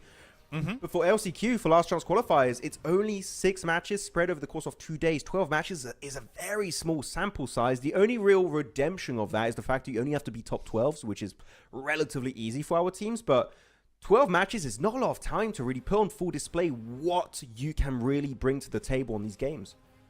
Yeah, exactly. That's why if, you basically sandbag it throughout all of today, that's a majority of your matches gone. Especially if then, say you go into Rondo, get ruined by a different team that isn't Avalanche farming up a boatload of points. Suddenly your chances get very slim. So yeah, you would need to at least do something here if you've had bad form throughout the day. Well, I'm going to be devil's advocate here. Technically, all you need is one really good game and you might be in top 12, or at least close to top 12, right? Which we have yet to see from AMIX, for example. Yeah, so one big chicken dinner might just be your ticket to victory. Going into the final. Hey, complete opposite circle almost. It's going to the very eastern edge. Good old truck stop is going to be in zone. See if we're going to have any... fights headed that way. I believe Ozarox, just going to go for their typical Western Minas Generalis location. I'm looking at my map feed. I think we are chilling indeed. No early big hot drop. And Motion, actually, this is interesting. Motion are towards Valle del Mar. They are away from the entire lobby right now. I wish we could show the map feed. They're in Valle del Mar. The closest team to their location is in Los Leones, and it's 27 plus or 777. So they are... it feels like they're in a different map entirely. They don't want to get involved early game in the fight. They're in tomorrow already, Max. That's how far away they are from the action. So yeah, playing their own game, just going to be looting and taking a bit of a slower approach to things. Fair play, Motion. We see you. But will anyone else? That's the question. Obviously quite a long rotate for them to get towards the zone eventually, so you won't have to worry about being spotted out. Literally no one anywhere near. There's a loot truck nearby, so actually could also be... I'm talking too much about the loot truck. I'm sorry, guys. I really like it. Does anyone know I really like the loot truck? Maybe they don't know yet.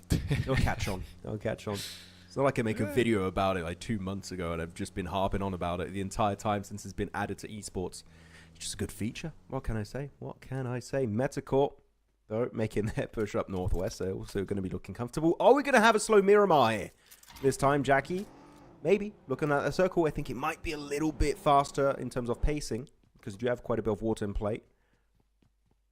But a bit of change of pace compared to the start today. Today was action-packed, it was quick, Oh, yeah. big eliminations, Rondo, pa. Then the next Erangel, it was also hectic heading to Military Island, and Miramar, kind of a holiday, really. Yeah, it is. The teams do feel like they're taking a vacation to get over the previous games, right? And kind of chill out a little bit, especially based off what we got into that previous matchup. Like, what, I think we had lost one team, hadn't we? By about, was it 17 minutes in?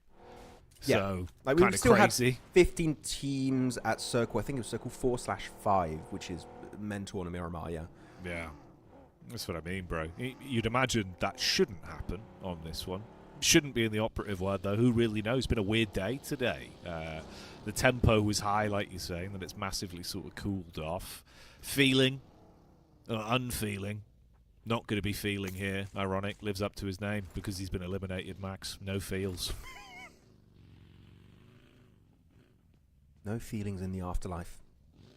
Yeah. But actually, I want to see how you're feeling about this, Jackie. AMIX. Is this the game you were talking about? Are they gonna do well on this one? The first Miramar was a scrim. It was calibration of today for Miramar. This is the one, maybe. But you know what's sad, right? Is because genuinely, I do think they're a super sick team. It just doesn't feel like we've seen. I don't know. Yeah, this feels like 4 players have put on AMIX's skin and walked into the lobby. I'm not gonna lie, like. Yeah, it's not them. It's not them. Like, what's happened? The body snatchers have stolen AMIX. They've been replaced. The thing is, I agree with you. This is a sick roster. I can tell you that I've seen clutches in the highest caliber tournaments from every single one of their players. In particular, Kvik, that took down his team with the grenade. Okay, I'm sorry. I'm going to stop that. But it's... As if you've just gassed them up and then done them like that. Jesus, Max. I could do it to top 2. He did it last year. He naded 2 of his teammates with a nade. I don't know.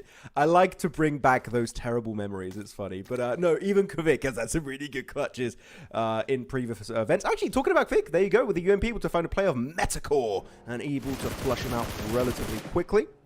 There's actually we do have also a loot truck being currently eradicated off the surface of Miramar.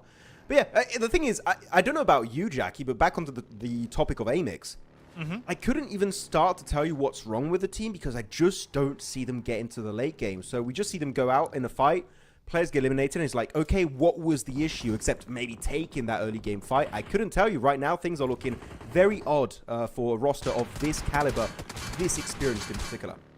Yeah, dude, that's like the 2 big issues, right? Is that's obviously the easy one to identify. Is yeah, we just haven't seen them anywhere near a late game circle to be able to sort of assess how they're playing form-wise in terms of like the overall setup. But the weirder bit is here, this is the first time we've actually seen them willing to like dive bomb on a roster and farm up some early elims. When in my mind, them and elims, that's their main generation source of points. I would argue in terms of most of their games, it feels like they are very confident to fight and usually win those encounters. Whereas today they've been kind of, I don't know, risk adverse, not wanting to duel anyone, but then don't get a good placement anyway. So I'm actually quite happy they decided to take a targeted fight here versus METACORE. You know METACORE are looking weak, right? They're bottom of the standings. Take the fight to them, bully them a little bit, get the blood pumping. But that's just the beginning. I want to see a whole lot more on this one. I don't want them to just sort of peter out, right? Think about the longevity of the game, but also fight, because they're damn good at it, Max. They really are. But actually, I want to bring this up. During Knockout, didn't we have a meme that we had on the last 2 days where if you fight METACORE early and you beat them, you get the win? And I think it happened for whoever did fight METACORE. I think it was on one of the Erangel matches. Yeah. They beat METACORE. The early TDM happened.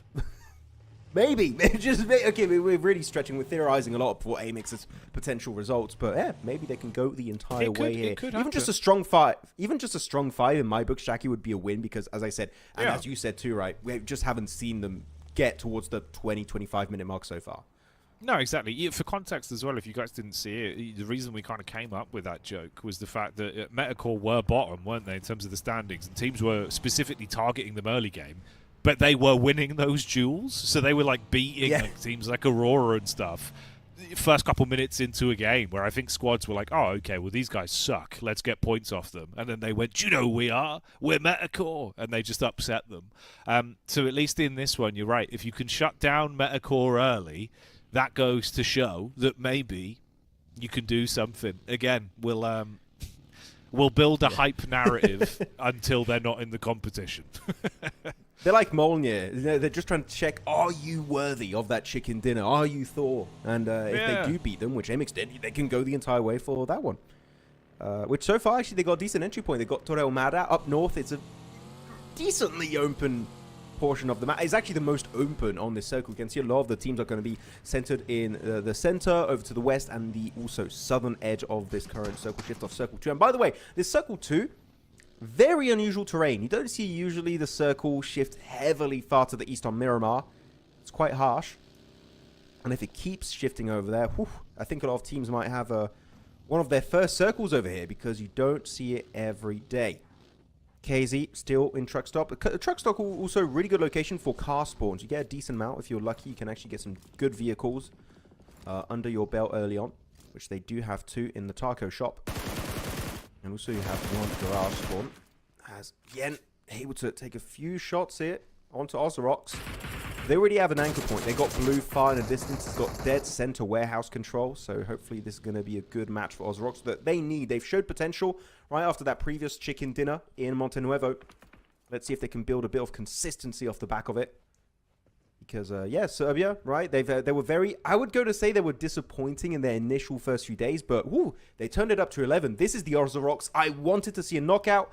It took a bit of time to get there, but we finally are seeing them deliver some strong matches today.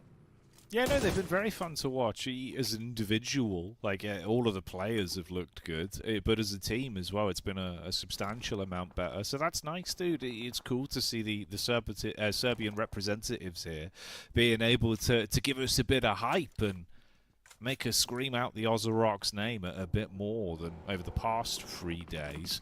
And obviously having sort of, 43 points to your name, right now that's giving yourself a good little bit of breathing room going into tomorrow at the very least. When you look at the drop-off down towards sort of 12th and below there, immediately the last sort of 2 teams especially, been very quiet for SSE, which is a whole nother topic because I felt like we saw way better gameplay from them when the roster of teams was actually more stacked in the previous stage.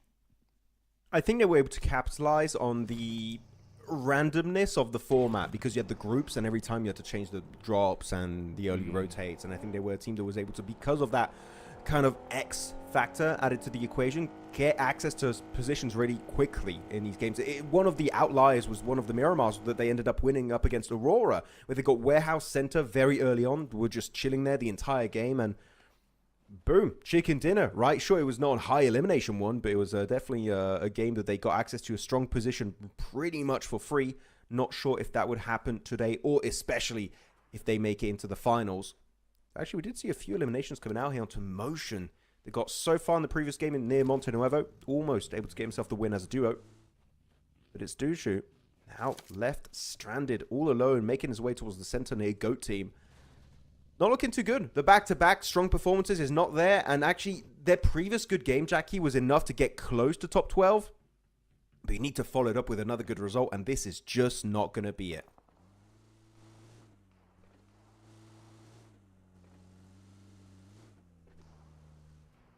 Zixi with the reply there onto Takanov. And Mad trading out onto Windy. So you're losing one of your key players for Afterlife. Afterlife that have had a bit of a rough one. Always a team we want to be hyped about, but at times make it hard to truly display what they're capable of. I thought 60 was just going to eat through the door and run straight out towards them there. Instead, he gets caught from the sideline, and he will still result in his demise as well. Follow out with the UMP. So, again, ironically, look who's last alive for Afterlife, Max. It's always Misha. Yeah. I want Windy there. I want Windy to still be alive alongside Misha, not just Misha. I think that's going to be quite tough. They're in a very nadeable position over there. The thing is the smokes are making it a little bit harder to really hit that pinpoint accurate nade. He's still going to have in his hand, ready to pull the pin. Who knows, might work out, but yeah, so far it's not looking too good for the good old Afterlife. Is now over to a more southern-edge fight. It's going to be 777 and ARCRED flashing back and forth, resulting in a knock on the 2 sides. Though 777 will be able to lick their wounds just a little bit faster and get access to the high ground. Westron, actually, I really like his movement. He's trying to get really some good elevation to leverage it against the entirety of ARCRED. But so will Glory try and find a counter. But 777 actually, as I say, that it might not be a plan for an off-angle. It might be a plan to just exit the fight entirely. As Tommy, we go to his POV mid-air, shooting back with the 2-seater. But will take so much incoming damage, and that's going to be Champions here, waking up on Miramar and getting an extra elimination for themselves. And by the way, this fight started with Avalanche absolutely owning the Champions roster. They brought them down to only 2 players. Quickly, that's been flipped on its head. But Champions don't even get a moment of respite to sort of reel in the damage they've done. They get third-partied as well. So both of them now left with only a solo on either squad.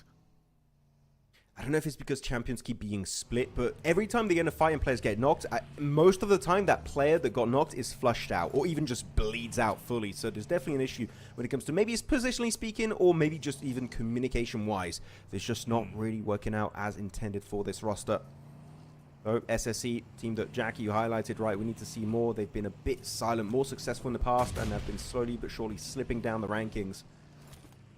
So this time, the team to test their might is going to be Mad Esports. Absolute themselves a good angle, though, not to really punish that position, and that's going to be looking dicey. Mad now still as a 4-man, looking for the final players here of SSE. Elicio, score. Everyone is getting picked up left, right, and center. SSE's just got one. He's inside that shed. He's just going to get pushed out, and unfortunately, it's just not it. Once again, sure, you get 3 eliminations, but you're down in 15th place. That is not going to be enough if you want to reach those grand finals of EECA.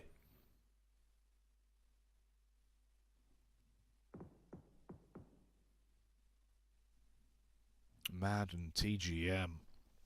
quite close to one another as well, obviously off the back of the kind of roam up they went for against the Avalanche and Champion stragglers off the back of their bout. So Mad can keep this one going potentially even as well. Bio or bid, depending on your preference. Already 3 elims on this one. Takenov's been playing a good day of things as well. Max 4 elims right now for him. Looked pretty good in moments of chaos, this guy. He loves it. He loves being tested.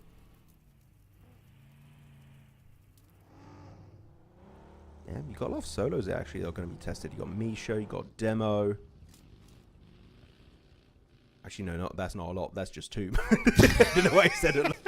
I was like, you're a lot. And I start looking at the map. I'm like, because I thought 27 plus was also down to just a solo, but they were just on top of each other. It's a duo, actually. Same for TGM. So, like, oh, okay, it's not that many. Who knows? You know, in the right context, 2 can be a lot, right? If they were just, I don't know, 3 teams alive, but you still got 12. So, yeah, just don't listen to me, guys. It's not worth it. Oh, no, there's an MP3. It's been a long day. Ooh, absolute. It was. Yeah, 6 games, hey. We feel it too. Not just the players, us too. Yeah, exactly. Starts to get to you. Your brain gets replaced by the dark orb of fuzz.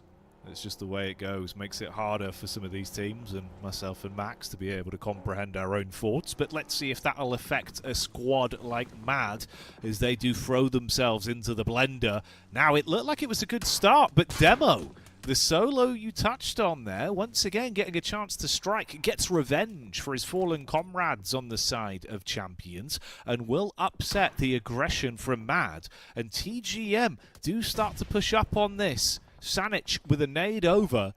Can he engage off the back of this and clean up? Will he make the mop and bucket play? Deep throw on the molly, lands it on top of them and spreads the flames. Ooh. Good connection. Takenov sent off to the Burns ward. Oh, really good one from Sanic here, able to try and clean up the entire mountain east of El Azhar. So far, it's looking good. Mad up to 10 eliminations, though. So even if they do bite the dust here, you know what? There's still going to be a massive win headed the way, in particular, of Bio and HDSX. Nader's there, almost flushing out his teammate of Bio there. Don't want to do that. Got to chuck a little bit further down the line. Going to pull a Kvik at this point. Sorry to bring it back. It's Mad, yeah, going to get into the car. HDSX with a fuming buggy. Unfortunately, he's going to be also spotted by a lot of enemy teams all around here, and he's still not in zone. Making it onto the road. And 27 plus on that ridge will be able to find himself an extra point as Mad eliminated 12th place, but still 10 points. A big win for this team. Hey, and you know what? As much as you joke about Kvik in a situation like that, look who's still got 4 players 18 minutes into a game max. This is revolutionary. No way! I know. Hey, MetaCore buff. It's like in the League of Legends jungle. You eliminate them, you got the blue buff. You got the MetaCore buff right now. They're alive. They're surviving. What's happening? Yeah, they've picked up that extra bounty. They're casting their spells 5% quicker. This is what we wanted to see. Can they clean up onto TGM? They did find Demo and squeezed out 1 additional point there. So they're up to 6 elim points right now in the game. Oh, Sanic! He subverts expectations. Quick switch to the other weapon. Can't quite flush Kvik. And that's actually 27 plus. Denying that one. So AMIX can save him. They might just be able to get Kvik back up. This is a 27 plus elimination buffet. Just all the stragglers are pushed in their scopes and they can get easy points. So they're loving it. Having a great old time over there in that dip. Well, the ridge in the dip next to the road, technically. It's a bit of a tricky spot, though. 777 are going to be bleeding over that cliff. So maybe a few nades could just get the entirety of 27 plus in the grave. Noxu, ooh, got to be a little bit careful there. Get a few shots in the back, not going to result in anything significant dealt to Goat. By the way, Goat have been in that particular compound since, if I'm not mistaken, Circle 2. So they have been having an absolute relaxing vacation this game. We'll see, though, if they have enough resources to convert this in a chicken dinner. Because all the fights really are happening up northwest, right, Jackie? You got D2R, you got Ozarox, you got 27 plus, 777, AMIX. Everyone is fighting in a very small portion of this circle, while teams like ARCRED, GOAT have so much space to work with, they might just make the podium literally purely by waiting out for these fights to unfold.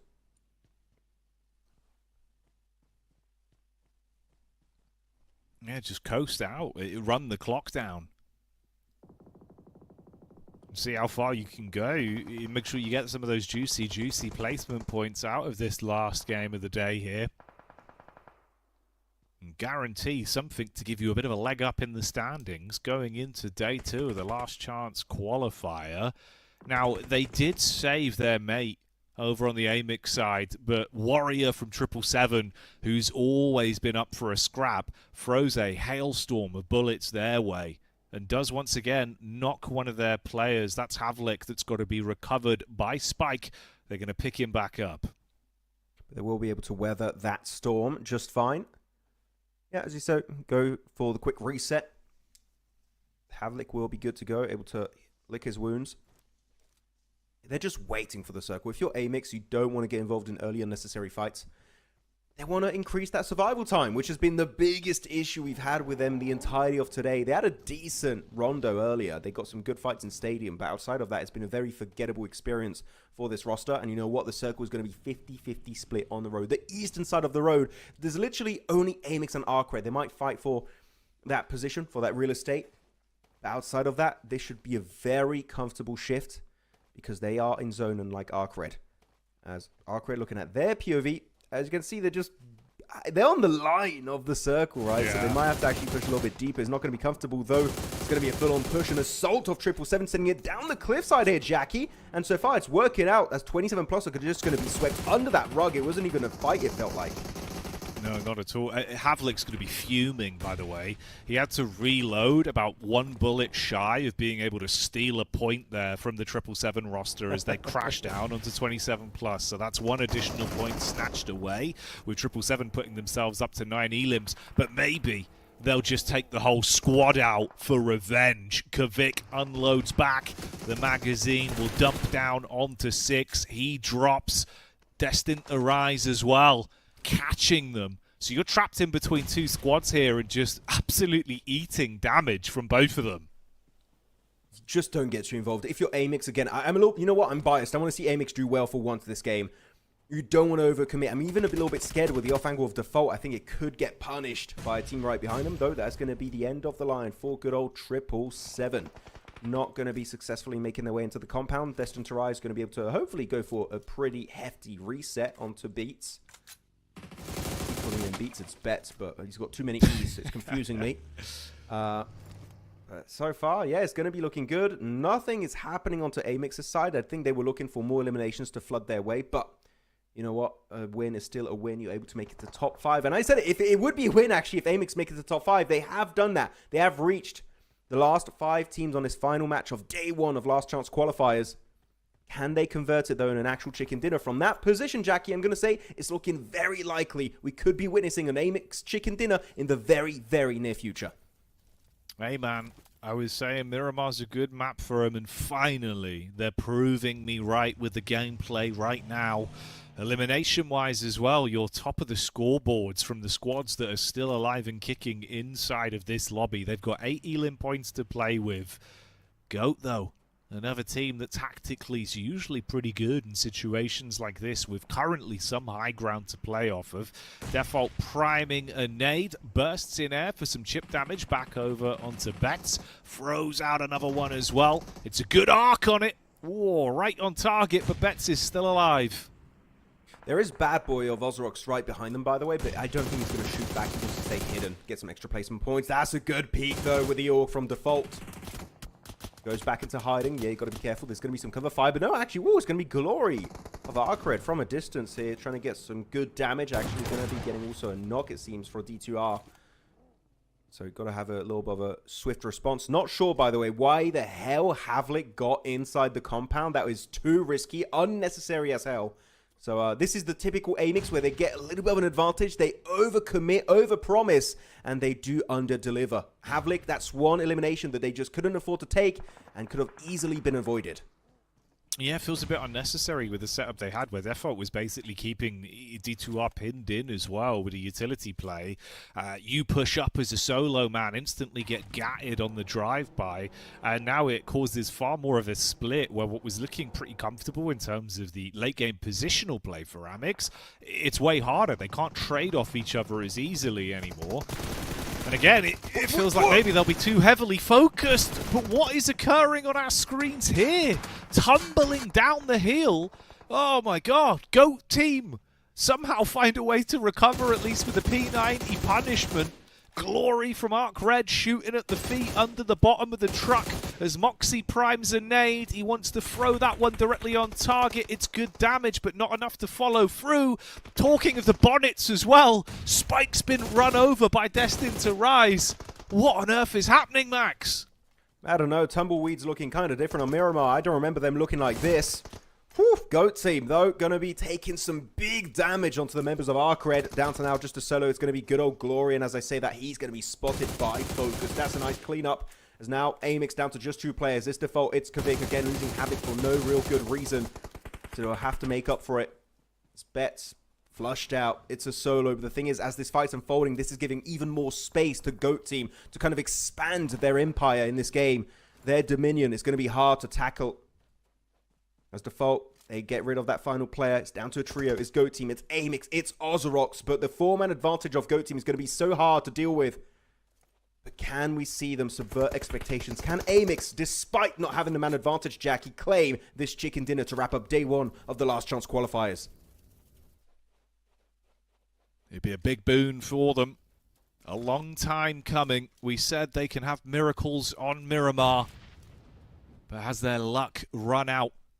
As it could be Glory for the GOAT squad, pushing up, spam from default wildly into the smoke. Ayato is handled in the 1v1 versus Kvik, but that's all it is, a flash in the pan before he's unloaded on with their rifles. And he's going to drop down, trade back onto the GOAT squad. This head-to-head resulting in an uncomfortable fight. You'd need to find a 1 versus 3 to win it. Default's usually pretty good, but this is too tail of an order as he'll fall in the end there to GOAT. Our chicken dinner, our last game of the day, goes the way of the GOATs. Yeah, GOAT team that were pushed out of the grand final slots because they were not in the group to play the last few matches in knockout stage. And you know what? This is the redemption arc we wanted. 7 elimination chicken dinner for GOAT. Good one too, right? They were able to actually claim all of the southern side. Sure, the circle was very kind to them. They didn't have to fight early or mid-game whatsoever, but the timing was there. They had the resources, and they leveraged it to get a strong win to wrap up day 1 of LCQ. Good from them. But AMIX, really, I want to talk about AMIX in particular. I feel like are the most important storyline in this game, Jackie. You said on Miramar, they're a good team. They get a 2nd place, sure, without, you know, not without a few mistakes here and there from this team, but still one of the strongest performances from them. Not only, I would say, from Last Chance Qualifiers, but pretty much from the entirety here of PMGO EECA Spring 2026. So hopefully the first of good games to come for this roster. You'd hope so. You'd hope that would be the springboard to, at the very least, Max, just have that top 12 placement, right, and then reset mentally going into finals, but just make it there. That's all we can really ask for from this team, because they're a great squad. It would be horrific if we didn't have them in the finals, to be honest with you, mate. So I'm glad we did see a bit of a step back up from the team. The only fight that I think was a bit weird was obviously up against Destine to Rise, right? The split off that we saw from Havlik, I believe, when he went in on the solo mission. That's the only one that's questionable. Otherwise, it was way better. Also, one thing about Default, I don't know how their looting stage went, but I saw that Default did not have the extended mag on his AUG. I think that actually could have got him a knock on the member of GOAT. He was down to just 30 bullets every single time on the AUG, so that's a bit unfortunate. That is some very important loot you want in these games as you look at the overall elimination spread for the players of GOAT team. And it's going to be mainly focused around Focus and Force, as they get 4 eliminations for Focus and 3 eliminations for Force. But Force has been a reoccurring name for this team to do well, get some big numbers for his squad, and same for Yato, that unfortunately did go out a little bit earlier this game and was unable to get some eliminations. Well, actually still got a good survival time making it to the late game, but he did get knocked a few times where he could not get actually some eliminations for his squad. But it doesn't matter. Overall, it's a wide team effort for GOAT team, so really impressive stuff indeed. As Moxie, only 22 damage. I think that's literally 1 bullet's worth of damage here, Jackie. So hopefully we can see more presence in the next games to come here for LCQ. Yeah, dude, you know, you'd hope so. Fingers crossed on that being the case, as it would be the better outcome for us, even just as neutral spectators, to be honest with you. But hey-ho, there we go. That's match 6 locked down. Our first day, where quite an important point that you brought up, obviously, we've had to see all of our teams play 6 full games as well, without the group shuffle, where they were getting away with playing 3 or 4. So it was obviously much calmer for them. We saw some teams that were able to take that as a blessing and kind of stretch their legs the longer the day went on. Others that seem like they ran out of energy a little bit. So I wonder if that will rear its head again in tomorrow's action. Let's give Force his moment of glory, though, because it was a great run of things from GOAT Team. Again, a side that I think, individually, there's a lot of key players on this team that impressed us back in the Club Open, and it's always nice to see them doing it again here. Yeah, really impressive stuff and numbers. So many good individual players stepping up today. Of course, we have Force this time for GOAT Team. We're looking at Avalanche and Molodoid. Had some great moments. Butcher too, right?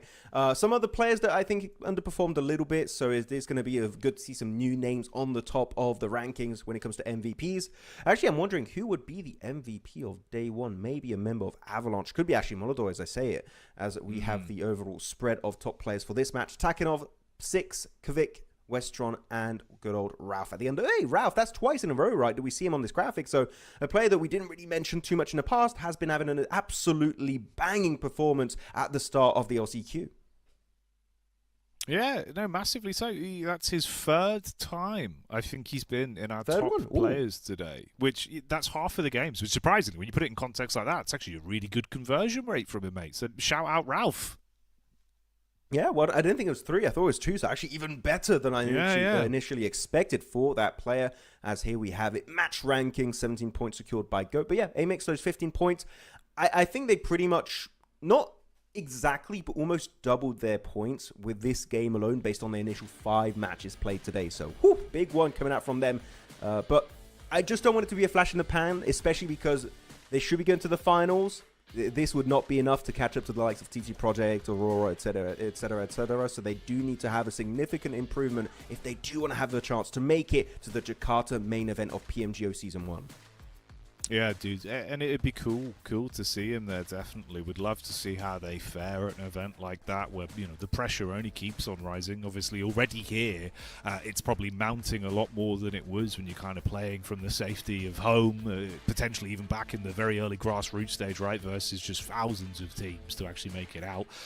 Yeah, it's only getting harder and harder in terms of competition. How well can they deal with that? How easily can they fit into the mold of professional competition on a regular basis? A lot of questions for a young team, but great to see them being able to perform massively on that one. Here's our overall rankings then. A lot to get excited about, unless you're Avalanche, because you've been dethroned. Yeah, for the first time today, right, thanks to an amazing chicken dinner here on Miramar from GOAT Team. Well done, GG, well played indeed, as, slipping down slightly, still should be looking really comfortable. I think most of these teams should be able to make it quite safely into the top 12 after tomorrow's extra 6 games for the Last Chance Qualifiers, because second page is where things are going to get real dicey. And yes, because of that extra ranking from AMIX, they do jump up an extra 3 ranks, so for the first time here, if I'm not mistaken, making it in the top 12. But look at the point disparity, 35, 30, 22, 22 for them, KZ Esports and Motion. Hard to play catch up really when you have a point gap. It's literally going to require a strong top 5, maybe even top 3 finish for them. But SSE and Meta truly missing out every single match today, and it's just going to not work out for them today so far, Jackie. Hey, there you go. Look who it is though for our Infinix Daily MVP. Warrior from 777. Now, honestly, mate, you know what? That is kind of sick, actually, because this guy was being able to do a lot with very little. You think about the amount of games where he was so close to stealing away like chicken dinners or second places just off the back of kind of some crazy individual clutch-ups. Yeah, that's awesome. Great stats on him there. Yeah, really impressive. Warrior the Survivor, especially on Rondo. I don't know what it is. It's just always making it really fun. Rondo was it a podium he got earlier, right? Versus Avalanche. He's got really fun that game. So impressive feats indeed coming out from Warrior. As overall elimination damage on these bodies are going to be 11% headshot ratio, so not too bad, but mainly it's going to be body shots, so very good accuracy from Warrior here, which is nice. But who is going to be our elimination leader of today? It's going to be Warrior also with those 20 eliminations, followed up by then Molodoid, I highlighted as a player that did really good today. So only 3 eliminations behind our lobby leader. Really impressive stuff from the Uzbekistan player, also with Butcher, that I think you in particular, Jackie, highlighted that fight on the military island finish. Whew, those nades of Butcher were bloody mental. Yeah, dude, Butcher looked great. He was actually coming out massively swinging with a ton of big plays. So shout out Butcher, very good. Molodoy as well, it's got to be said, throughout the entire tournament in terms of how impressive he's looked in these sort of moments where he wants to fight the entire world. He's never willing to like sit down and chill out. And you know what, dude? He really delivered on that element today. So 17 elims there. Shout out. Avalanche looking great. Exciting stuff with our overall elim leaders. But let's check out the overall day summary, how it all went down. And bear in mind, with that final mention there of Avalanche, if you did miss game 1 of Rondo, well worth watching that back on the VOD Max. That was an absolute banger. Yeah, I would say that would be more than enough. If you just want to watch back one game, that is one of those matches because, whew, 22 elimination chicken dinner. Of course, it is Rondo, but the way it was just executed from Avalanche, especially with the double MG3, was a thing of absolute beauty. Of course, no double chicken dinners, though, coming out today. Despite having, instead of 5 games per day here, Jackie, we had a total of 6. No groups whatsoever being rotated in and out of the lobby. No back-to-back wins or no double wins over the entire day, which is quite interesting. We'll see if that's going to be continuing tomorrow. But top 12, some teams already kind of secured their ticket for the finals. At the bottom, though, it's going to get real dicey to see who will be able to make it to the next stage of PMGO EECA.